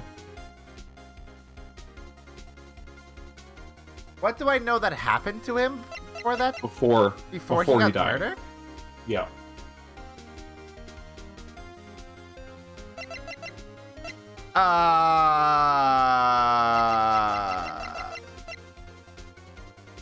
Somebody stole his ID card. Who stole his Yep. ID card? Jake Marshall stole his ID card. Jake sold that ID card, yeah. So what happened after his ID card got stolen? He... Wait. Would... Okay, so... I don't know. He did a... Oh. Oh. Oh, Oh. that second line. Yeah, that second line. Detective Goodman lost his ID card on the day of the crime. Or to be more accurate, Jake Marshall stole it. So, Detective Goodman filled out a lost item report. He would have had to give that report to the Chief of Police. Yet you are in possession of the report, which means you can't be sure he filed it. He filed it. How do I know, you ask? Because he needed to enter the evidence room that day. He needed to? Yes, to transfer the evidence out. Oh. Detective Goodman took the form to you, Chief Gantz. Then, you accompanied the detective to the evidence room. I accompanied him? There's no other way the murderer and Detective Goodman could have entered the room. Hold on. Let me guess what you're about to say next. I, the chief of police, murdered poor Goodman. Yes, exactly. Correct. Exactly. But wait! The chief didn't necessarily need to accompany him to the evidence room. He could have just lent him his ID card. Yes. Now that you mention it, I believe I might have done something of the sort.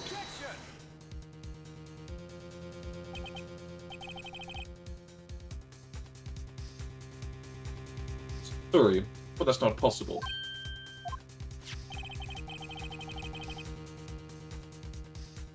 According to the record, your card was only used once. Yet you showed us your ID card earlier. If you'd really lent it to Detective Goodman, it would have been found on his body. Get fucked. Holy shit! That's some fucking fighting game art. That is some Capcom as hell art right there. Yep. Chief Gant, you did it! The murder was most likely a spur-of-the-moment crime, for no one in their right mind would choose the police department as a place to commit murder. That is entirely accurate. After the murder, you contacted Lana at the prosecutor's office. Why? To dispose of Detective Goodman's body, of course. You're forgetting, Mr. Wright. That the victim's body was discovered in the prosecutor's office parking lot. How did he manage to move it there? I was at the police department the entire day, you know. So was Miles. Everyone's aware that Lana stayed at the prosecutor's office after the ceremony. Everyone except me, it seems. Still, you're the chief of police. You have an entire police force at your disposal. Oh, so you think I just ordered an officer to do it? Hey, you, take this here dead body over to the prosecutor's office. I don't think so. Chief Gant, you left all the evidence we need to prove how you moved the body to the prosecutor's office. And all this time I thought it was a useless clue just taking up space. Ah. Screwdriver. The screwdriver. That's great. That's excellent. How could the chief have moved the body? Mr. Wright, show us this evidence. I actually put the pieces together properly, didn't I? You sure did. Holy shit. This is how he... I understand this looks ridiculous, but this is how he moved Detective Goodman's body. What's that? A screwdriver? But what does that have to do with this case? Mr. Edgeworth, think back to the day of the crime. What is this screwdriver doing here? It's here because... Ah! Yeah, yeah. The ceremony ended that day. I didn't plan to return to the prosecutor's office. But you did, because Chief Gant asked you to. You mean I... Yeah, that sucks, dude. I'm sorry to tell you. The body was found in the trunk of Mr. Edgeworth's car. I think it's obvious what happened. The body was moved by that car. Detective Goodman's body was carried in the trunk of Mr. Edgeworth's car. Yes, unless, of course, you have another explanation, Chief. Why else would you have asked Mr. Edgeworth to transport evidence from a closed case? There's only one plausible explanation. Transport the body to your accomplice, Miss Lana Skye. Order! Order! Order! What's going on here? Is there no room for rebuttal to the defense's outrageous accusations? Think back to the photograph Miss Starr took at the prosecutor's office. Thank you for not saying the line, Phoenix. This was not a photo of the body being stuffed in the trunk to be taken away. It was exactly the opposite. I did a photo of the body being taken from the trunk. Were you taking a drink? Yeah, sorry. I heard you realizing it was your line. Chief Gant, please say something. Steve? Your time's up. My time's up. Sorry, Righto, but I'm having lunch with the District Attorney General after this. We have to get going if we're to make it in time for the early bird special. Because they're old, get it? But the cross-examination isn't finished yet. Remember what I told you earlier? The police chief has all kinds of weapons at his disposal. He can just fuck off? Weapons? Like the right to refuse to testify. I'm invoking that right now. He's the only criminal in this entire series who understands he has the Fifth Amendment right. Yeah, he sure is. He's like, yeah, I don't have to say crap. Fuck. Well, trial over, I guess? What? That is not a right to be casually invoked. There are certain risks to be considered. You're going to just run away after all this? Run away? That would make me laugh, Worthy. I stabbed old Goodman. That's what you're saying, right? But if you had any conclusive evidence, you would have presented it by now. Well, You think I had Lana dispose of the body? If so, then show your proof and get it over with. I'll say it again, Mr. Wright. Damon Gant is the current chief of police. This court will not tolerate any accusations against him without concrete proof. Well, Mr. Wright? Your Honor? Do you have any concrete proof? Proof that Chief Gant murdered Detective Goodman and made Miss Skye dispose of his body? Let's be careful about this, shall we? Let's just look over what we have. You're on the ground. You've got your sure you can load it up, but Gant's just walking back and forth in front of you. Let's see.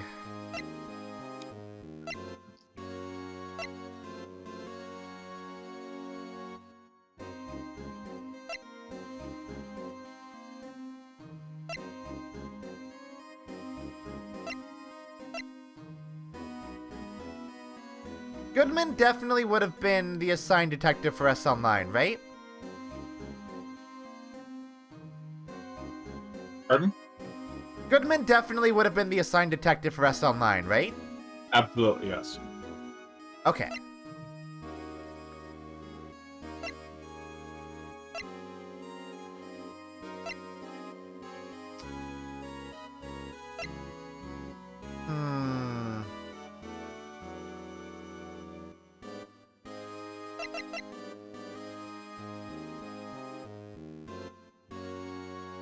How did Lana get this? Wait. No, It was in Lana the body. didn't get that. But that's not really concrete, though. It's circumstantial. Yeah, that's true. So you might want to play it safe for now. Yeah.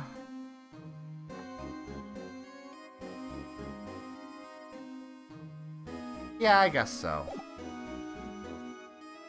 I have no proof yet. What does that mean?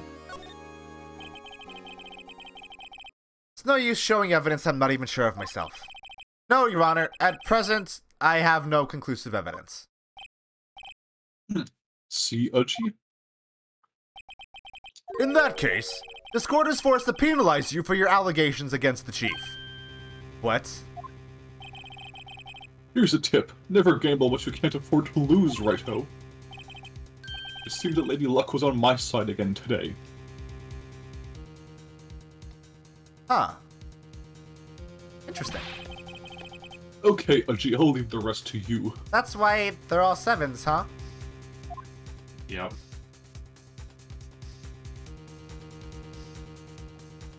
Okay, what the fuck? I warned you earlier, Mr. Wright. This is an affront to a senior officer in our nation's law enforcement agency. Oh, Lady Luck, Maybe we should have a word with her. Mr. Edgeworth, what do you mean? did I actually pick up on something that's important? There's one lady who knows the truth behind this trial. We haven't yet had the honor of hearing her testimony. Oh, Lana. A lady who knows the truth. Another witness. In the absence of conclusive evidence, the only other method of proof is testimony. But Chief Gant has invoked his right to refuse to testify. There's still someone else. One more witness who can answer all of our questions. Race in the trial. Someone right in this very room. Mr. Edgeworth, who is this person? Edgeworth can't call a witness. Why are you asking me, Your Honor? Have you forgotten? The defense is the one calling witnesses today. Fuck. Mr. Wright, does such a witness exist? She may not be willing to tell the truth. But we can't just stop now. Yes, Your Honor. The defense calls forth Lana Sky. The defendant, Miss Lana Sky. She was in the underground parking lot at 5:15 p.m. on February 21st. Her task, to dispose of the victim's body. In accordance with a certain someone's orders. Mr. Edgeworth. Prosecution has no objections, Your Honor. Very well. The court will now take its final recess for the day. In 15 minutes, we will reconvene to hear the defendant's testimony. This court is now in Hold on. Huh? Oh. Chief Gant, I thought you were going to eat. Listen good, Lana. He's talking to Lana. I don't think you need me to tell you this, but if you accept Mr. Wright's claims, there will be terrible consequences. Wait. So, the whole thing with Emma and Lana mocking up the crime scene isn't all that he has on her? It goes deeper. Oh, fuck. That's right. Her sister will be found guilty for Neil Marshall's murder. But, counterpoint, if you get arrested for murder, you can't do fuck all. So fuck you. Ah, this isn't good. Of course, you'd never support such outrageous claims anyway, right? Just something to think about. Alright then. I've got a lunch date to meet. He's literally just openly intimidating a witness in front of a judge. That is correct, Needle. Okay, if there aren't any further objections, this court is now in recess. Fuck.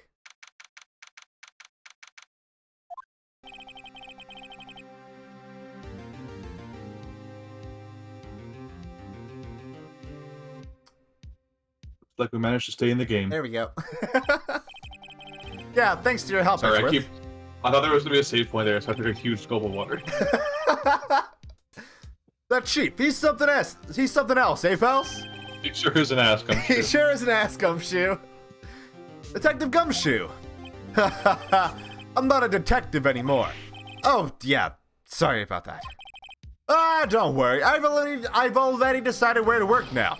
At your office. Oh, I would gladly hire Dick Gumshoe, honestly. My office? Sure. I'll take the place of that top-knotted girl he used to work with. Could he mean Maya? Still, looks like we're all out of moves now. Chief Gant's done it again. How is it he always gets the upper hand? It's not fair he has the right to refuse to testify. It's not fair.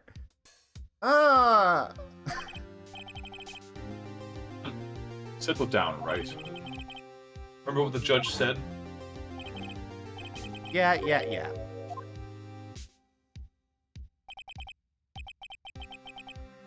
Risks. What did he mean by that? It's simple. If the chief refuses to testify, the opposite also holds true. What does that mean? Oh. Who's this? Oh, it's Emma! You're back! I missed you, actually. Emma, are you okay? Yeah, when I came to, I was in the medical office. I've been listening to the trial from the gallery. So she heard everything that's been going on. Emma, I'm sorry for what I said before. No, don't be. It was the truth. You know, it's funny. I almost feel somehow relieved. Relieved? Yeah. Now I finally know what really happened. To think that all this time, my sister was being blackmailed by that terrible man. And she did it all just to protect me. That's her appointment as chief prosecutor. Everyone who knew her said she changed. Perhaps it was easier that way for her. What do you mean? What do you think I mean? To follow Chief Gant's orders. So much to shut yourself up deep inside. To force yourself to do anything and everything the chief told her to do. That must be why she became so cold. You want to hear something really cool? What? So, Red White in case 2, known blackmailer, right? Like, has dirt on everyone. Oh, yeah. At one point, he calls the chief prosecutor, who would be Lana, and threatens her with the information he has on her. Oh my god. They took that one throwaway thing and made it into an entire case, basically. Holy shit. It was Red White all along. It was all my fault. It's all because I murdered Mr. Marshall. You did not murder Mr. Marshall. Hey, don't go blaming yourself now. If you want to blame anyone, blame society, pal. Fuck yeah, fuck the man. Chief Gant may be able to fool everyone else with his forgery, but he can't fool my memory. I remember now. I knocked Mr. Marshall into that armor. I see. Well, we better get back. It's time for the final act. Literally. Emma, why don't you wait? No, I'm going with you. I want to be there when Lana tells the truth. Let's go, right? It's time to end this. Now there's a save. I can't believe Red White was the true perpetrator all along. Edel, you were right. You said that from the start. Alright, it's break time. And then, I guess we're gonna finish this thing. So that's exciting. We're gonna end it for real this time. We're gonna end crime forever. Y'all sit tight.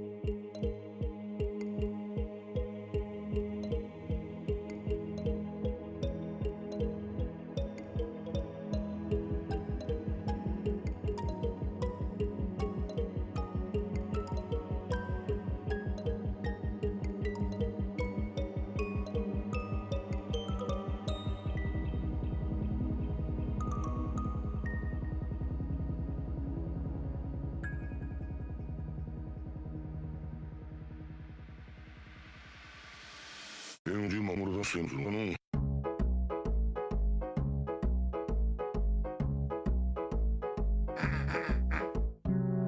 did a rich party, lily pong, and circus floor. In lily clothes, your slow new. So company, in your mama's floor. Just did a rich party, lily pong, and circus floor. In lily clothes, your slow new. So company, in your mama's floor. Just så tæt på hold det glinder Last blå is your best pal Just no time to bra hat je ven Et liv det pås I vil slå Just med blå mit blod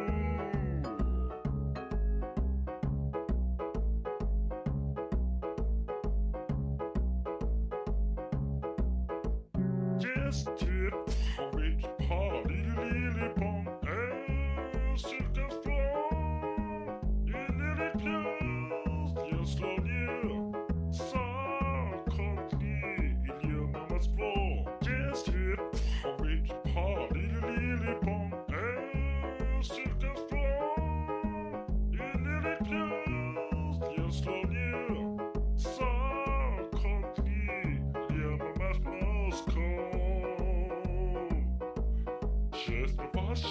Just så tæt på hold det glinder Last blå is your best pal Just no time to bra hat je ven Et liv det pås I vil slå Just med blå mit blod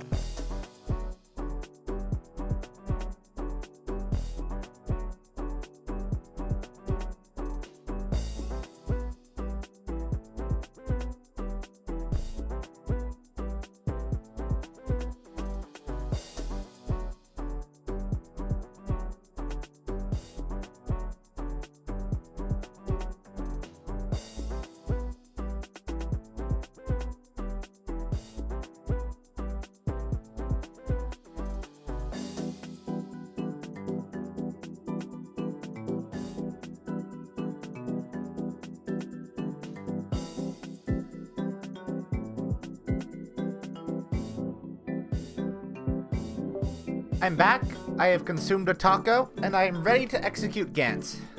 Welcome back. It's time.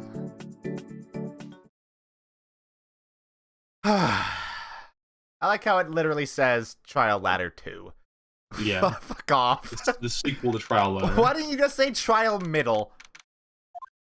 It's like Homestuck. They get to they do sensible acts, and they get to Act 6, and then suddenly this thing that became very segmented and structured in a a 6-act structure is now Act 6, Act 1, Act 6, Act 1, Act 2. Yeah.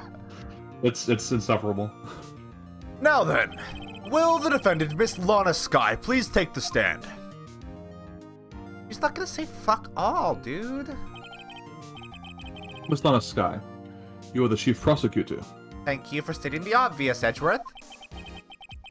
I'm sure you're aware of what is required of you. But Mr. Edgeworth, you already know everything. You know all that I've done these past 2 years. Please provide the court with your testimony, Miss Sky. And remember, you are under oath. We want to hear the truth. Of course. Truth. Lana, no matter what happens, I'll always be your sister. Now then, your testimony, if you will. First, tell us about your relationship with Chief Gant. Everything hinges on your testimony. You're the only chance we have to get Gant.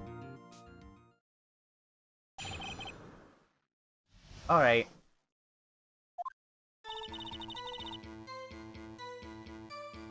Worked alongside Gant for years. There's no truth to this blackmail theory.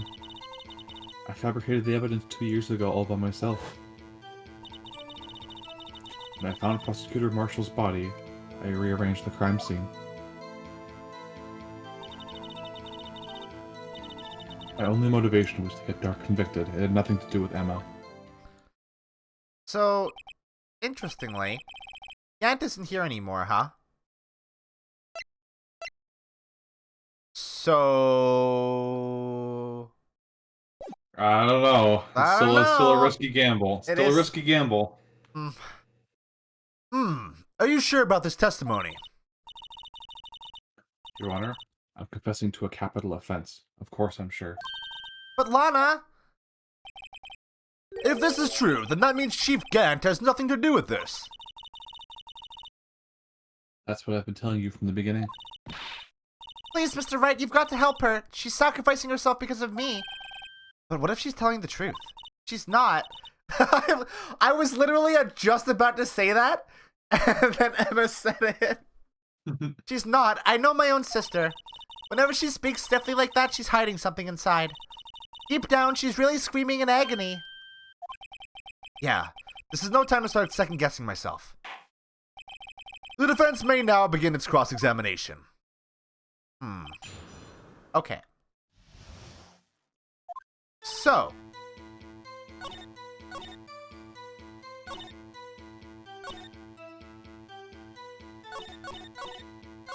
No hard evidence. How many years exactly? Ever since I made senior detective. Let's see, I was 24 then, so that would be 5 years. Detective Gant and Detective Sky were legendary partners. I personally saw them testify in numerous cases. She must have been good, coming from the same school as Mia. Damon Gant was a respectable detective. That's why.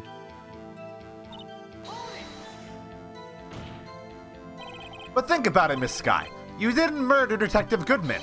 You told me as much yesterday in jail. You still don't get it, do you, Mr. Wright? Any testimony you cannot present in court is as useless as idle gossip. Ugh. I stabbed Detective Goodman with a knife. And Did you do so to help your sister? Oh. Joe Dark was a serial killer. My sister almost became his last victim that day. I didn't want that incident to ruin her Why life. would... I just have to wonder, why the fuck would he kill Emma in the first place? Considering his motive for killing everybody else? I think he just panicked and he grabbed a hostage to try to negotiate his way out of there. Yeah, I guess that would make sense. But what she did was justifiable self-defense. She wouldn't have been charged with anything. That's not the point. She was traumatized that day, all because of that creep. That's why I couldn't forgive him. Lana, So that's why you fabricated the evidence 2 years ago. you say you did it all... Did you... Bleh. You say you did this all by yourself? Yes. Would you mind telling us what you found when you arrived at the crime scene? Oh. Seems I was the first person to discover the scene. The broken prosecutor award knife was stuck in the victim's body. Huh? Sure. What? Wait. Yeah, What? The prosecutor marshal died from an unfortunate accident. That's only a situation dreamed was possible. The reality is, it wasn't my sister who took the prosecutor's life. Fantasize all you want, Mr. Wright, but I'll never change this statement. You mean, Prosecutor Marshall wound up being killed by Dark? Something like that. I read that as Drake again. That wouldn't even be like the third most disgusting thing Drake's done, though. That's true. If that is so, what happened to the other murder weapon? Dark was carrying a switchblade knife.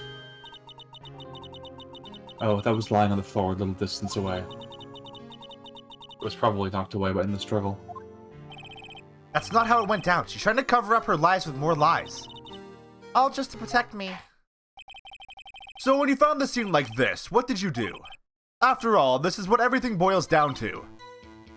Yes. Wait, I didn't read...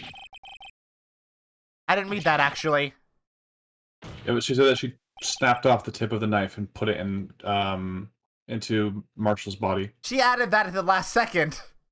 Yeah. I thought I was pressing something that I'd already read. No. Ugh. But why? Why would you do that?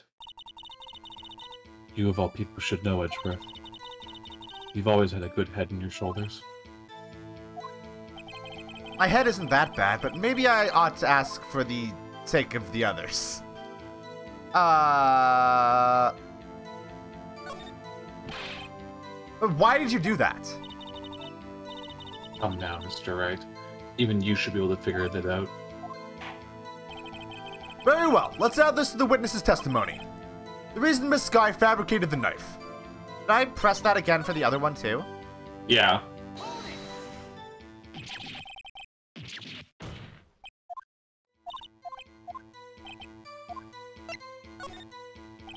When you showed up on the scene, where exactly was the victim's body? It was where you deduced it was, by Chief Gant's desk. But the body was found by your desk. Why did you move it there? The reason for that is simple. Okay. Okay. I broke out the tip of... Yeah. Pieces of the jar that shattered during the events threatened my plan. Wait. Oh, wait. Oh. She only adds one of them to her testimony? Yeah, but you should have something on this, right?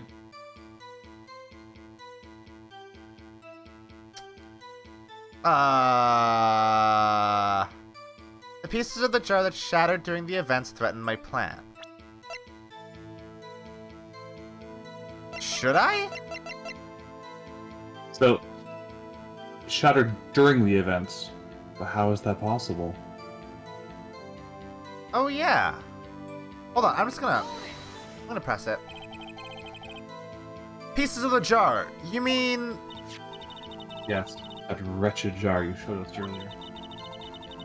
In order to show that Dark committed the crime, I thought it would be more expedient to move the body. So, when you first found the body, the jar was already... Of course, it had been shattered to pieces. But how would that have been possible at all? If you looked at the crime scene, it would be clear right away what happened. Yeah, exactly. Neil Marshall was dead, and Dark was lying unconscious. In other words, the jar must have been broken during the struggle. I see. What's the matter, Emma? Apparently the jar shattered at the time the crime was committed. But I have a feeling there is more to it than that. There must be a contradiction here somewhere. Anyway, I completed this fabrication completely alone.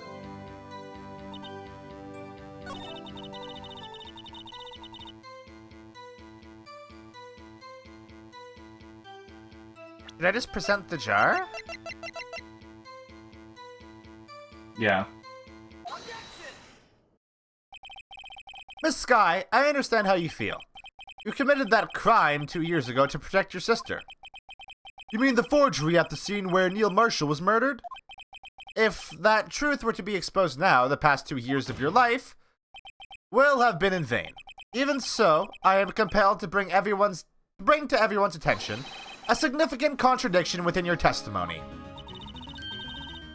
Prediction. My testimony. You testified, and I quote, "The pieces of the jar that shattered during the events threatened my plan." That's right. Oh, but wait. How could Marshall have written Emma's name on it if it had shattered beforehand? Wait. Yeah. Do you have a problem with that? It's a simple oversight, really. You see, a message was written on this jar with the victim's blood. Yes, the prosecutor must have written it in his final moments. Exactly so. And this is where the contradiction lies. In order for the victim to be able to write his message on the jar, it must not yet have been broken before he died. Ah. He couldn't have written Emma's name on a shattered jar. Order! Order! Your Honor, it would appear more information is needed in regard to this jar and its bloody message. We miss something critical here. Something critical? Chief Prosecutor. It seems you're as in the dark as we were about the truth towards which we are headed. What? Just tell us exactly what you saw. We'll piece together the information to arrive at the truth. So, if the jar didn't break when the struggle occurred, and it didn't break when Marshall got pushed up against suit of armor, then that would imply that there was somebody else in the room that would have broken it. And I think the only other person that was around was a certain now acting chief of police. So, wait, what does that mean? Very well. The witness may now continue her testimony. Okay, we just need to find out how the jar broke. That's point number 1. I immediately noticed the blood traces on the jar, but it was dark in the room and I didn't have time to check it out. Be safe. I wiped away the blood. The fragments were large, so I'm sure I got them all. After all I could think about was wiping them clean before they were discovered. But there was a piece missing. You mean you were the one who wiped away the message in blood? I wasn't chief prosecutor at the time. She didn't think Dark was the real murderer. That's why she tried to erase the real evidence. Very well. The defense may now begin its cross-examination.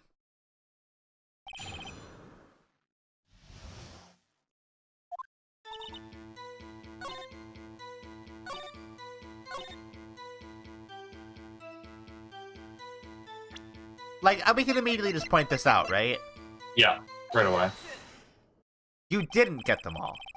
Miss Sky, I believe this jar conceals a truth even you were unaware of. What? We found the final piece of this jar in Chief Gant's safe. Is the chief safe? But how? I knew it. She really didn't know. There's something even more disturbing about that final piece. There was still blood on it. But the witness just testified that she gathered every last piece and wiped the blood off of them. Yes, which leaves us with only one explanation. Chief Gant was in the room before Lana was. On the night Prosecutor Marshall was murdered, you were not the first one to show up on the scene. Chief Gant got there before you.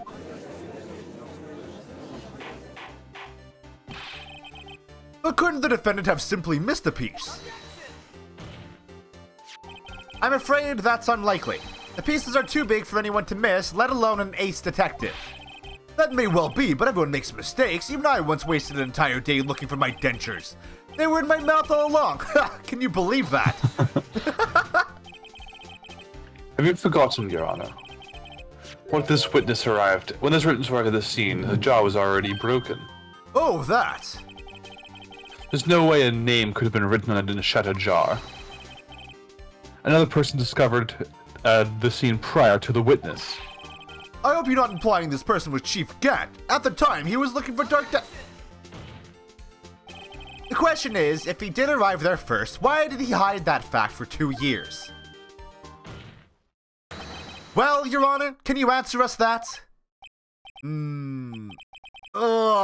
Wait, is he on trial now? This is how Hollywood people react when they find out that their best friend's an abuser. Yeah. Wait, I'm not the one on trial here. Damon Gant arrived at the crime scene prior to the witness. He proceeded to break the jar and purposefully hid one of the broken pieces. Question: what is this action called? Fabrication of evidence. But why would Chief Gant do that? In light of what happened afterwards, isn't it clear? What happened afterwards? Discovering the scene, Lana Sky believed her sister Emma killed the victim. Determined to help her sister, she sought Gant's aid. Lending her his aid, Gant helps her create evidence that incriminated Dark. Goddamn, you gotta be doing that now. Sparing Emma, and therein lies the reason. The reason why Miss Sky became the chief's puppet. Oh! Oof. That looks like it hurts. Yeah. No, I did it on my own. Please, sis, stop trying to protect the chief. I can't watch you suffer anymore for my sake. No, you don't. It wasn't you, Emma. You didn't kill anyone. Don't believe anything Mr. Wright says. Defense attorneys make up the most foul lies to defend their clients. Foul lies? Imagine that coming from my own clients. I guess you do seem the type who likes to twist the truth. Wait a minute. What if we are still smack dab in the middle of Gant's trap? Is something wrong, Mr. Wright? Lana may be right after all. What do you mean, Wright? So you do tell foul lies then, Mr. Wright? Miss Sky, please testify once more. But If evidence was fabricated behind your back, then Emma's accidental killing of Prosecutor Marshall might also be a lie. But I do remember knocking over Mr. Marshall. Miss Sky, if you will. I can't. There's nothing to be afraid of anymore. This cross-examination may not change a thing. However, there's a possibility that it will, if you tell the truth. Very well. I'll testify about what I really saw. Okay, here we go. All right, the witness may testify once more for the final time. Oh, I see.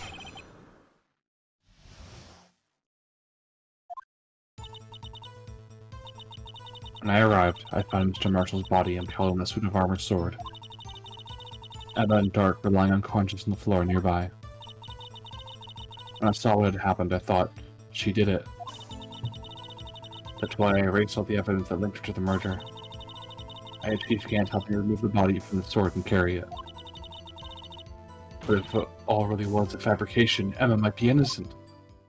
Yeah, we just kind of assumed that Marshall is the one that wrote her name in blood, huh? Huh.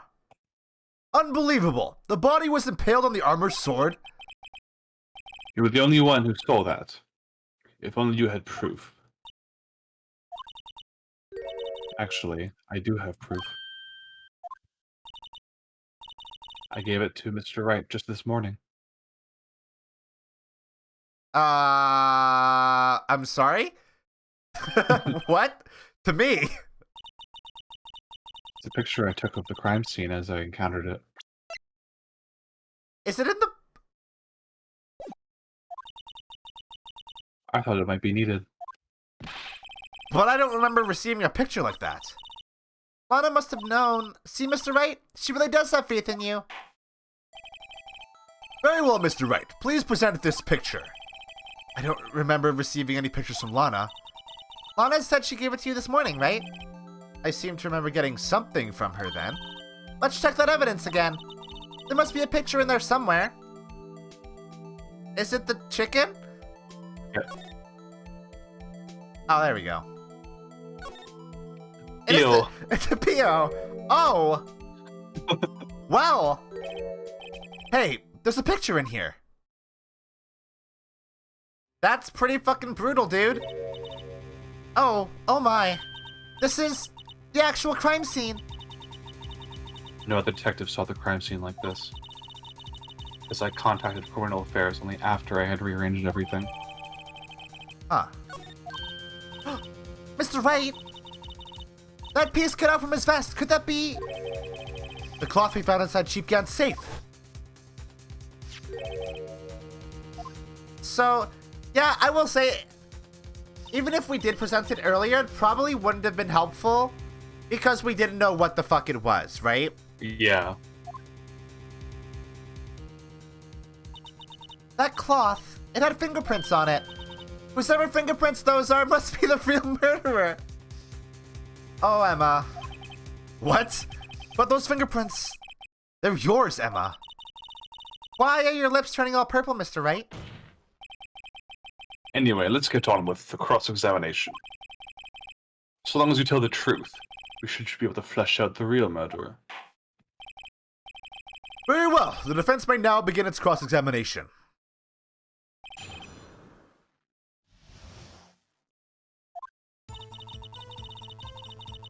Okay. What? I'm sorry? Oh, fuck. This asshole again. This asshole again. Oh, come now, Uji.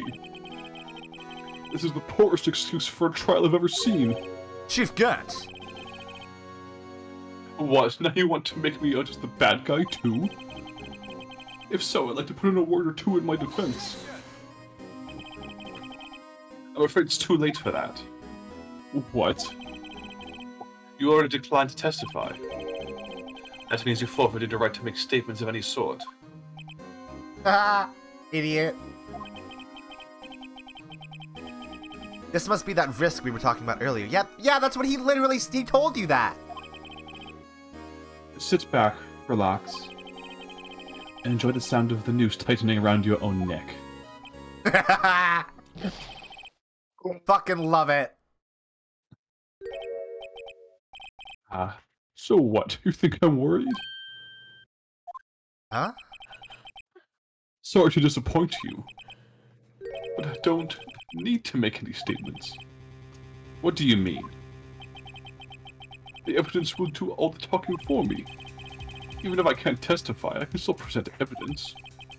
Yes, that's true. Wait, you mean you still have some conclusive evidence?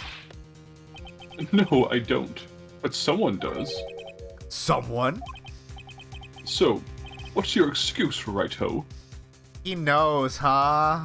He's baiting you super hard. Why have you been keeping quiet about it? You do have something to show us, right?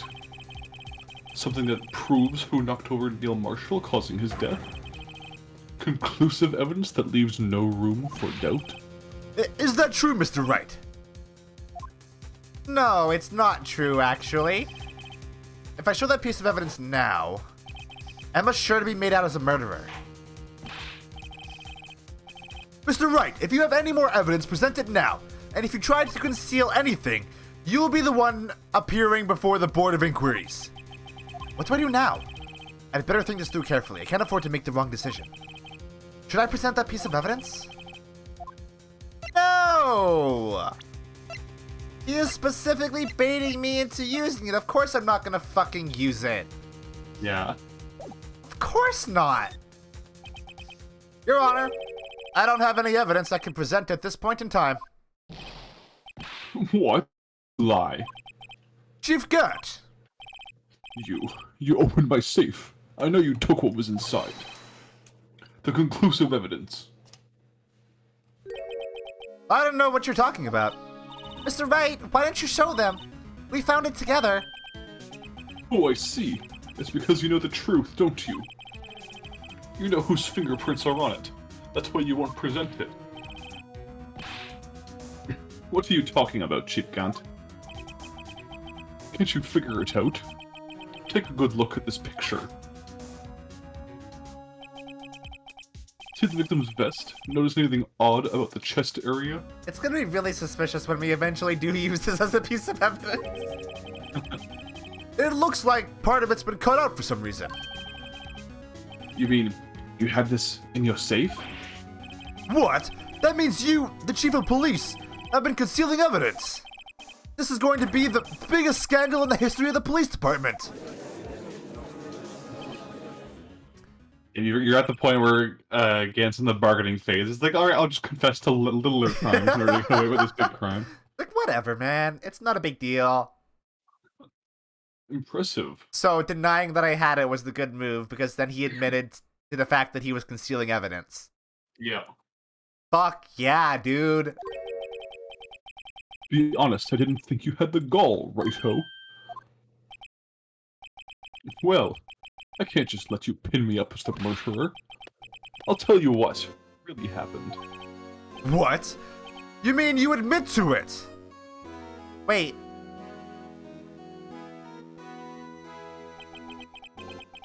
I was the first person to arrive at the crime scene that day.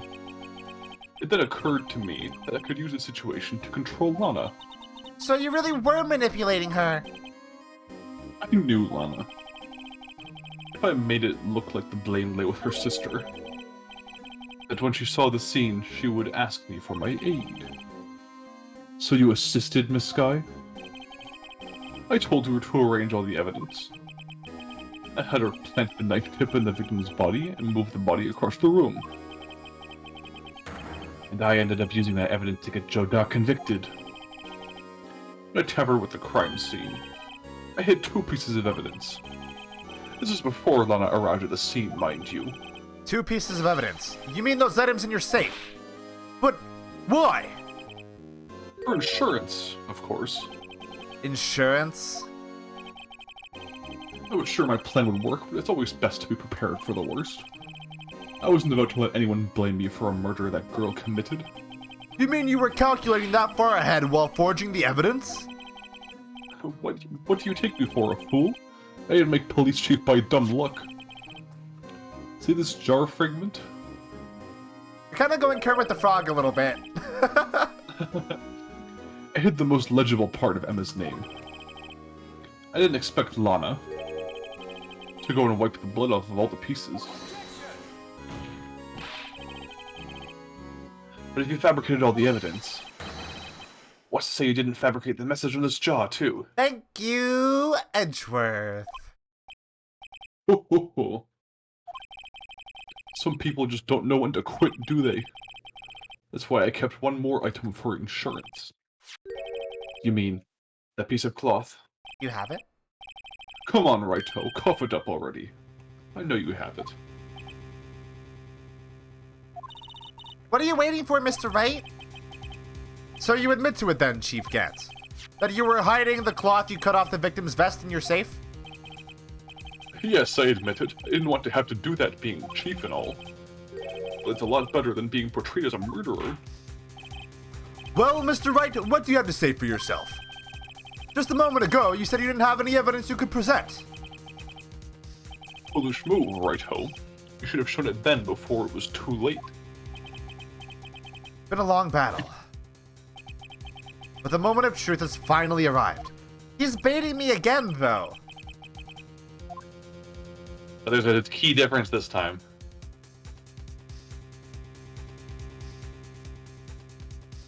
Is there?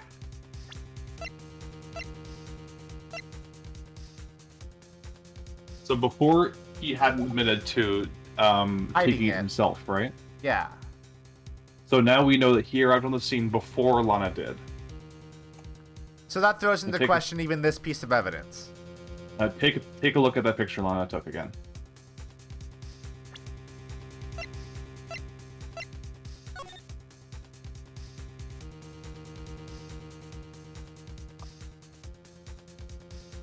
Uh...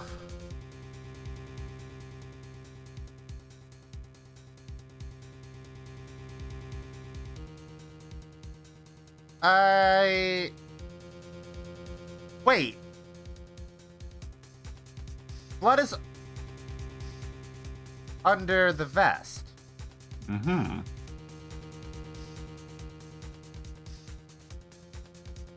Interesting.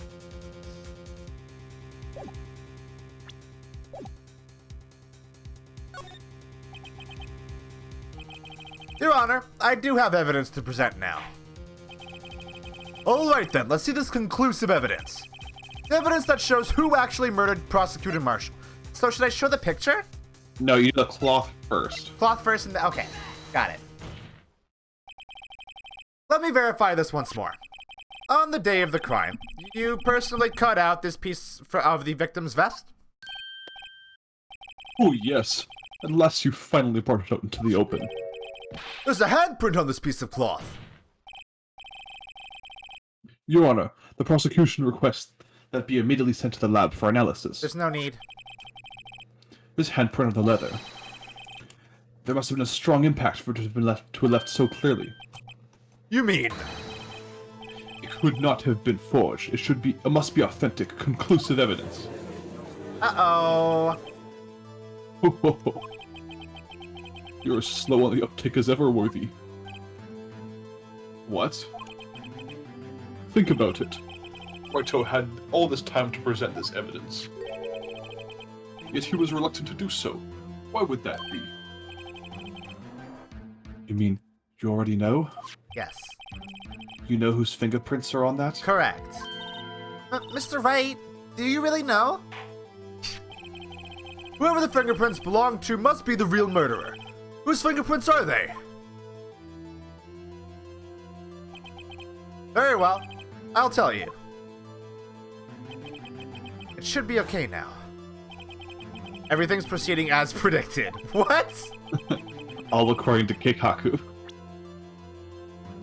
I mean, it's Emma. Emma Sky! What? They're mine? I'm sorry, Emma. But why? Why didn't you tell me?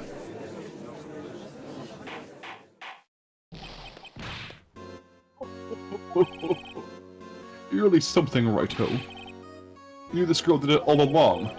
And you still tried to pin the murder on me? So it's true. Tragic, but true. This girl really did shove Prosecutor Marshall to his death. How could you? You monster. Hold on, we're not done yet. Miss Sky, You knew whose fingerprints those were all along, yet you acted like she really didn't. Miss Sky, it's not over yet. What? I said this trial isn't over yet. But I'm afraid it is over, boy. Not only this trial, but your career too. You purposely concealed this conclusive evidence. That, my friend, is a serious offense. Oh, fucking give me a break, dude. That's fucking rich coming from you. I'm looking forward to pressing charges after the defendant is convicted. I'll have your badge, boy. What's the matter, cat on your tongue? No, you're just not saying anything worth replying to. Aren't you going to tell us how it feels? Look at this sadistic old bastard. I fucking hate this dude. How it feels to be the one who single-handedly turned a poor little girl into a murderer? God, he's doing so good. Before I do that, there's just one little thing I have to clear up. Oh, and what's that? Who really killed Prosecutor Neil Marshall? what? Chief Gant, you are absolutely right. This piece of cloth proves who the real murderer is. Who killed Neil Marshall, you ask?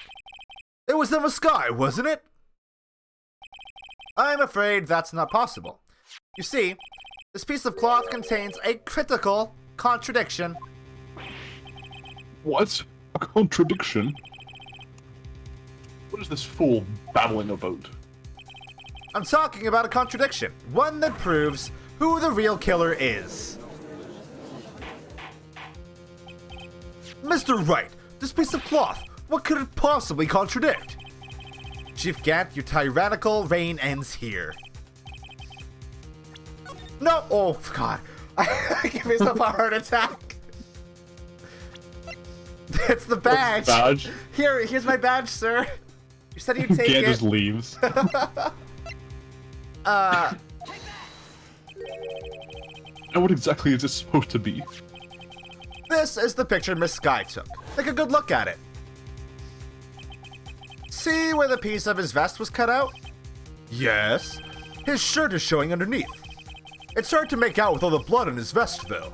Exactly my point. His chest is soaked with blood. That's only natural.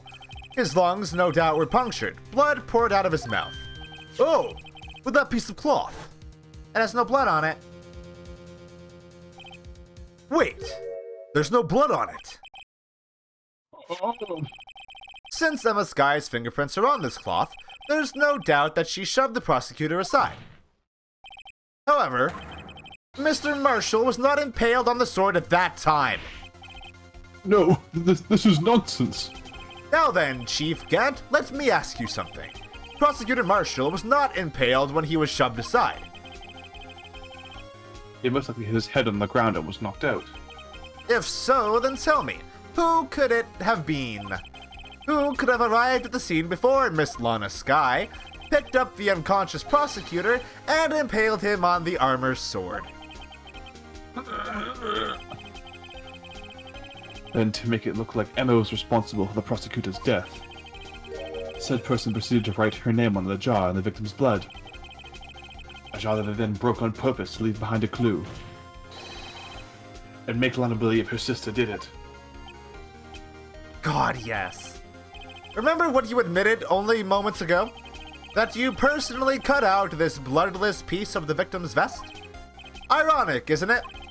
Through the very act of creating insurance, you proved that you were the actual murderer. It's finally all over. Holy shit, that's... Of course. Oh!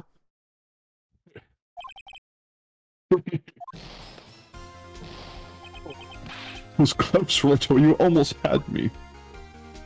He's losing it now, isn't he? Sorry, but you'll have to do better than that. I refute your allegations. What do you mean you refute his allegations? You see, that piece of cloth is illegal evidence. Yeah, I figured that would happen. At some point. Order! Order! What nonsense is this? Illegal evidence cannot be used to convict a suspect. Remember, Uji? Earlier, old Rito here concealed that piece of cloth. Yeah, we don't need that. Well, that's true. The defense did refuse to present evidence. At that moment, the piece of cloth ceased to be legal evidence. But you could have just determined that it was illegal evidence anyway. But that's not fair. You actually think you could best me in court? Looks like the last laugh's on you, son. I'm afraid Mr. Gant's claim is legally correct. Well, Mr. Edgeworth? True. Illegal evidence cannot be used to convict a person. Assuming, of course, that the evidence is indeed illegal. Well, Mr. Wright? Uh-oh. It seems at last. The time for me to reveal my plan has finally arrived. What plan? Mr. Wright, do you admit to it? That you purposefully and illegally concealed this piece of cloth?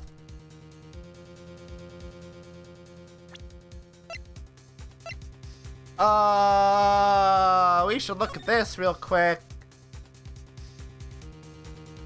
It wasn't proven to be relevant. Right? Sorry?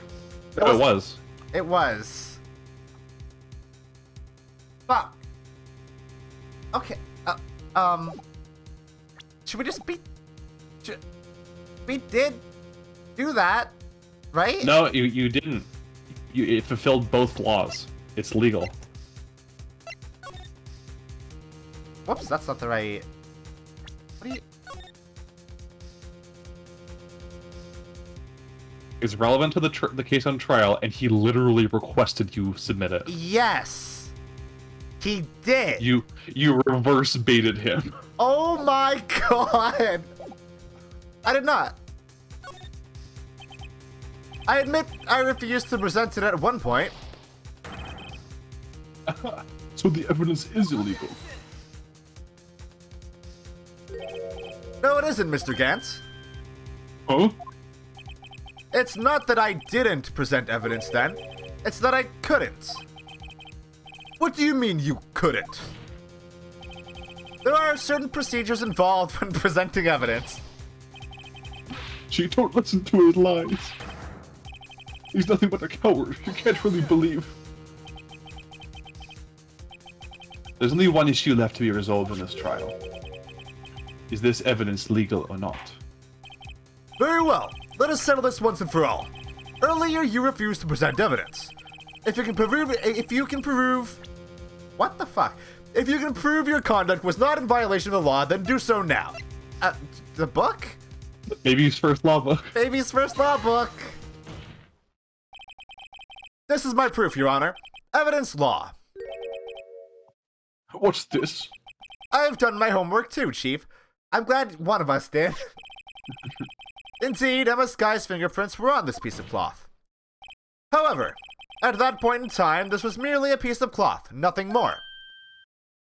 What? You see, it's written right here in this book. The second rule of evidence law. Rule number 1. No evidence shall be shown without the approval of the police department. I found this piece of evidence myself, inside your safe.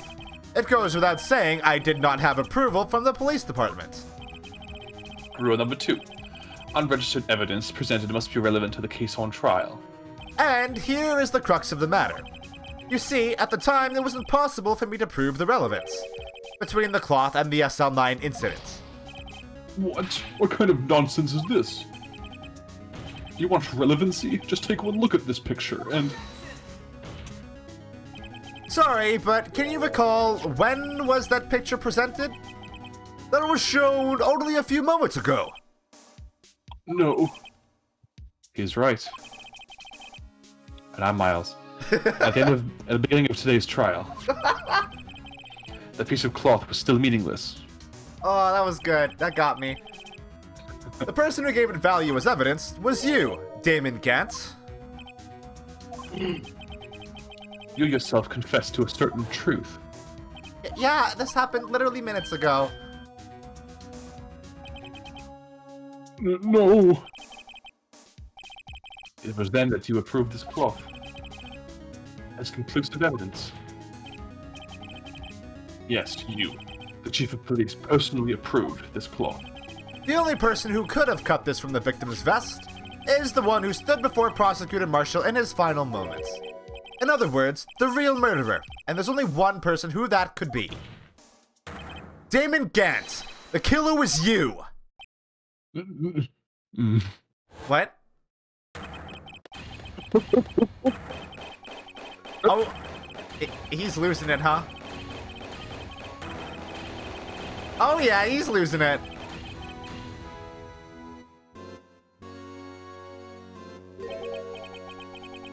I knew I should have gotten rid of him. That good-for-nothing scum. For 2 years, he's been snooping around the department trying to get something on me. Crimes are being committed every day, but he insisted on hounding me. Well, your crime wasn't exactly petty. He wanted to reinvestigate the case. He recruited Angel Starr, and convinced Bruce Goodman. Detective Goodman. Yeah, that's right.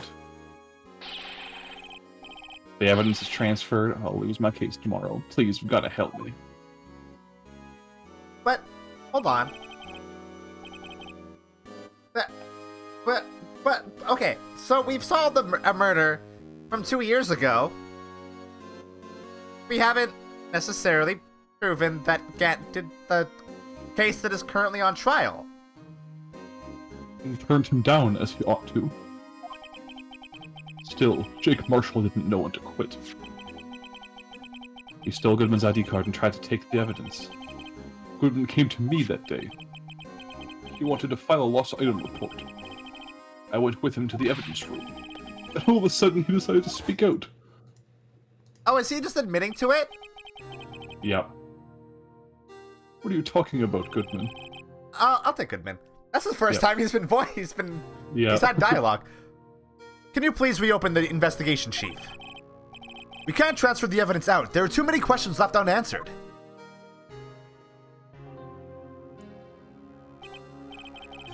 He opened his evidence locker. As he was taking the evidence out, he said, It's not too late.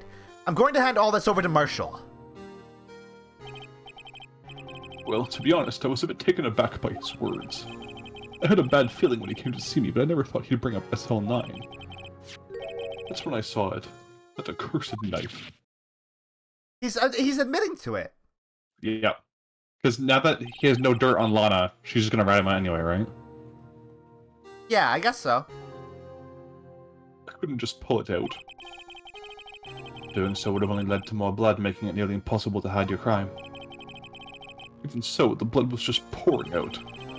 I didn't know who might stumble in, so I hurried to wipe it up. I was worrying so much about the floor, I didn't realize my fatal mistake. The bloody handprint. On Detective Gumshoe's locker. It used to be known as the crime computer. But everyone has to start somewhere, I guess. I was too nervous. I had no business doing any of it. Then he put the body in my car. I'm sorry, I couldn't think of any other way to move the body. I broke your trunk, but what's the big deal? You make a lot more than this detective ever will. Oh, I hate that. I hate that for him. Leaving the prosecution's car aside, how? How could you get Miss Guy involved in all of this? Well, she had as much to lose as I did if the truth came out. So he took the evidence from Detective Goodman's locker. I felt bad for having to do it. Also didn't have time to pick and choose what to take. So, you left the jar fragments in the glove.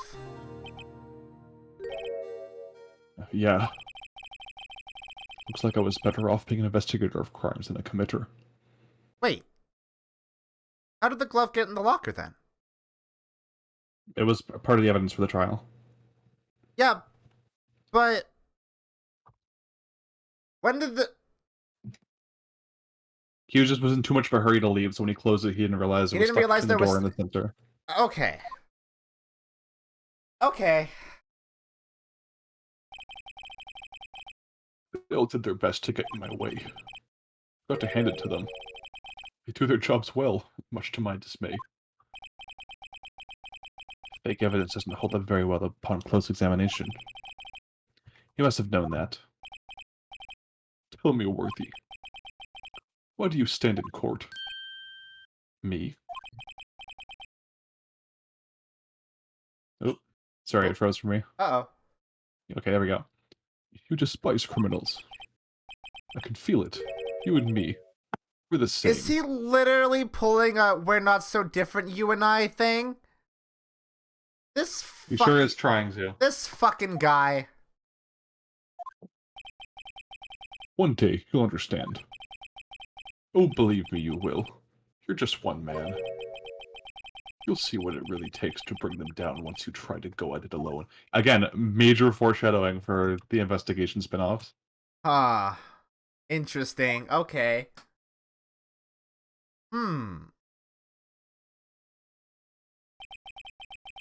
Well, looks like it's time to say goodbye. Oh, Aji. What? Looks like we'll have to cancel that lunch date. Sorry, old friend. I'm sorry too, Damon Gant. I knew you as you used to be, long ago. You were once a fine investigator and an example to others on the force. I'm sorry to learn that you are no longer that person. Those days are gone now, Uji. Thanks for all the memories, though. Don't worry, you'll be fine. Now you have Raito here. And Worthy. With these two around, you can't go wrong. In fact, I can hear them already. The melodious sounds of a new beginning. Wow, that really is that's a sequel hook there, huh? There are two things I want you to understand. Yes. First, your sister never hurt anyone. Second, Damon Gant betrayed you from the beginning. You see, Miss Sky, you no longer have any reason to keep silent. You're right. When this trial is over, I'll tell everything. All that I've done these past 2 years. From the time I had Gant help me forge evidence up until today. So, it seems all the questions raised in this trial have been answered. I'm sorry, Miss Sky. I couldn't get you out of all your trouble. My.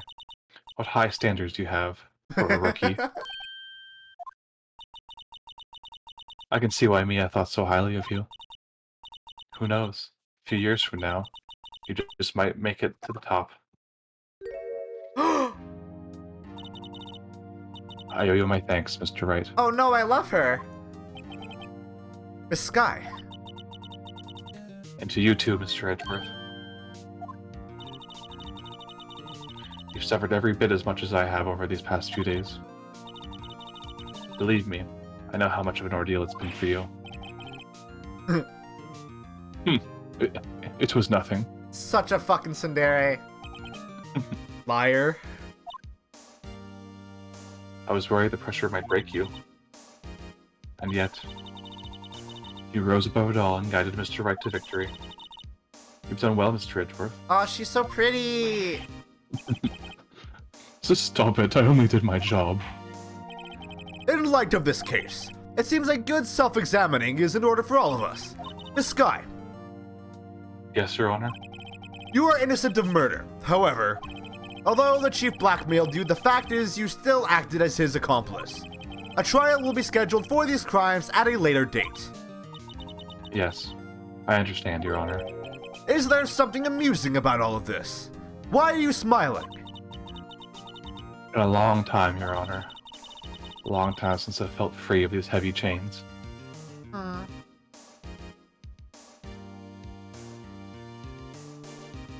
Yes, sometimes all a girl has to do is smile to make me swoon. I mean, it's not just the smile, it's the fact that this is the first smile she's done in this entire, 6 hours we've been playing this case. It's literally the fact that it's the first time we've actually seen her smile. It's like when the Ice Queen's defrosting. Yeah, exactly. Well, this trial has gone on far too long already. Regarding the charge of murder, I like how they're just acknowledging how long this trial is. Yeah. This court finds the defendant, Miss Lana Sky. Fuck yeah. Dick, the confetti, please. Holy shit. That is all. This court is adjourned. We fucking did it.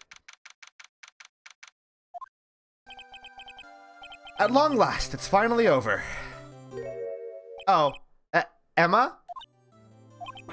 Why the long face? I'm sorry your sister didn't get completely off the hook, but at least she wasn't convicted for a murder she didn't commit. No, that's not it. Just now, after the trial ended. Yeah? What about, what? Yeah, what about this? You know, I did my best too, but Lana didn't say a single word to me. Hope I'm not interrupting anything, pals. You really have a habit of this now, huh?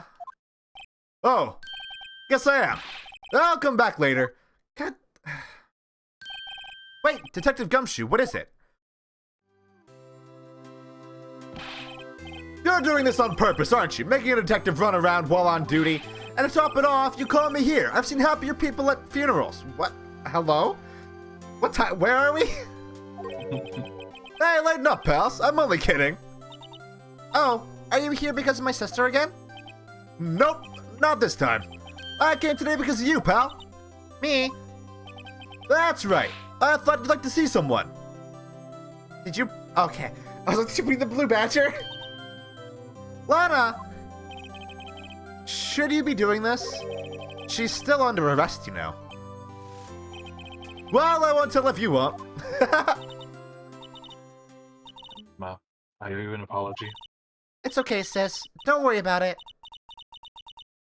That day 2 years ago.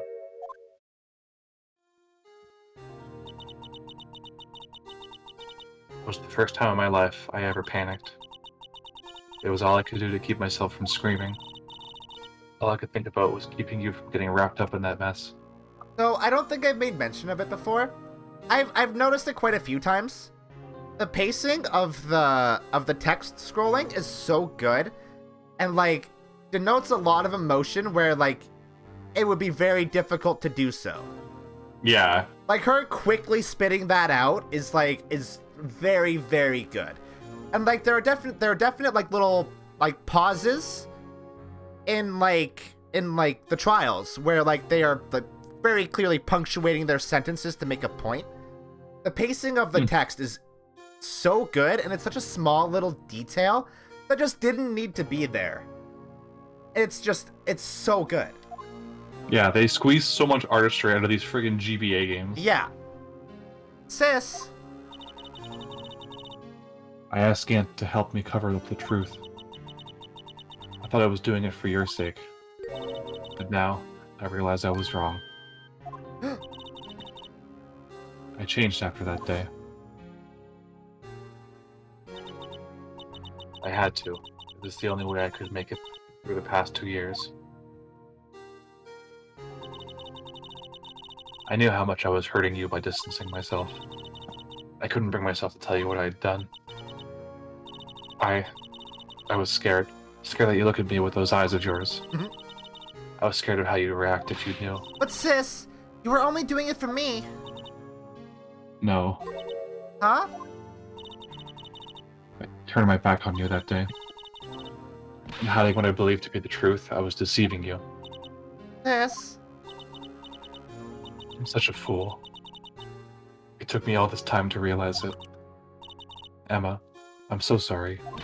But sis, you don't have to apologize. I'm happy now. You're happy? Of course. You know, sis, I always knew that one day you'd come back. And now you have. Oh, Emma. Emma. Aww. Oh. That's so sweet. No one can change the past. The only thing we can do is strive to make up for our mistakes. Why must we make up for our mistakes, you ask? Because in so doing, we can find the way back to our rightful path. And it is from there that we can move on toward a brighter future. Wow, Nick, that was awfully philosophical of you. At least that's what I felt watching the two sisters make up. Aw. Mr. Wright, Mr. Gumshoe. Me? Thank you both for all that you've done. I'm sure we'll meet again someday. Isn't that right, Edgeworth? Edgeworth? Stop hiding and come over here. He's hiding? Oh my god, you dweeb. Where was he hiding? I just came to say, congratulations. Thank you. Thank you, Mr. Edgeworth. Right, well, I'll be going now. Aw, he's like a cat. He's like a fucking cat. Catboy Edgeworth. Mr. Edgeworth, I hope you don't blame yourself for what happened. We were the ones who acted corruptly, not you. It's too late for me. Ah. No matter what anyone may say, I realize today but I can't correct my mistakes. Mr. Edgeworth. Not only that, but I don't even trust myself anymore. Chief Gonto was right. Yeah, come on, man. This was like literally 3 minutes ago. I do despise criminals. I plan to dedicate my entire life to fighting them. But in order to fight crime on my own, I need a weapon. It's scary, but I've known that to be true for quite some time now. But Edgeworth. Who knows, given enough time, I might try to pull something like Chief Kent did. That thought terrifies me. That's why I can't continue on as a prosecutor. Edgeworth, do you understand? Damon Kent and your mentor, Renford von Karma. We're both the best of the best when it came to fighting crime. But they both made the same mistake. You said, in order to fight crime on my own, I need a weapon. That may be true, but think back to today's trial. Yeah, you weren't alone. You weren't alone. You're working together with your boyfriend With your boyfriend? because of that partnership. Oh yeah, partnership, huh? You were able to present evidence that otherwise would have gone undiscovered. Isn't that right, Mr. Wright? Huh? What? Oh, yeah. What is this, a pop quiz? Come on, Mr. Wright, show him what Lana's talking about. What? Evidence, huh? Something that neither Edgeworth nor I would have been able to find on our own. I mean... Give it a second one. What? Give me a second. Oh, my... It fucking happened again. It did the exact same thing again at the Hold on. That is so fucking frustrating. I do not really want to go through the entire trial again.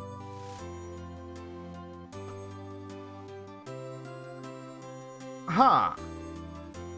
So is the game paused, or is it like... The game is frozen. Because it did that exact same fucking thing again. I can hear you moving the cursor, though, like... Yeah, but I don't know what I'm on right now. Shoot. And also, we wouldn't be able to see any of the text. Right. Why does this keep happening? I have an idea.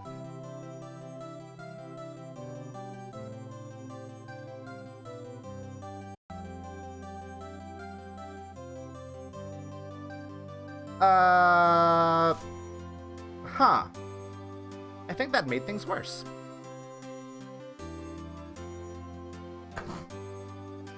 God.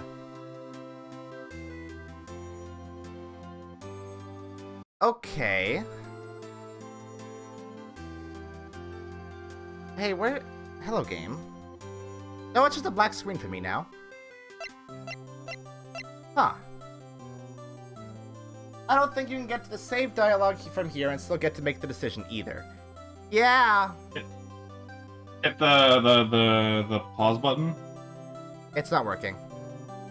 Shoot. Do we have to show the right thing? I mean, no, but you get like a little tiny bit of extra dialogue, I think. Oh, okay. Here's what we can... Can we just look at a video? Let's do that, because that is the only way that we are going to get to see the end of this fucking game.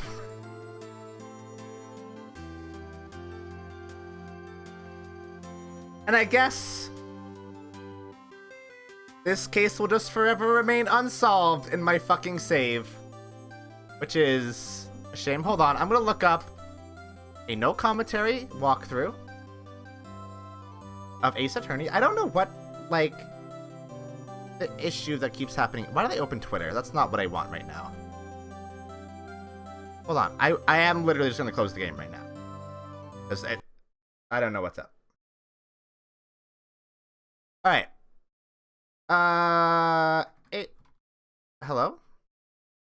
Hello? Hi. Phoenix Wright, Ace Attorney. No commentary. Guys. Just do like a Rise from the Ashes or Yeah. something. Yeah. Yeah. I want. Oh, that's 3 hours. That's part 1.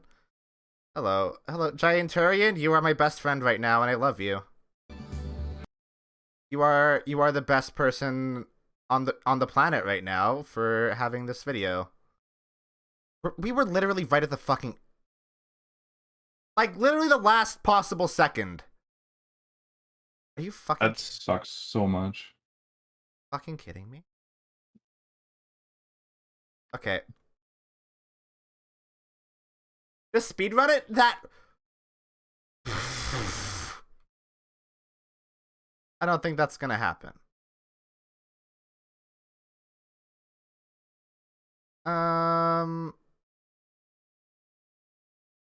Hold on. Wait. What? Wait, what? What? No, Charles, we have to show the ending of the game on stream. What are you talking about? I know, I just saw what the piece of evidence was ahead of time. And I'm like, that makes sense, I suppose. Hold on, I'm gonna show the game to you. I think we'll have to maybe pause for dialogue options. Is that right? Is that correct? It's loading. Yeah, I see it. Okay. Oh yeah. I'll probably go through it just for the save. And then... The little achievement. Oh, hey, that's fucking loud. It's the picture. Oh, right. That's the picture I drew. Oh my god. Our counterattack began with this. You had one half of the evidence list, and I had the other. Apart, we wouldn't have been able to completely restore Emma's picture. That didn't just happen by chance, Mr. Edgeworth. It's time for me to go. Mr. Edgeworth? If you'll excuse me, there are still some loose ends that need wrapping up. Take care, Chief Prosecutor. Edgeworth, what will you do now? Well, whatever you do, just remember. You can let what happened kill the prosecutor in you, or you can let it help you grow. In the end, it's up to you. I know. Seems like I owe you my thanks too, Wright. But what I face now is my problem. Edgeworth, I'll be waiting for you in court. Farewell. I better be going too. Okay, but I'll be by to visit soon. Seems we both have a lot to learn and catching up to do. Here, this is a little something for you. Scientific investigation. It's the first book I ever bought. Study it well. Thanks, sis, I will.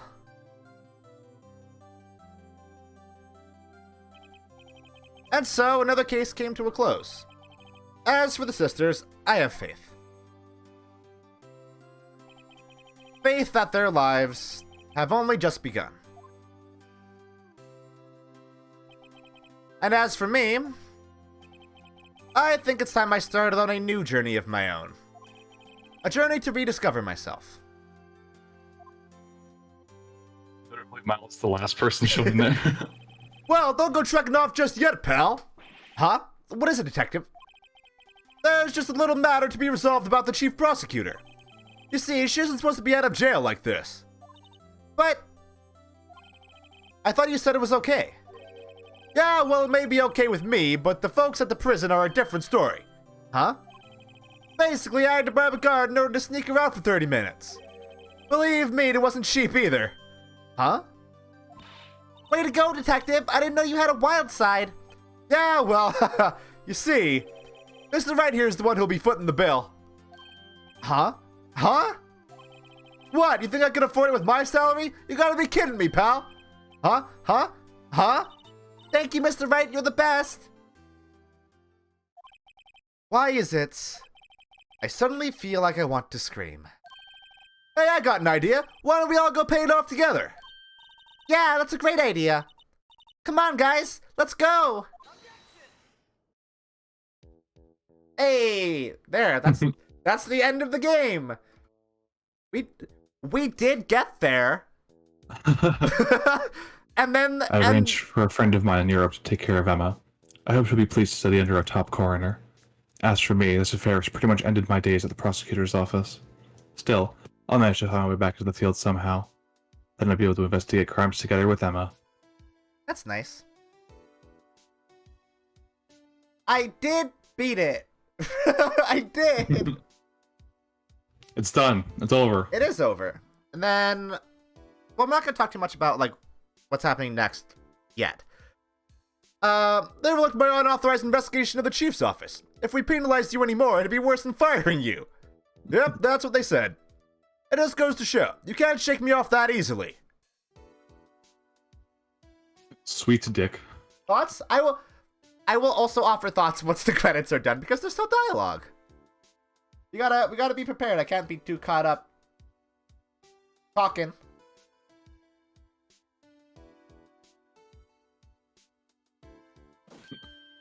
My new mission is to guard the main entrance and take care of Billy. Can you believe it? I've been demoted to a security guard. My partner is keeping an eye on the entrance for me today. I'll show them, though. Someday. Oh, yeah, it was definitely nasally voice, wasn't it? I don't care. We're at the end of the game. I'm tired. He idolizes Gumshoe, which tells you how much of a friggin' loser he is. Yeah.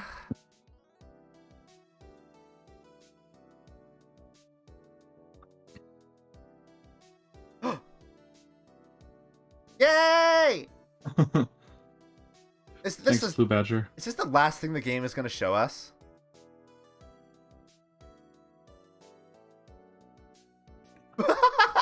Oh no, he died! That's what Gumshoe programmed him to do. He dances till he dies. Yeah. That's so sad. I can't believe the game ends with Blue Badger's death. What is it? Can't you see him having me a showdown with a steak lunch partner? Oh, The God. star managed me to think this into me. She's seen one of the guards, it seems. Well, cowboy, looks like you did it. You even gave Bambina back her smile. Can you make sure Billy and the gang get their water? Yeah, dude, sure. You're like, yeah, sure, whatever. Whatever, dude. It's fucking cactus. Let Meekins take care of it. Looks like we won't be seeing each other for a while. As a farewell gift, I put a new meal on the menu, the Right Way lunch. The top layer tastes as bitter as defeat, but the bottom layer is as sweet as victory. Kids seem to dig the turnabout theme. It's a hot seller around exam time. Just make sure not to eat it backwards. That's actually really cute. I like that a lot. Yeah. Thanks, Ben.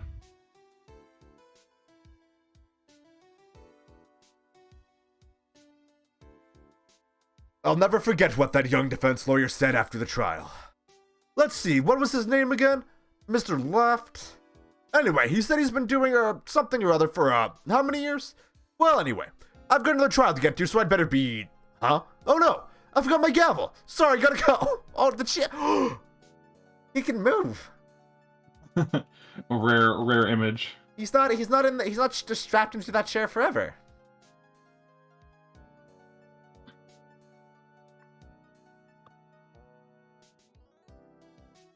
Who else do we have? Oh! Nothing soothes the soul like fresh country air. Still, sometimes I do miss hearing you and your objection. Still, I can't go back until I'm a full-fledged spirit medium.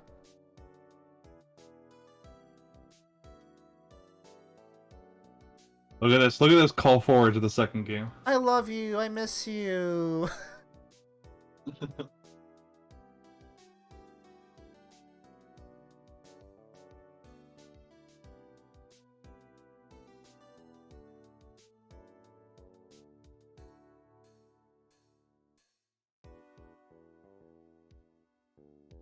Oh. Mr. Edgeworth. Oh. Mr. Edgeworth, I brought you your tea. What's going on?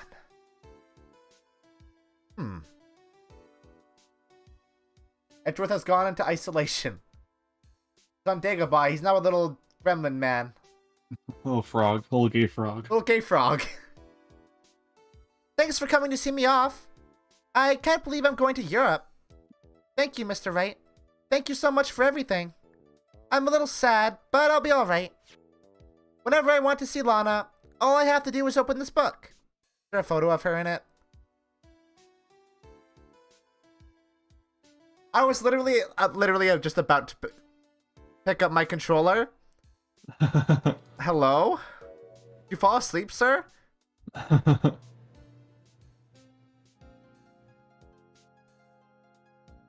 Aw. Oh, look at Lemma. That's very cute. Yeah. Sucks that Lana's a cop, though. Hey, that's it. Okay, so, hey, Ace Attorney fucking rules. This game kicks ass. Now you understand why I've been pestering you for so long. This game's really good. Hey, we're gonna give a real quick shout out to Giantarian on YouTube.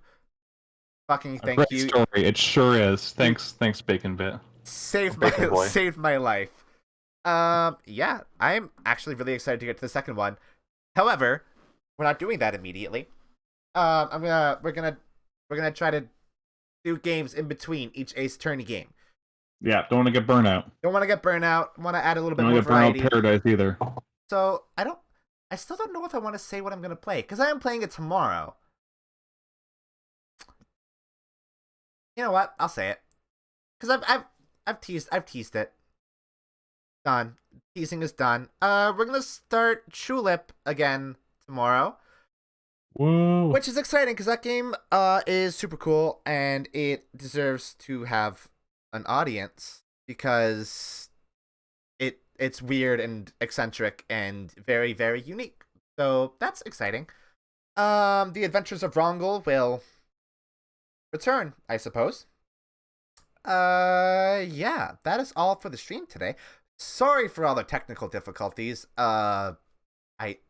I'll be honest, I have no fucking clue what caused them. Yeah, and like it never happened before, so Yeah, that was a the thing is like that would only happen while I was testing stuff, and then I thought I had fixed it. Charles, do not look up what Tulip is. Do not. I'm not going to tell you what Tulip is, but I also do not want you to look it up. Better for you to not know. Yeah, so I'll be back tomorrow. How about we, instead of doing the usual post-stream screen, we do our favorite boy. So with all that being said, thank you, Mina, for joining me for like the entire game. Actually, that was very cool. That was very fun. It was my honor. I love doing that, and I will see you in a couple weeks / months for the second game. It'll probably be weeks. Tulip isn't that long. Well, you never know. Anyway, I love you all. Hope you all have a wonderful morning, afternoon, or night. And as always, good sleep.